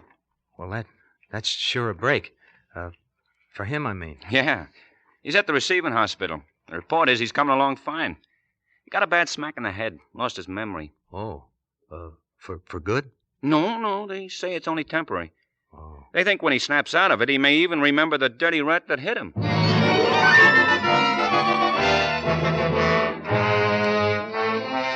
Haggerty was alive. Alive. Well, of course, I should have been glad. The poor old guy had never done anything to me.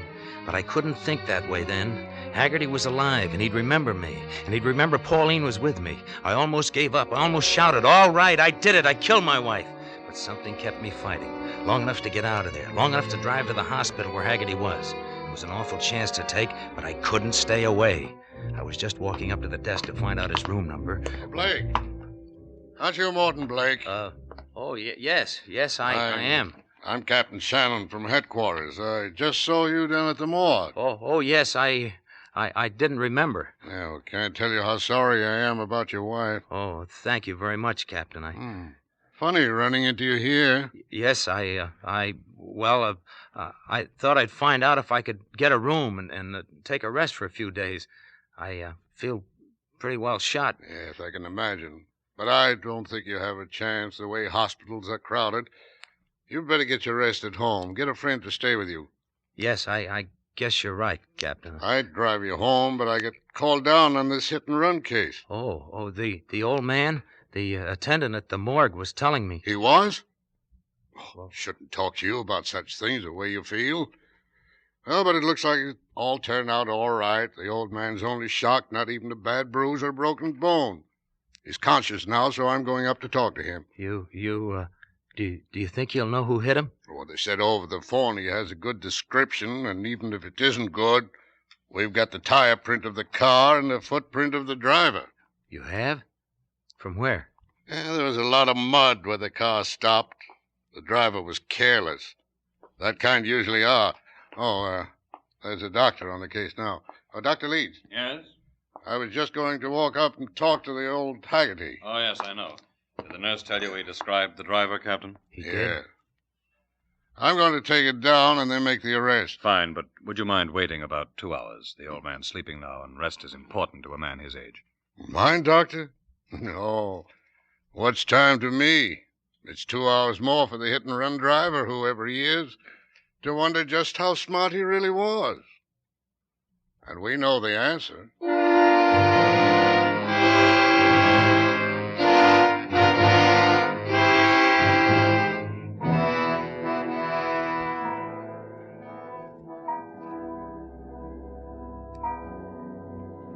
So, Julie, I'm waiting now.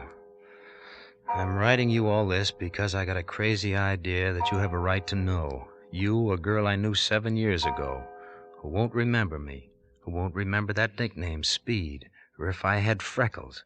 I did. Or if you signed my book on class day. You didn't, because I didn't have the nerve to ask you. So maybe it isn't a real girl at all that I'm writing this to. I guess I'm writing to how I failed, to how I never did anything in time, to how I thought good and acted bad. You see, what I think you were adds up to how much I failed. I guess every guy in the world has someone like you, a girl in a blue dress, and success is having her now, not back a long way in the past. They drove up now. Captain Shannon and, yes, a couple of cops. And Haggerty. Old Haggerty's walking. Okay. Well, I only got seconds to get ready for them. So goodbye, Julie. Goodbye.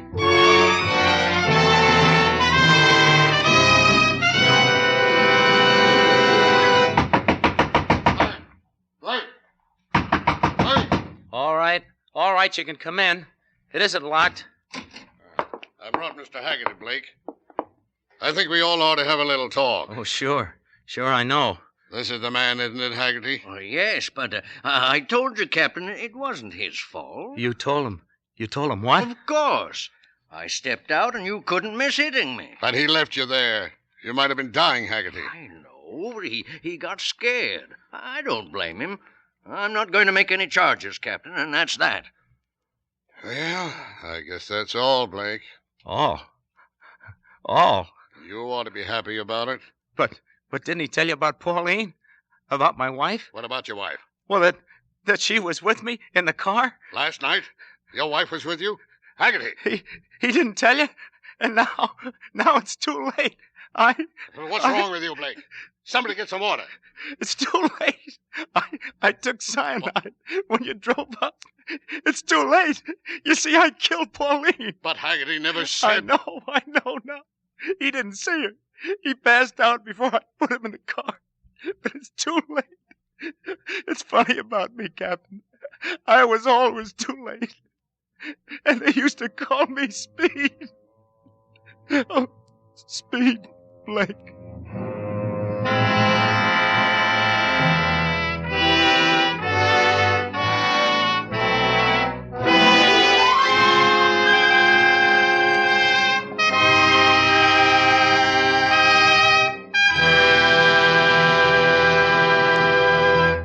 Roma Wines have brought you George Murphy as star of Death on Highway 99. Tonight's study in suspense. Before Mr. Murphy returns to our microphone, this is Truman Bradley for Roma Wines, the sponsor of Suspense. Tomorrow is Friday, so if you are planning a fish dinner, serve pale golden Roma California Sauterne, the perfect wine with fish. Famed hostess Elsa Maxwell says, Roma Sauterne tastes exactly right with every kind of seafood. I serve my guests chilled Roma Sauterne often because it adds so much to the pleasures of dining. Yes, you'll enjoy the delicacy of fragrance and taste goodness of Roma Sauterne with fish or fowl. They are perfect flavor mates. Just before dinner, mix up some cocktails with full-flavored Roma vermouth, sweet or dry, made and bottled in the heart of California's famous vineyards, the better vermouth that makes better cocktails. Get Roma Sauterne and Roma vermouth the next time you shop. Always ask for Roma, R-O-M-A, and enjoy the best for only pennies a glass. This is George Murphy with an important word from our government. The government is speeding expansion of civilian production and maintaining price and wage controls which are still necessary to safeguard our economy against the danger of inflation. You can help by spending sensibly, cooperating with price and rationing controls still in effect, holding onto your war bonds, and continuing to save for the future by buying as many victory bonds as you can afford. George Murphy appeared through the courtesy of Metro-Goldwyn-Mayer, producers of Our Vines Have Tender Grapes. Next Thursday, you will hear Mr. Joseph Cotton as star of Suspense, radio's outstanding theater of thrills.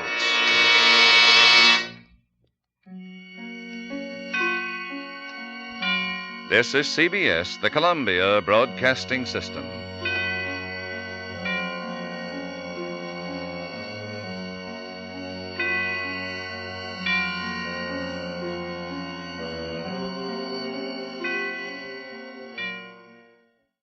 Yes, Roma wines taste better because only Roma selects from the world's greatest wine reserves for your pleasure. And now, Roma Wines, R-O-M-A, Roma Wines, present Suspense. Tonight, Roma Wines bring you Chester Morris as star of The Strange Death of Gordon Fitzroy, a suspense play produced, edited, and directed for Roma Wines by William Spear. Suspense. Radio's outstanding theater of thrills is presented for your enjoyment by Roma Wines. That's R-O-M-A. Roma Wines. Those better-tasting California wines enjoyed by more Americans than any other wine. For friendly entertaining, for delightful dining. Yes, right now, a glassful would be very pleasant as Roma Wines bring you Chester Morris in a remarkable tale of Suspense.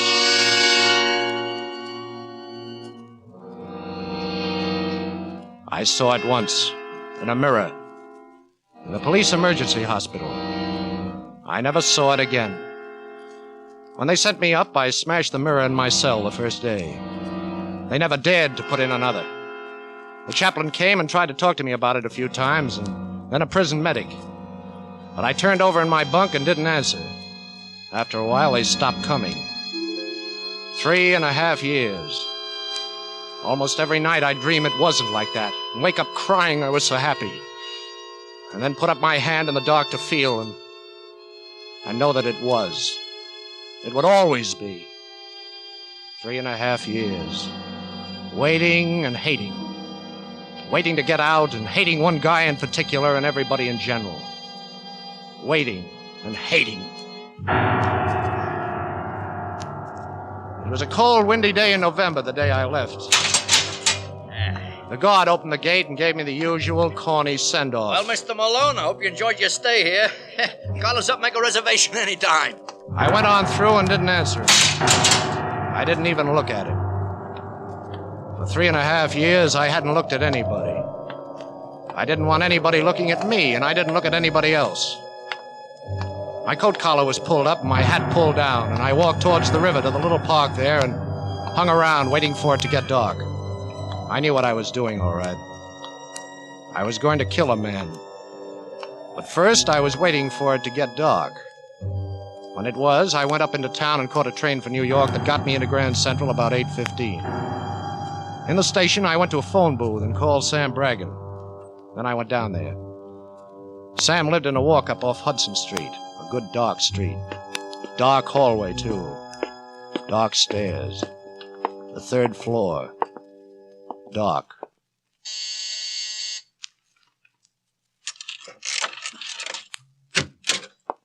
Who is it?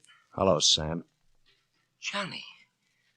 Oh, Johnny, you old son of a gun, you. Hello, Sam. Well, what are you standing there for? Come on in, come on. Wait, let me turn on the light. No.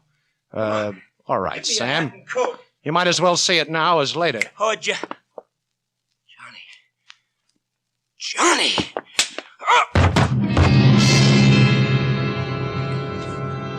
I shouldn't have hit him, but I couldn't stop myself when I saw that look of horror and pity that I knew I'd always see from now on when anybody saw my face. My awful, scarred, twisted nightmare of a face. My face.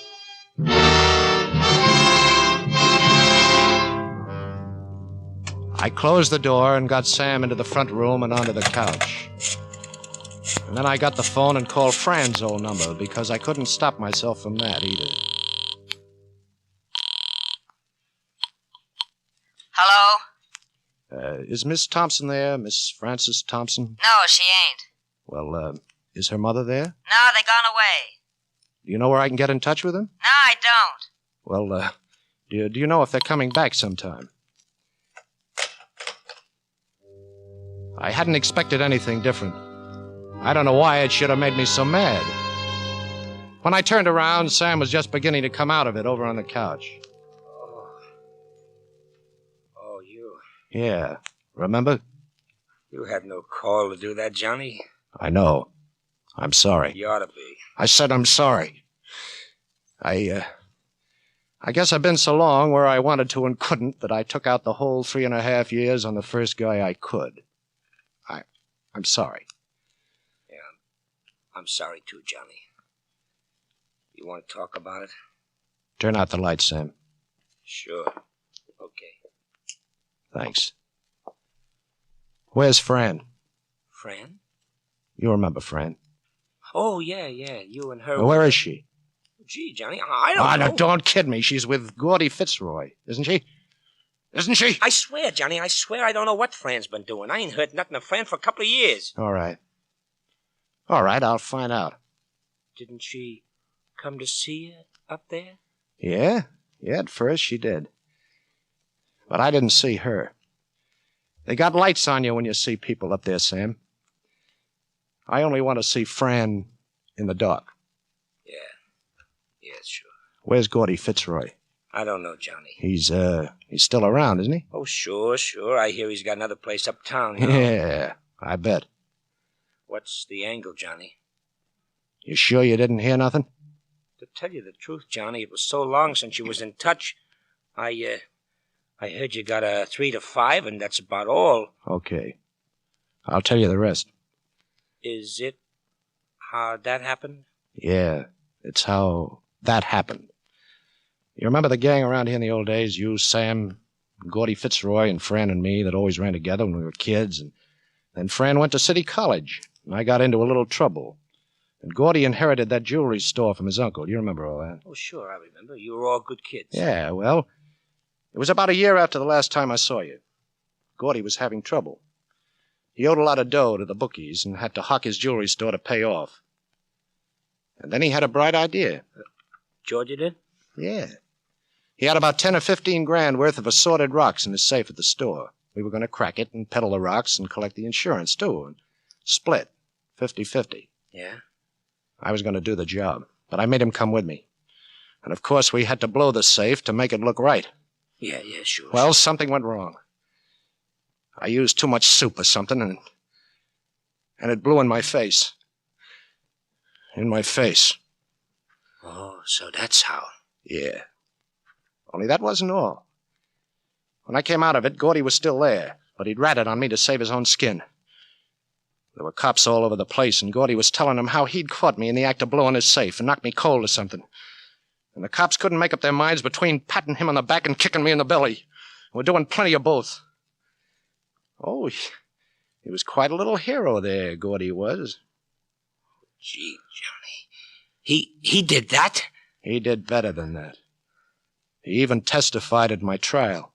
Even Fran believed him, I guess. She said she didn't, but I don't know. So I got 3 to 5, and lucky at that. I was all bandages then. I didn't know how bad it really was till after the trial. And then they took him off. I only saw it once, Sam.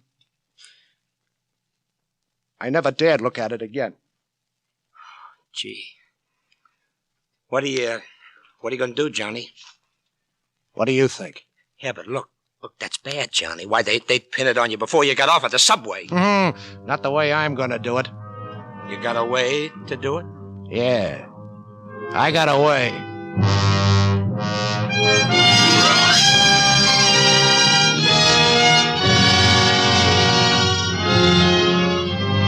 For suspense, Roma Wines are bringing you Chester Morris in The Strange Death of Gordon Fitzroy. Roma Wines' presentation tonight in radio's outstanding theater of thrills, Suspense.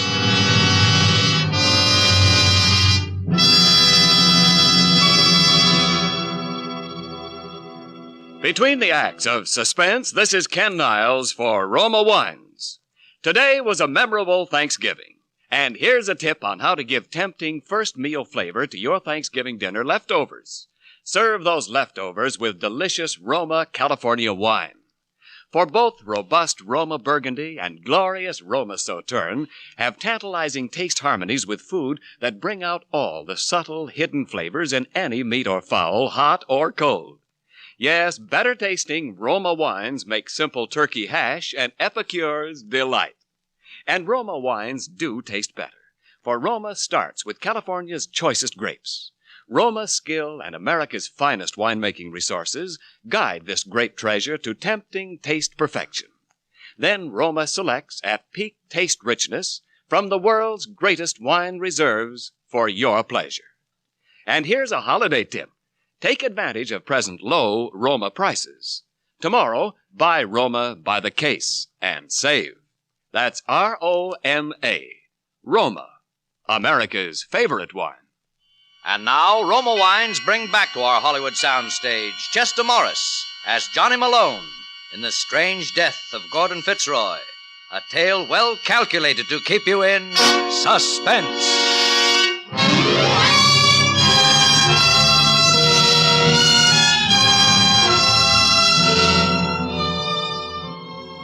Sam was always a good G.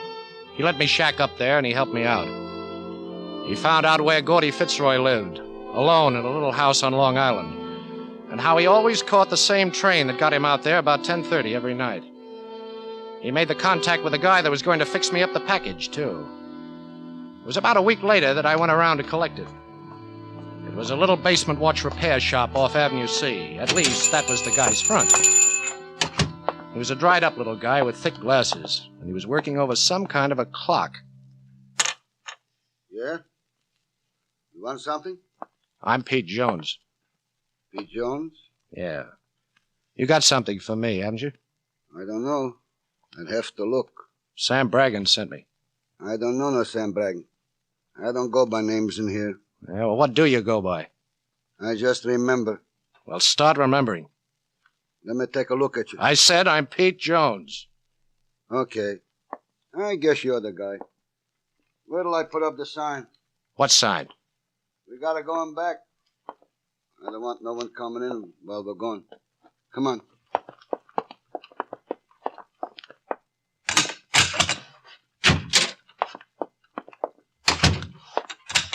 Where is it? You're looking at it. That suitcase. Well, open it up. I want to see it. That suitcase ain't made to be opened up no more, bud. Okay, how do you work it? You see the slide and that snap lock? Yeah. You push it just once. When you do that, it's time to blow in 3 hours. What'll it do? Like the atom bomb, bud. Like the atom bomb. Listen, you ain't mixed up in any kind of politics, are you?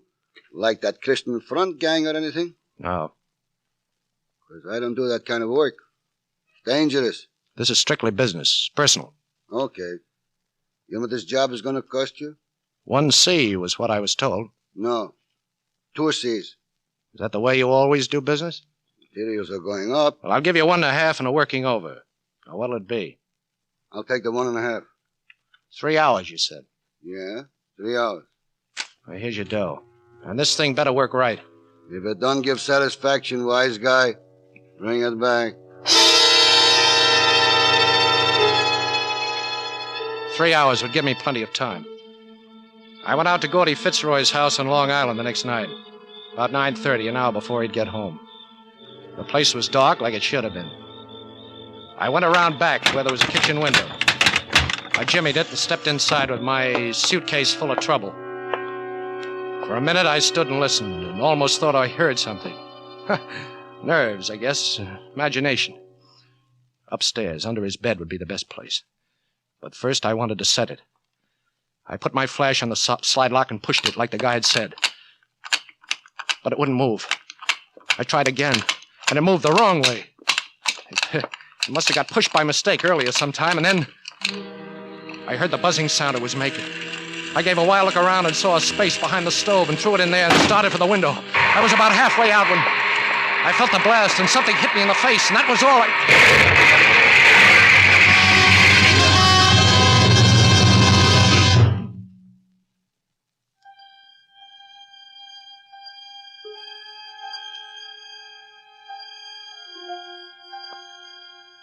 It was funny, but I came to sitting in a chair. Just sitting there, in a room I'd never seen before. It was dark, just a little light coming in from the street. And then I looked around a little and saw the bed. I knew it must be a hospital. And I remembered. But it couldn't have been too bad. They couldn't have to operate or I'd be in bed and feeling sick. But there I was, just sitting in one of those hospital nightshirts and bathrobes. Just sitting. And then the door opened. A doctor and a nurse. Psychic trauma shock. We just have to keep trying, that's all. Well, how's the patient this evening? Don't turn on the lights, Doc. Well, oh, what's that you said? I said don't turn on the lights. I like it better in the dark. How did you know I was your doctor? I guessed. You are, aren't you? Why, yes. How am I? You seem to be fine now. The bulls outside? The who? Coppers, police. Oh, the police. They were here, but they're not around anymore. You got tired, huh? Yes, I guess they did. Thanks for telling me. Well, it's nice to see you feeling so well. I'll drop by in the morning. We'll have a long talk. Oh, yeah, sure, in the morning.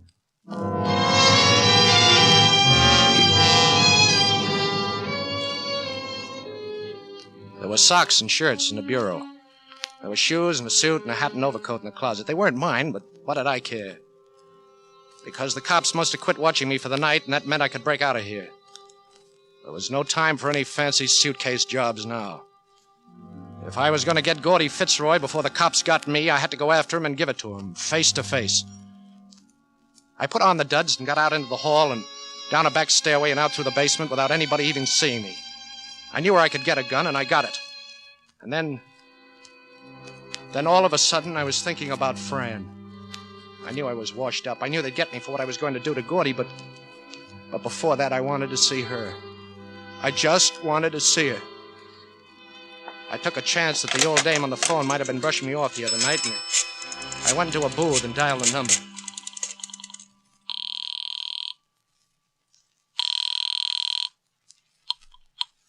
Hello? Fran?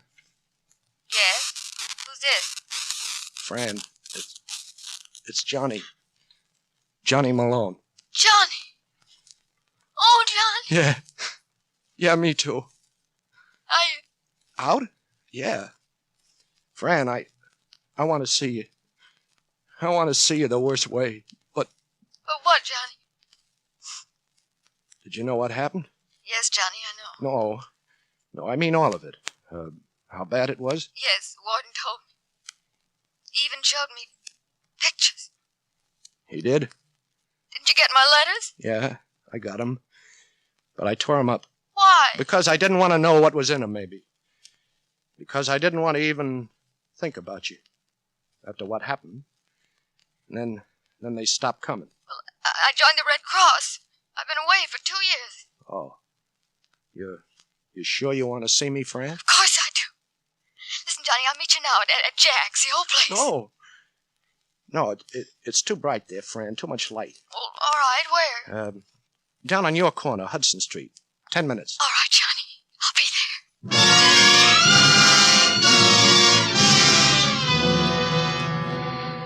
there. I waited in the shadows in a doorway. My heart seemed to be going crazy, and I could hardly breathe. I forgot all about Gordy Fitzroy and what I was going to do. I didn't even care anymore. Maybe something could be worked out. Maybe Fran and I could somehow... And then I heard her coming down the street. I looked. It was her, all right.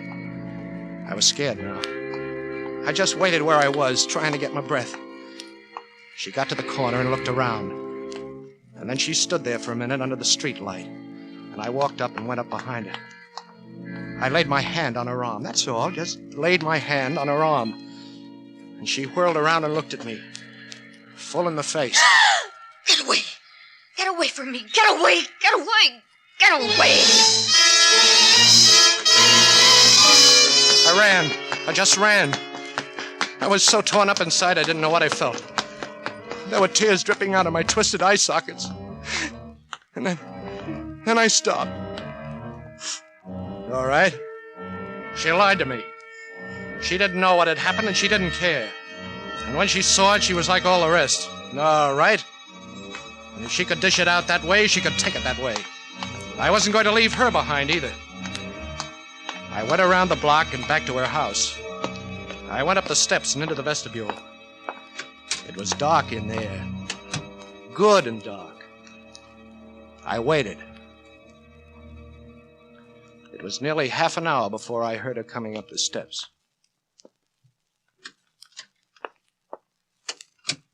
Hello, friend. Johnny! Oh, Johnny, why are you hiding here in the dark? Why did you do it? I waited and waited, and you never even showed up, and I was... Cut it out! You had your chance, friend. And now it's... this.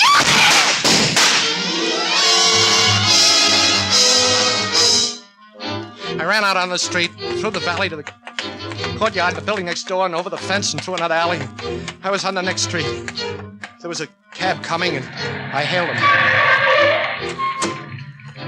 Where to, mister? Just drive uptown. I'll tell you where later. Okay.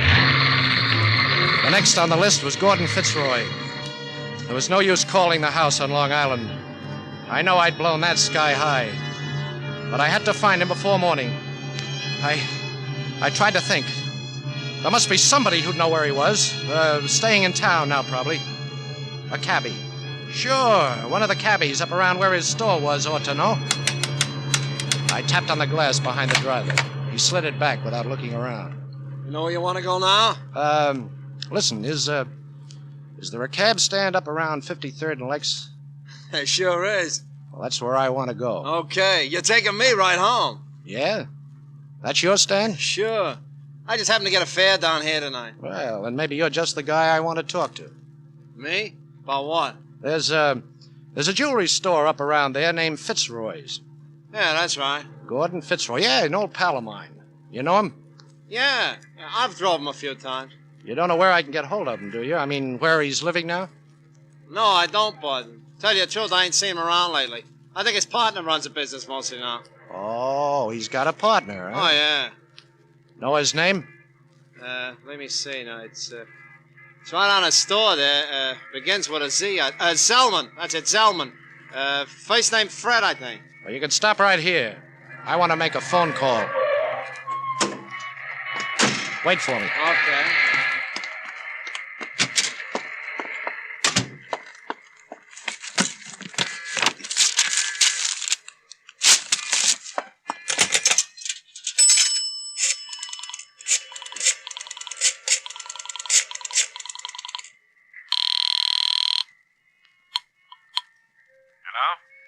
Mr. Zellman? Yeah?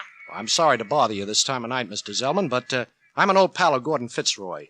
I've been trying to find him, but his house in Long Island doesn't answer. Yeah, guess it doesn't. Could you tell me where he is? Why, he's had an accident. An accident? Uh-huh. He's in the hospital. Oh, gee, that's too bad. I'd like to see him, though. What hospital is he in?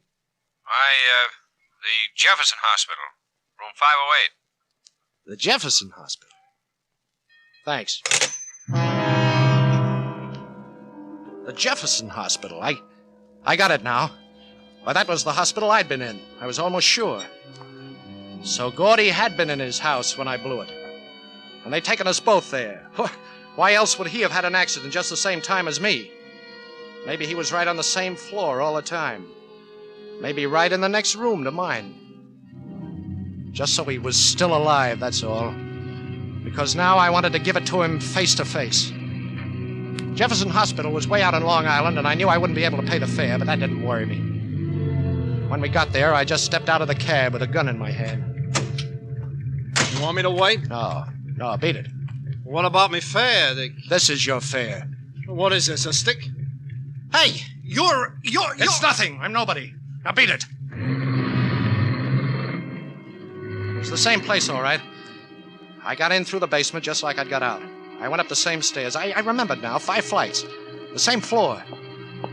Only this time there was an old dame, a nurse, sitting there at the desk. I had my gun out and down at my side before I even spoke to her. Well, where did you come from? I want to see the guy in 508. I'm sorry, but visiting hours... I know all about that. Take me to 508. You wouldn't. Yes, I would, sister. Now get moving. We went down the hall. At 5:08, she stopped. But I poked her with a rod. Oh, please don't. She opened the door ahead of me. It was a room just like mine, but it was dark. Just a little street light coming in the window. Oh, please don't. I made her move inside. And then I slugged her. I looked around. I couldn't see much yet, but the bed was empty. I moved on into the room, and then I saw him, standing in a door. But somebody must have tipped him off. He was dressed. He had a gun in his hand. I fired, but nothing happened. It was glass. Somebody had snapped on the lights. I whirled around looking for him, and then I saw him. But in a mirror. It was me. Me with his face. His face. They must have come up behind me. I didn't even remember. I was in bed and half doped, and the room was full of medics and cops. But I knew. Gordy and me had both been in that house. Only the way he got it, they couldn't even find him. Only me. And they thought I was Gordy. And they fixed up my face from pictures the way they do to make me look like Gordy. And Fran had believed me. That's why she screamed at me. Because she thought I was Gordy and she knew what he'd done to me. Oh, I knew. I knew, all right. Without even hearing them talking in their low voices there beside my bed. I knew. Apparently the shock, the explosion and all was just too much for him. Yes, he was here for 21 months while we rebuilt his face. And you know, he never spoke a word until today. Well, he's due for another shock now. He's wanted for murder. I never even told them who I really was. What was the use?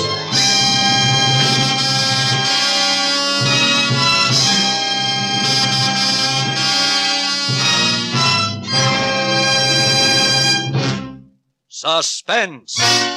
Presented by Roma Wines, R-O-M-A, Roma, America's favorite wines.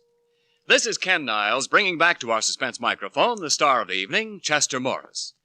Tell me, Chester, after so convincing a performance as a first-rate heel, don't you find it difficult to resume being the really nice guy we know you are? Oh, not at all, Ken. You know, I just whisper, abracadabra, and the villain in me disappears. Well, I might have known, since you're one of Hollywood's most accomplished amateur magicians. Thank you. Would you make me disappear if I asked, how's tricks? Oh, now, Ken, I'd like to, but I don't know any tricks that good. Well, Chester, here's a trick you ought to know. What's that? It's a trick in taste magic, and the only props you need are glasses and delicious Roma California sherry. Then, when guests drop in, you simply pour, and presto, hospitality reigns. Well, that's a trick anyone can master, Ken, with Roma sherry. Right, Chester, for Roma sherry is the keynote of gracious entertaining, the popular first call for dinner. That's because Roma sherry is better tasting.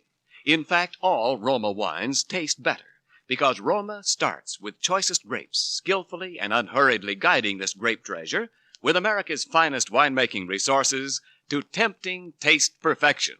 Then, at the moment of peak taste richness, Roma selects from the world's greatest wine reserves for your pleasure.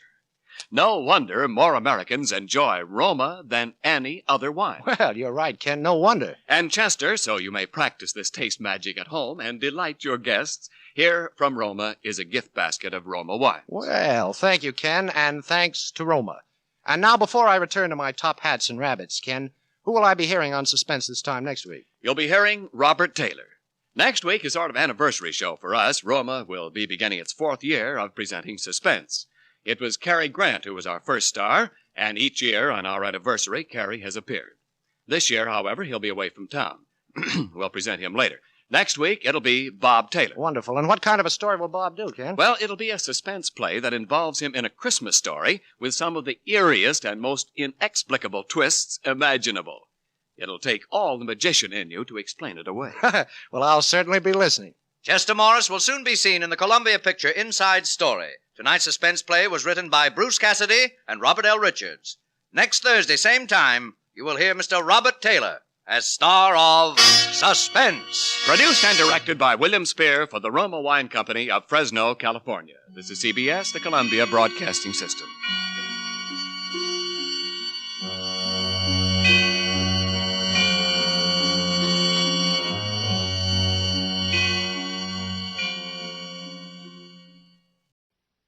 the Signal Oil Program, The Whistler.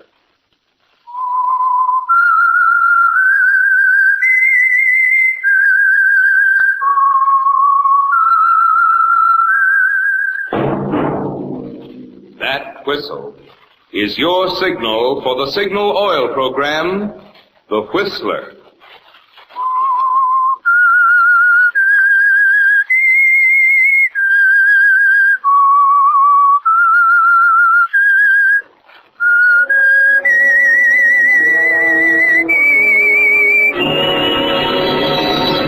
I am the Whistler, and I know many things, for I walk by night. I know many strange tales hidden in the hearts of men and women who have stepped into the shadows. Yes, I know the nameless terrors of which they dare not speak.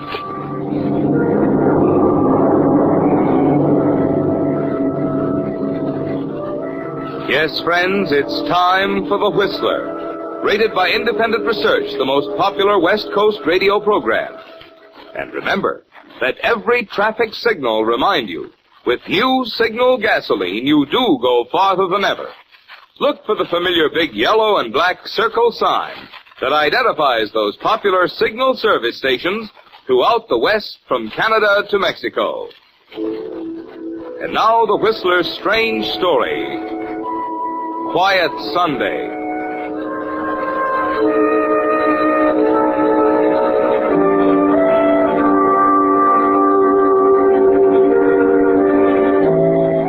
This was going to be a quiet Sunday for Henry Parker. Peaceful, calm, restful. Away from the work and tedium of the office. Just the kind of Sunday Henry always looked forward to during the other hectic days of the week. And more than that, it was a special Sunday, for Henry's wife, Ruth, was vacationing at their lodge at Lake Arrowhead and wouldn't be home. That was the best part. It was nice to wake up and not find Ruth there to nag and irritate him. And it was nice, too, to remember that tonight he had a date with Daphne. Daphne was tall and lovely, and Daphne seemed to understand that Henry liked to spend a nice, quiet evening. He was contemplating all this when the doorbell rang. Oh, never fails. Minute I get settled with the Sunday paper. If that bird Adams wants to borrow the lawnmower again, I'll... What?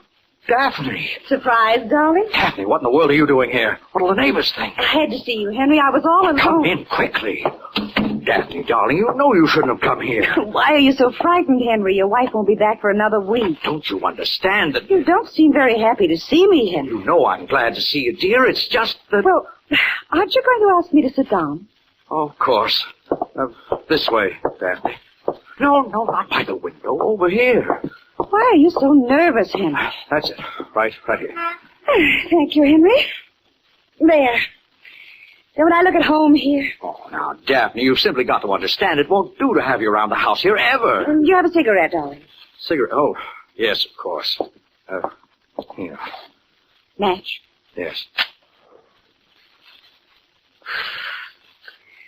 Well, that's better. Now, go on, dear. Sit down. Put your feet up. Oh, please, Daphne, will you be reasonable? I'm being quite reasonable. Now, please sit down, Henry. I want to talk to you. Very well, Daphne. Now, forget about your wife. She's at Arrowhead, 100 miles away. Well, yes, but I... But what, Henry? Well, her friends are always dropping in. You know that. Why couldn't it have waited till tonight? I had to talk to you. Couldn't wait until then. Why? Is something wrong? That depends upon you, Henry. What do you mean? Do you love me? Oh, please don't be silly, dear. You know I do. I'm not so sure, Henry, and I'm very tired of it. The only time I get to see you is when you can get away from your wife. I've tried to explain. I want you all to myself, and, well, if it can't be that way, I don't want you at all. That's why I came. Sick of meeting you in back alleys and dining with you in out-of-the-way places where no one will see us. If you really love me, you wouldn't treat me this way. I know, Daphne, I know. It isn't very fair. Of course it isn't. Can't we talk about it tonight? Yes, that's it. We'll have a nice, quiet dinner at the Henry, Willows. there isn't going to be any tonight. You've got to make a decision now. What was that? Hey, the garage door. Someone's out there. Could it be? No, it's not Ruth. Oh. Then I'll stay. Daphne, we can't take a chance. You better go. I'm staying, Henry. Maybe it's one of her friends. You'll start a lot of talk. I want an answer. Make up your mind. They're coming. Oh, listen, it's you, Daphne. Believe me. I promise you I'll free myself and Ruth some way, but you just got to give time. Now, please, go. All right, Henry. No, not the front door. Here. You better go down into the cellar. The door here. Now, you can wait down there at the foot of the stairs until I go. I'll call you. Remember what I said, Henry? Yes, dear, of course. Henry? Henry, where are you? It's Ruth. Henry! Oh, there you are, Henry. Well, surprise. What are you doing here? You know very well what I'm doing here. I wrote you a letter 2 days ago asking you to join me at the lodge. But I wired you, Ruth. I told you I couldn't take the weekend off. I'm way behind at the How do you office. think I feel up there all by myself? No. Leona and Emily and Edith, all of them up there with their husbands, and I'm alone. They all want to know where you are. I know. Look, I explained. I feel like a fool. Well, I... Henry Parker, you're going back to Lake Arrowhead with me this very afternoon. I've had enough of your excuses. But I can't. Don't you see? I ask so little of you, Henry. I ask only what a wife expects, no more. You've got to go back to the lake with me today. And why, may I ask? Henry, today is our 10th anniversary. I told everyone you'd be there tonight. They'll think it's strange if you aren't. I'm sick of this pretense, Ruth. I'm fed up to the neck with all of your friends. Furthermore, I don't care a hang what they think. Why don't you tell them, Ruth? Why don't you tell them I want a divorce? You're not going to humiliate me. They're all coming over tonight, and you're going to be there. I won't be a laughingstock, Henry. Is that clear? Yes, that's very clear. No one knows I'm here in town. They think I'm still at the lodge. They all went on a picnic to Big Bear today, and I told them I had a headache. Oh, Henry, they won't be back till tonight, and when they arrive, I want you to be there. That's clever of you. Why did you do all this? I'd die if they knew I had to drive into town and beg you to come back with me. And what about the neighbors here? Well, I took all the back roads, and when I reached our street, I came up the alley and drove into the garage. Oh, please understand, Henry. This means everything to me. I couldn't face them. You and your pride. Oh, please, Henry. It's only 3 o'clock. We can drive there in 3 hours. There's plenty of time. I told everyone to drop in from 9 on. You simply don't understand, Ruth. I'm not going. I don't care what your friends think. Don't you see that? You're coming with me, Henry. That's all there is to it. Now where are you going? Down in the cellar to get your overnight bag. No, wait a minute, Ruth. No, wait. Oh, don't argue with me. Go and get your razor and things from the bathroom. All right, Ruth. All right, you win. I'll go down and get the suitcase. I can get it. Stay away from the door. Henry, who is that woman? I told you not to open that door, Henry, you... Henry, what are you doing? Overbearing, stupid. Henry, don't be silly. Don't be silly. No, you don't. I've had all of you. I intend to dead.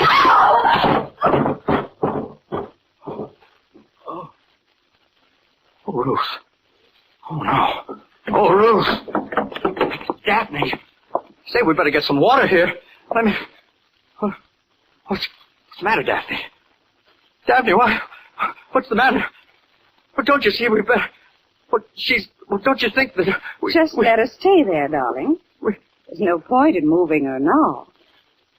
Oh, no, you mean Ruth is... Yes, Henry. She's dead.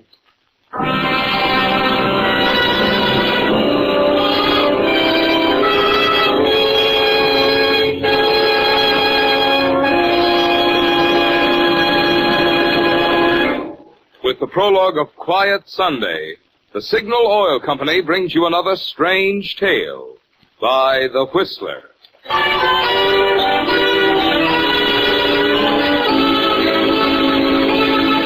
Ah, in my merry Oldsmobile. Remember those good old days when horseless carriages roared down bumpy streets at the furious speed of 25 miles per hour? Automobiles have changed a lot since then. And so have their requirements for gasoline and lubrication. In fact, outstanding authorities, including the United States Army and Navy, agree today's high-speed, precision-engineered motors need better lubrication than straight motor oil alone could ever provide. That's why Signal now brings you an amazing new type lubricant, Signal Premium Motor Oil, combining finest 100% pure paraffin base with 5 scientific new compounds, each developed to do a job which straight oil alone can't do. The result? Exhaustive tests prove new Signal Premium Motor Oil actually keeps motor 6 times cleaner and reduces cylinder wear 1/3. Yes, the oil you use can make a big difference in the way your motor runs when it's Signal Premium Motor Oil. So go modern. Join the thousands who are switching from old-fashioned straight oil to Signal's new lubricant that guarantees you a sweeter running motor. New Signal Premium Motor Oil. And now, back to the Whistler.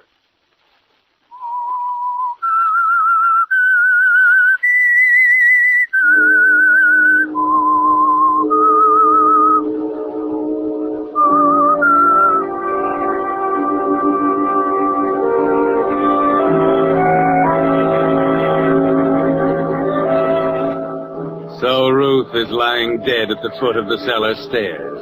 And the quiet part of the Sunday is over, isn't it, Henry? Just like that.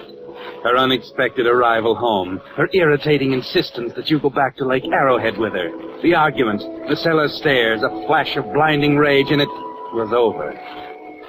Death is a strange, terrifying thing, isn't it, Henry?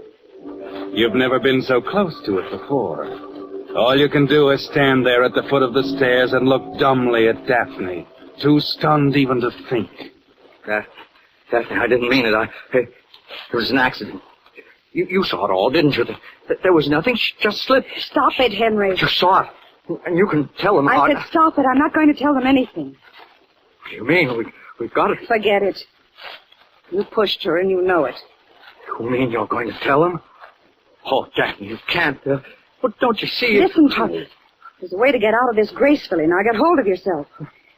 I could hear her through the door. What did she say about sneaking away from the lake? Oh, it was our anniversary, and she wanted me to be there. Her friends are away at Big Bear, and they think she's still there at the lodge. And no one knows she came down here? No. She wasn't seen? No. Henry, supposing she fell down the stairs at the lodge instead of here? Huh? While you were spending a quiet Sunday in town.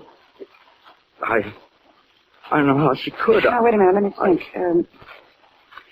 There's a long staircase up there. I remember it. What if her friends came back from Big Bear at 9 o'clock and found her at the foot of the stairs when everyone knows you're here in town? Well, yeah, but how could we get her up there? Well, we've got to try. It's the only way. Well, look, I'll take her car up to the lodge. It's got to be found there. I can get to Arrowhead without being seen. I know it. And then I'll come back with you. Well, what about Ruth? You've got to take her up in the trunk of your car. And there's only one thing more. Somebody's got to know you've been in town all day. Oh, that's right. Yeah, an alibi, huh? Of course. Where could you be for the next few hours? Oh, I don't know, Daphne. I don't know how... A movie. What about a movie? Yes, that's it. Pick one that you've seen. Yeah. Yeah, wait a minute. Oh, and there's Charlie Hardcastle. He goes to the committee meeting at church early every Sunday. Oh, yeah. I could pick him up. And I'll tell him I'm going to the movies, huh? Of course.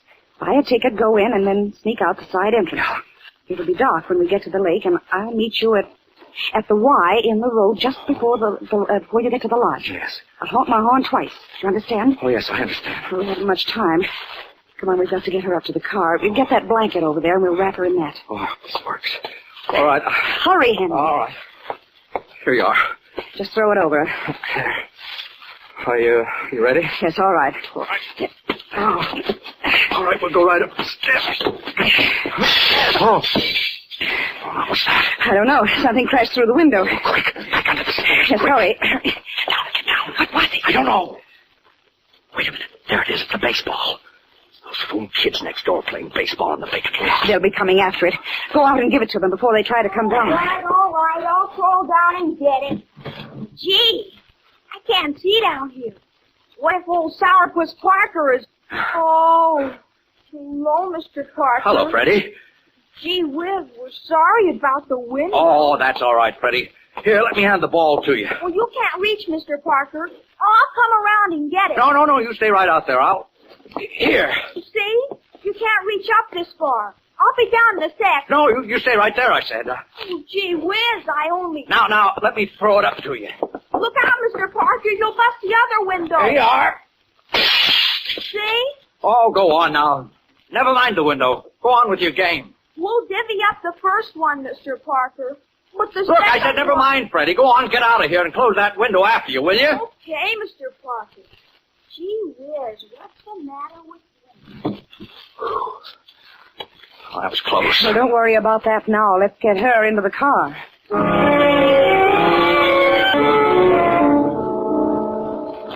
Just a quiet Sunday afternoon, Henry.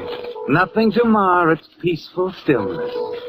Except the small matter of getting the body of your wife, Ruth, up to Lake Arrowhead, leaving it at the foot of the stairs at your lodge, parking your car where she always leaves it, and returning with Daphne to Los Angeles. All without being seen. And, oh yes, there's the matter, too, of Mr. Charles Hardcastle and the alibi. Henry, you've got to get hold of yourself. Oh, wait a minute. Maybe Hardcastle's left already. You're shaking like a leaf. Quiet, here. Hello, Charlie? This is, Henry Parker, Charlie. Yeah, I'm fine. Well, look, I was going to a show tonight, and I wondered if you'd like to join me. Oh, you're going to a committee meeting at the church. Oh, that's right, I forgot. Well, how about letting me drop you off? It's right near the theater. Oh, good. Well, I'll pick you up in a few minutes. Huh? Oh, no, forget it, Charlie. I'm glad to do it. All right. Goodbye. What's that?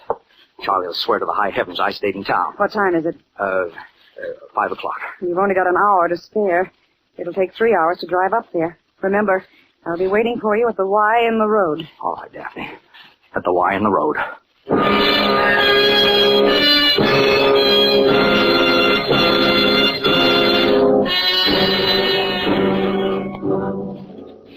There's no turning back now, is there, Henry? The body is riding behind you now in the trunk of the car as you drive slowly down the street to pick up Charlie Hardcastle. You're beginning to settle down a little, aren't you? The terrible shock that gripped you at first is beginning to wear off, and you're thinking more clearly. Some of Daphne's quick, cool courage was there for you to borrow when you needed it most, when the panic made your knees weak, when you could think of nothing else except running blindly away to hide somewhere. At 5:10, you stop by for Charlie and nonchalantly begin to build your alibi as the two of you drive toward the church. Oh, don't be silly, Charlie. It's no trouble at all driving around this way. There's nothing else to do, you know, just taking in a show. Hey, you kind of surprised me, Henry, calling up that way. Oh, did I? Yeah, it's been a coon's age since we've been out together. By the way, where's Ruth? Been up at the lake for a little rest. Yeah, how I envy you that lodge. I'd like to get away sometime myself, you know. Well, I'll tell you what, Charlie, as soon as Ruth gets back, why don't you and Sadie go up to the lake? You're welcome to use our lodge. Well, that's mighty nice of you, Henry. I'm sure Sadie will be thrilled to pieces. Not at all. You've no idea what a great help you've been to me. Why, many times... What's that? I better pull over. You got a flat, I'm afraid. Flat? Oh, no, it can't be. It just can't. Take it easy, Henry. It's just a flat. No, listen, I'll tell you. I'll run on the rim. I don't care about the tire. I haven't got time anyway. Wait a minute. Don't be silly, Henry. You don't want to go around ruining a perfectly good tire these days. Let's have a look at it. Yeah, the casing's okay. You're lucky. Look, Charlie, it's only a few blocks to the church. You better run along. I'll fix it. You're all talking to the best tire changer in the business. Come on, where are the two? No, come on, go ahead. Please, Charlie. What's the matter with you, Henry? Oh, I just don't want you to be late. It'll only take me a minute. I wouldn't think of it. I'll get the keys out of the dash. Tools are in the trunk, aren't they? We'll get her fixed. No, wait a minute. Wait, Charlie. I'll get the keys. Already got it. Here, give them to me. Take it easy. I don't mind a bit. I'll get the spare out of the trunk. No, let me do it, I tell you. Something eating you, Henry. Oh, I'd just rather do it myself. You sure got the jitters. Well, don't you see, Charlie? I just don't want to see you get all messed up and dirty before church. Say, look, why don't you go up the street and slow the traffic down? Have them swing around me. I'm not too close to the curb and the street's kind of narrow. Okay, Henry, if you say so. Here are the keys.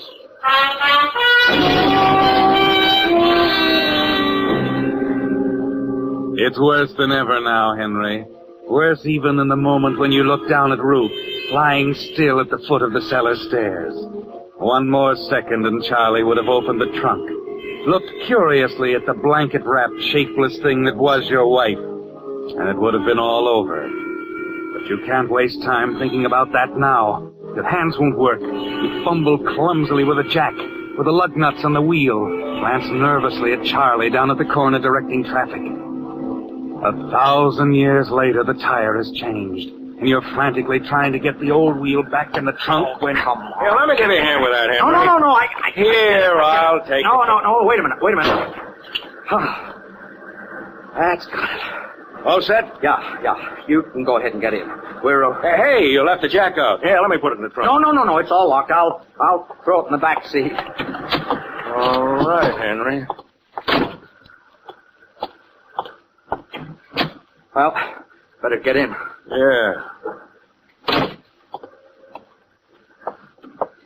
Well, I got the keys right here. Oh, yeah. It was kind of a tough break, wasn't it? Yeah.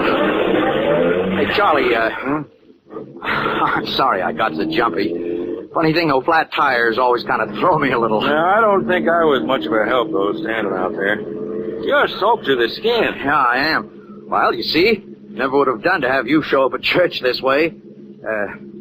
Oh, gosh, it's too bad you can't go to the show with me. Hey, you know, I was thinking, maybe I won't go to church. I wouldn't mind seeing a movie tonight myself. Oh, now, I don't want to talk you out of going to church. Don't get me wrong, Charlie. Oh, it was just I can let you off right at the door. What's playing at the show tonight? Oh, I don't know, some second-rate picture. I'll tell you, I'll give you a report on it, and you can take it in tomorrow night if it's any good. I'd hate to think I kept you out of church. All right, Henry. Don't worry. I'm going to church.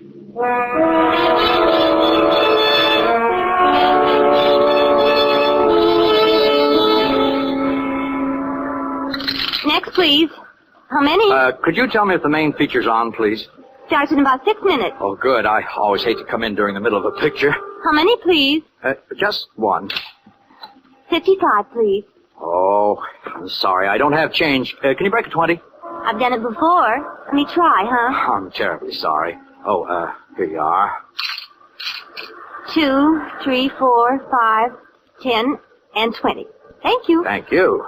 Awfully hot tonight, isn't it? You can say that again. Next, please. Yeah, too warm to suit me. Earthquake weather, that's what I call it. Say, buddy, if you don't mind, Oh, pardon me, of course. Good night, miss. Let me get that guy. What a character. I'll see him in my sleep.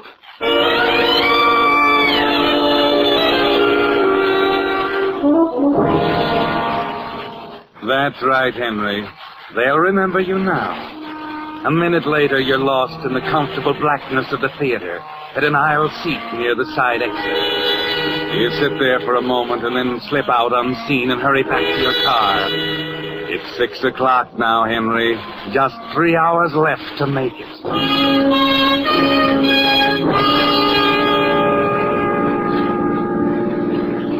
Sunday night. The traffic is coming the other way now, back into Los Angeles. 50, 55, 60 miles an hour. And always you're careful to watch the rearview mirror. Would never do to be picked up for speeding, would it?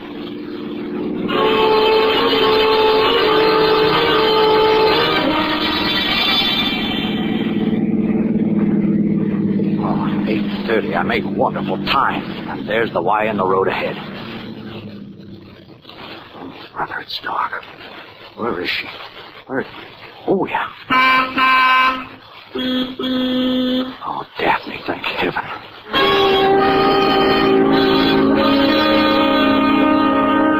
You made it, darling. Is everything all right? I think so. Did anyone see you? No, I was awfully careful. You better go ahead. I'll follow you. You been up to the lodge? No, hurry. Go on ahead. We haven't time to talk. Okay.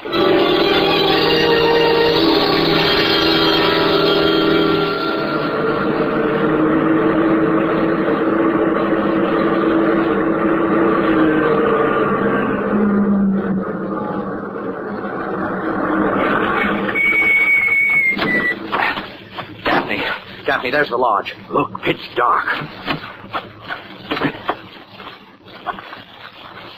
Where does she usually leave the car? Over there at the side. Better move it now. No, we'll take her in first. Got the keys? Yeah, right here. All right, hurry and open the trunk. I'll help you carry her. Yeah. We're in time, darling. We made it.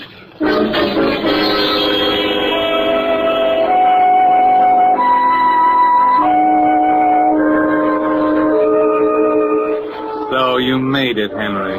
The lodge is deserted, and there'll be plenty of time for you and Daphne to arrange Ruth's accidental fall at the foot of the steep staircase.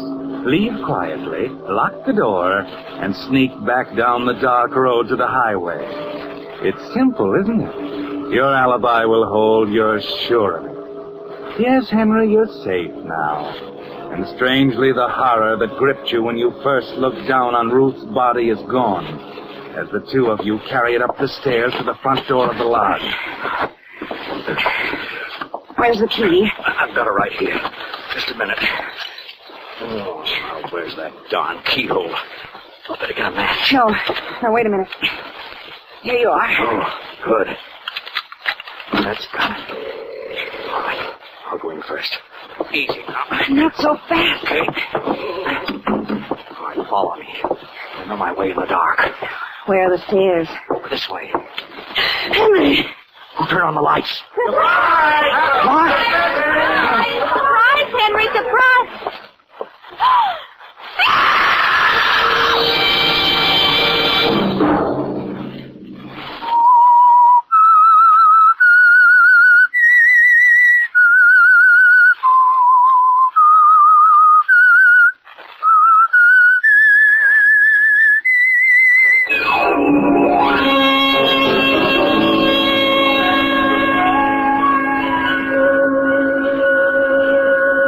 Monday at 9 o'clock, The Whistler will bring you another strange tale. The Whistler is broadcast for your entertainment by the marketers of Signal gasoline and motor oil and fine quality automotive accessories, and by your neighborhood Signal dealer. Featured in tonight's cast were Joseph Kearns and Mary Lansing. This program, produced by George W. Allen, with tonight's story by Bernard Gerard and Zane Mann, music by Wilbur Hatch, is transmitted to our troops overseas by the Armed Forces Radio Service.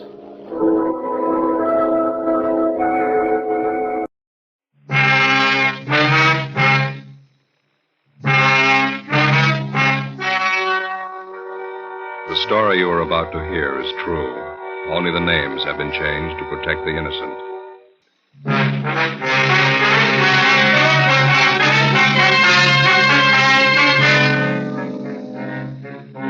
You're a detective sergeant. You're assigned a homicide detail.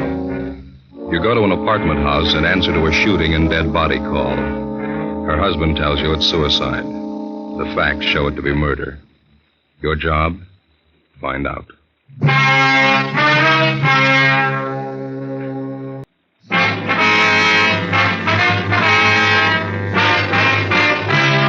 Dragnet, the documented drama of an actual crime.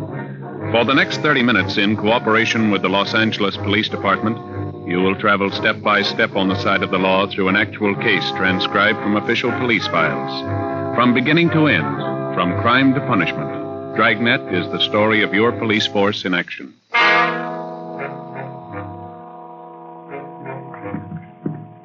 It was Sunday, March 9th. It was windy in Los Angeles. We were working the day watch out of homicide detail. My partner's Ben Romero. The boss is Thad Brown, chief of detectives. My name's Friday. It was 4:35 p.m. when we got to the first floor of the Kelsey Apartment Hotel. Apartment 112. Hi, Joe. Ben. Hi, Harry. How are you? What have you got here? A woman's dead, shot through the right temple with a .45 automatic. Husband claims it's suicide. What's the name? Mr. and Mrs. Andrew Robertson. Wife's name was Marie.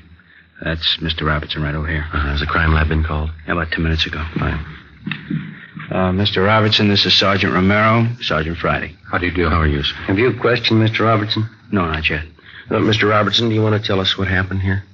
I'd just gotten back from the corner grocery store. My wife and I had a little argument going. It started before I left for the store, and it was still on when I got back. I see. She was fixing chicken fried steaks for dinner, putting the flour on them. We had a few more words, and I went over and sat on the Davenport right where I am now. Mm-hmm. She was standing there in the doorway to the kitchen. She said something that set me off, and I guess I got pretty mad and said a few things. Then she went back over to that little nightstand there by the door to the kitchen. That one right there? Yeah, that's it. That's where I keep my Army automatic. She pulled it out of the drawer and backed up into the kitchen. She put the gun to her head and said, "This'll put an end to the argument once and for all." I yelled at her and tried to stop her, but I was too late. She pulled the trigger and fell right there where she is. What'd you do then? I went upstairs to Ted Carlton's place. He lives in 212 right above us. We don't have a phone here. I asked him to call the police and send for an ambulance. Did you go over to see how badly your wife was shot? Yeah, I forgot to tell you. The minute she fired, I rushed right over to her, but I was too late. She was dead. Now, did you touch anything in here? Move anything at all? No, sir, not a thing. I've been sitting here ever since I got back down from Ted's room upstairs. I see. Joe. Yeah. Empty cartridge casing here on the floor. Yeah. When Jones gets here, we'll measure the distance. Just a minute. We can put this saucer over till the crime lab gets here. Right. Riley. All right. Crime lab's here Friday. Lee Jones. Oh, hi, Lee. Hello, Joe. Ben? Hi, Lee. Fremont, would you mind taking Mr. Robertson downtown? We'll be right down as soon as we finish up here. Right, Joe. See you later. Thanks a lot, Harry. Let's go. What do we got here? Shot through the right temple. Husband claimed suicide. Mm-hmm. What's under the saucer? Empty casing. Looks like she was flouring meat, huh? That's what the husband says, yeah. It's probably what that is in the barrel of the automatic there. Yeah, we noticed that. Wastebasket's sure full, isn't it? Yeah. Right tempo, huh? 45 automatic. Yeah.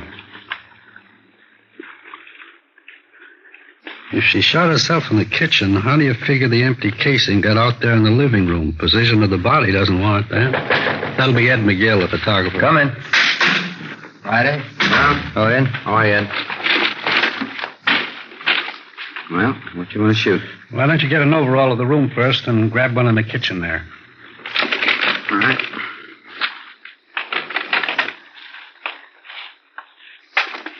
You want to wait till I get that saucer off the casing, Ed? Mm-hmm.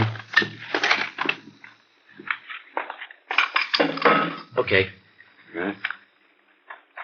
Mary, you want to move over there, love? Oh, yeah. Thanks. All right.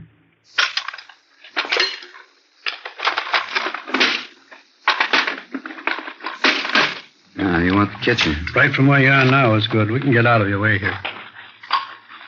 Okay, this is fine.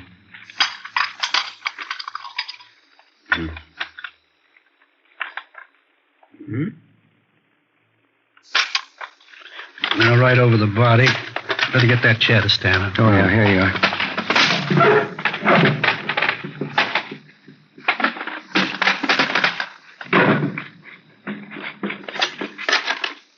Not much room to work in here. Can you get it all in there? Yeah, I think so. Use the wastebasket as your outside line here and kitchen sink on the other side. Can't get the sink in. Will you settle for the wastebasket only? Fine. Just use that as your right-hand sideline, huh? All right. Hmm. Okay. So while you fellas finish up in here, we're going to run upstairs a minute late. Okay, Joe. Come on, Ben.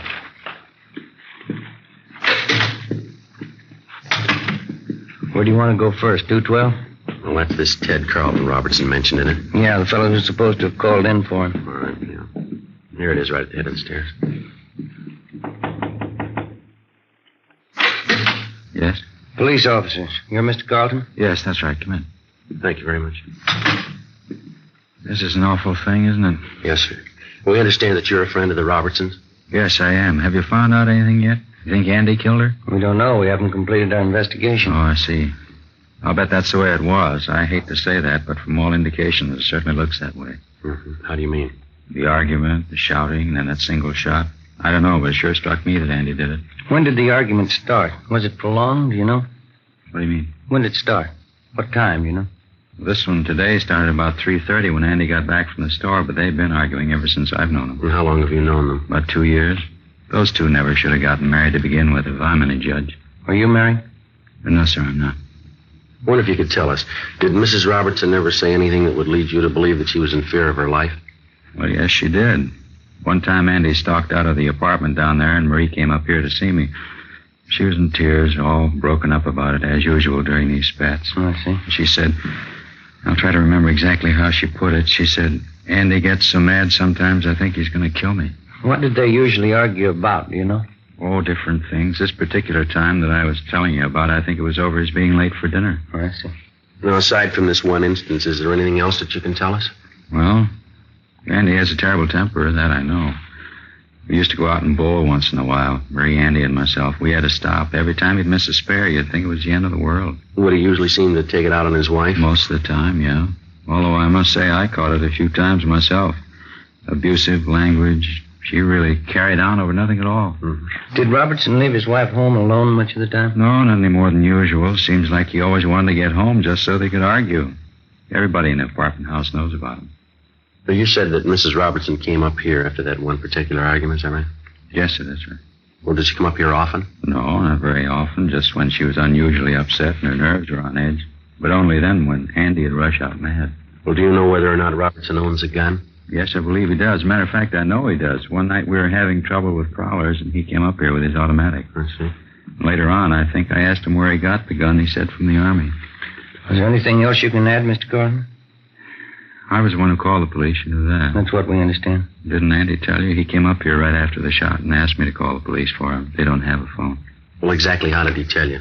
What do you mean? Well, what were his exact words? Can you remember them? Well, he said, my wife's shot. Call the police and get an ambulance quick. And what was your reaction to this? I'd heard the shot, so I wasn't too surprised. But when Andy came running up here, I knew before he said a word. You could tell just to look at him. You could tell what? Something was wrong. I had a hunch all along that this might happen someday. What's that? That Andy would kill his wife. Ben and I continued questioning the various neighbors in the apartment building. Their stories all matched in every detail. The Robertsons had been known to argue, quite frequently and quite loud. None of the neighbors could definitely say that they had ever heard Andrew Robertson threaten his wife. All of them volunteered it would be entirely possible. We put in a call to R&I. We found that there was no previous record on Andrew Robertson nor his wife, Marie. Before Lee Jones had finished his investigation, latent fingerprint men had arrived, and the men from the coroner's office were standing by for removal of the body. We canvassed the neighborhood and checked with the various merchants in the area. They could shed no further light on the death of Marie Robertson. The coroner removed the body from apartment 112, and Lee Jones continued with his investigation. Ben and I returned downtown for further interrogation of the suspect. Everything I've told you was the truth. Would you mind going over it just once more? All right. We had our quarrels and arguments, and I guess some of them were pretty bad, but I'd never do a thing like this to Marie. Well, you don't seem very upset about all this, Robertson. I'm not crying, if that's what you mean. I'm sorry she had to do it. Tried to stop her, but there was nothing I could do. Well, you seem to be taking all this pretty well under the circumstances. I don't know if I can explain how I feel about it. You see, Marie and I weren't too happy the past couple of years. We've been married 8 years, and I guess from the start we never could hit it off. Did you used to argue quite a bit? No, not at first we didn't. It just seemed that we've drifted apart the last couple of years. We seemed to fight all the time over nothing at all. I honestly believe we fell out of love. Well, would you mind telling us again exactly what happened this afternoon? First of all, I got up. I always liked to sleep on Sundays. She asked me to go to the store. That started the argument. She knows I don't like to go shopping, but it seemed like she was always forgetting something, and I'd have to go. Mm-hmm. When I got back from the store, she was making chicken fried steaks for dinner. Mm-hmm. She was putting flour on the meat. We argued back and forth for a minute, and then she stepped into the living room. I went over and sat on the Davenport. All right, go on. We had a few more words, and she went over to the small nightstand by the kitchen door and took out my Army automatic that I kept in there. She backed up into the kitchen and pointed the gun at her head. Yeah. She said this will end the argument once and for all. As I said, I was on the Davenport about 12 feet away from her. I yelled at her. What'd you say? I said, Marie, put that gun down. It's loaded. Before I could reach her, she pulled the trigger. Then what'd you do? I rushed over to her, but it was too late. She was dead. Mm-hmm. What happened then? We don't have a phone, so I rushed upstairs to the apartment right over us, Ted Carlton's. I asked him to phone for the police and the ambulance. Did you tell Carlton about your wife? Yes, I did. I told him she'd been shot. Then where'd you go? So, just like I told you, out of the apartment, I went back downstairs and waited in the living room for you people to get there. Did you go near your wife's body? No, I did not. Did you always keep that gun loaded? Yes, I did. I always kept it loaded and actuated. The shell in the chamber, but I kept the safety lock on. Marie knew how to operate the gun because I showed her for when I was out late. She wasn't strong enough to actuate it, but she could work the safety. Did your wife ever try to commit suicide before? Not to my knowledge. Mr. Robertson, you sure that everything you've told us is the truth? It's the absolute truth, every word of it. Well, sir, here's the way it looks to us. We think you killed your wife. I didn't. Let us lay out a few things for you. We talked to your friends and neighbors in the apartment house. We have people who will testify to the fact that your wife was afraid that you might kill her. She told one man that. It isn't true. I don't know what she may have told somebody, but I didn't kill her. It's a known fact throughout the entire apartment building that you and your wife had violent quarrels. The kind of arguments, from all reports, that could easily lead to something like this. I told you we argued, but I didn't kill Marie. I couldn't do a thing like that. Mr. Robertson, we've made a preliminary investigation of your apartment.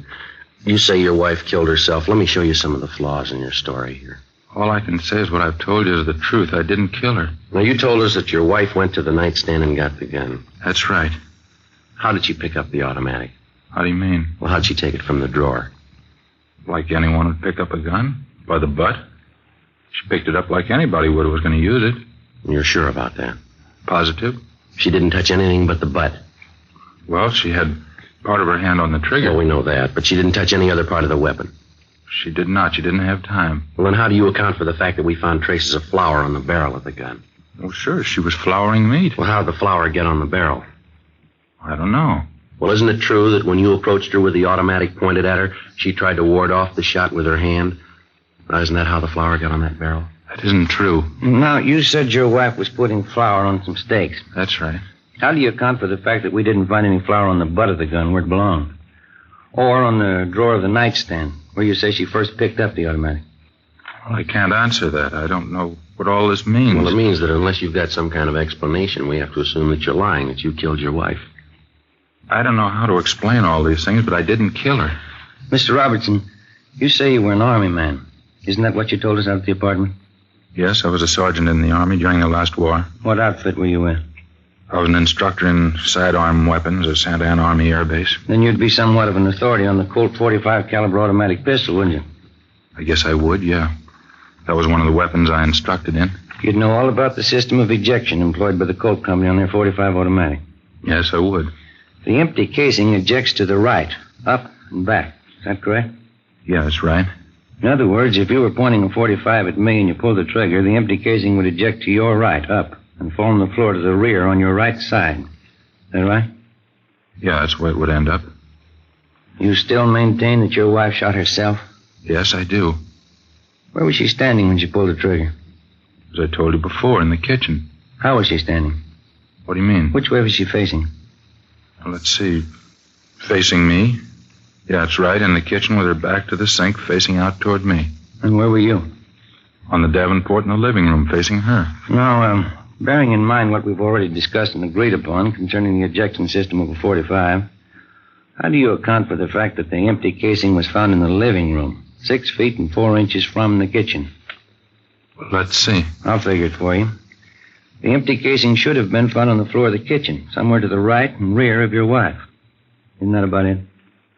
I don't understand. Why are you trying to prove me guilty? I've told you, and I swear to you, I didn't kill my wife. Well, it'd be a physical impossibility for that empty casing to have landed anywhere but in the kitchen if your wife had pulled the trigger of that automatic. Now, how about that? What can I say? Please believe what I'm telling you. I didn't do it. Not according to the evidence. I don't understand any of this. Well, here's the way we've got it reconstructed. You had a quarrel. You got the gun. You met your wife at the doorway to the kitchen. You pointed the gun at her. She tried to ward it off with her left hand, leaving flour on the barrel of the gun.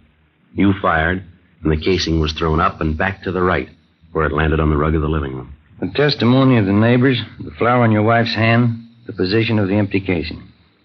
Robertson, you're it. I don't know why all these things are the way you say they are. Well, we do. We don't believe your wife committed suicide. You think about it. Come on, Ben. Yeah.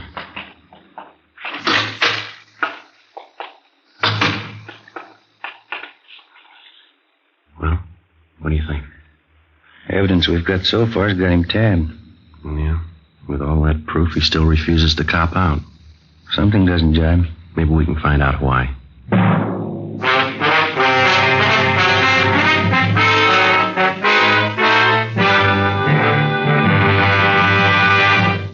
You are listening to Dragnet.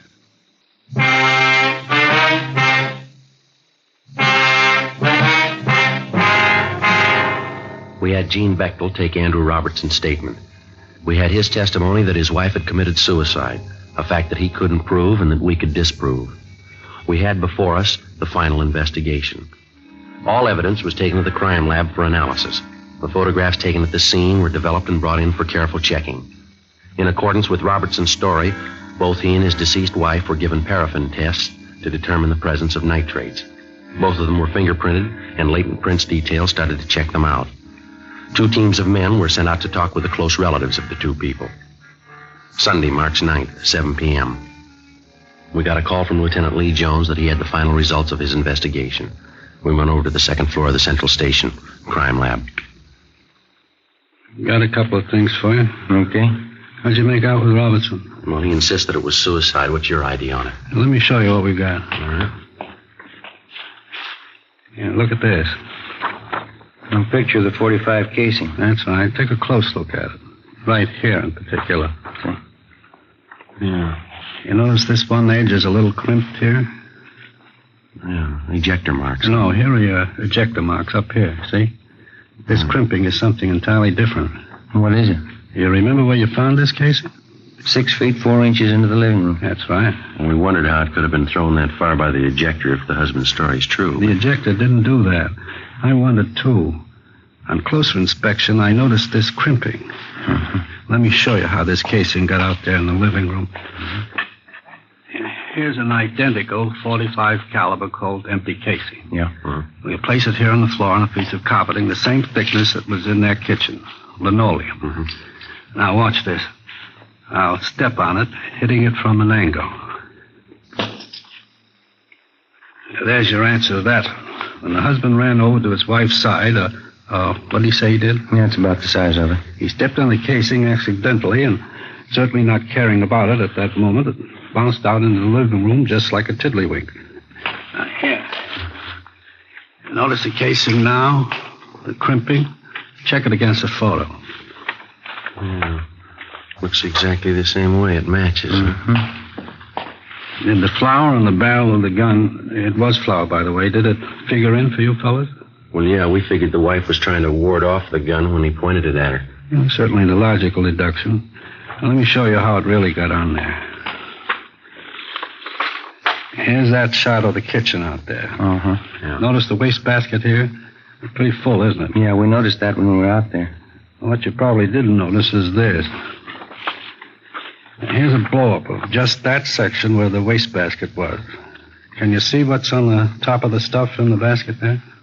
Yeah, hold it over here, Lee. Little lights in. Yeah, it looks like a flour sack. That's right, an empty flour sack. Now, figuring the position of the body in relation to that wastebasket, when she dropped the gun, it fell from her hand, striking the wastebasket, bouncing off, and landing on the floor where you found it. You said when she dropped the gun. You figure it was suicide? It's beginning to shape up that way, isn't it? There was no flour found on the butt of the gun. That part of the automatic didn't come in contact with the flour sack. Yeah, but at least she was flouring meat. There were no traces of it on her right hand, on the palm, just on the back. In checking the clothing, we found streaks of flour where she could have wiped her hands clean before picking up the gun. Yeah, and out there we could only see the backs of her hand. The coroner checked that through, huh? It doesn't look like he killed her. There's more here. As you know, we ran paraffin tests on both the victim and Robertson. Yeah. Here's the results of the tests. See. Andrew Robertson, known nitrates negative. Marie Robertson, evidence of nitrates positive. She fired a gun, he didn't, huh? That's it. There's something else. Here's the report from latent prints. Smudges. One good thumbprint, right hand, belonging to Marie Robertson, indicating she was the last one to handle a weapon. Well, that's about it, Lee? No, that's more for you. Now, this shot was taken facing the east wall of the kitchen. Now, that's the wall that would be on anyone's left sitting on the Davenport in the front room. That's right. Wouldn't be possible to see that wall from the Davenport. No, it wouldn't. That's right. You can see the white X where we located the slur. Mm-hmm. Yeah. Relative to the position of the body, if she was standing, holding the gun at approximately a right angle with the side of her head, the bullet would come to rest approximately 4 inches below the crown of her head. Yeah. Does it check out? The coroner says she was 5'4". The bullet was found at a height of 5 1/8, proving that she shot herself rather than anyone else doing it, judging from the inclination of the bullet. As you know, this is critical. Yeah. From what it's worth, the condition of the wound indicates that it was inflicted from extreme close range. Fair point when you consider that most people wouldn't submit to being shot from close range without a struggle or unless taken by surprise. Well, from all reports, we know she wasn't taken by surprise. Well, that's it, fellas. That's all we have. Well, thanks, Lee. It's sure enough. Crime Lab, Jones. Yeah, right here. Just a minute. Either one of you. All right, Lee, I'll get it, huh? Thanks. Friday. Oh, hi, Harry. You did, huh? What's that? Mm-hmm. Yeah. Do you have the letter with you? It does, huh? Yeah? Yeah, right, Harry. Thank you very much. Bye. Harry Fremont. He just left Marie Robertson's mother. What'd she have to say? Well, Fremont says she gave him a letter. He's on his way in with it now. It was written by Marie Robertson. Says something about taking her own life. Her mother says that the husband couldn't have done it. Says the daughter's shown indication in the past of wanting to take her own life. Well, not about saying she said. Makes you feel kind of good, doesn't it? Yeah. Finding a man clear on a charge instead of having to hang him up. Come on, Ben. Right. Where you headed? Back cross street. Wait till I get my coat. I'll go with you. What for? I want to see him, too, when you tell him.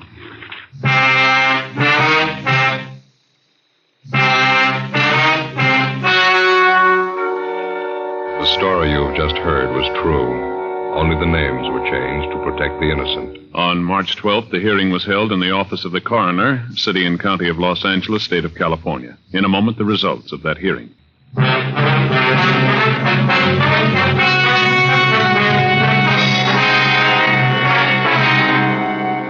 Andrew William Robertson was immediately released from custody. A 510 form was made out, exonerating him from any complicity in the death of his wife.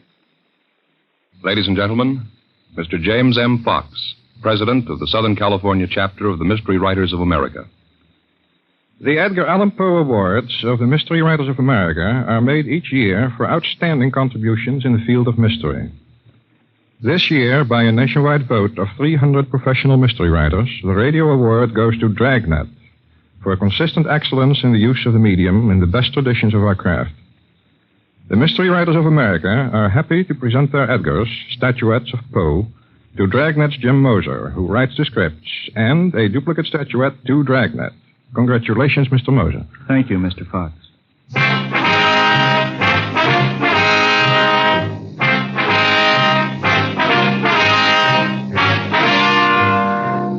You have just heard Dragnet, a series of authentic cases from official files. Technical advice comes from the Office of Chief of Police W.H. Parker, Los Angeles Police Department.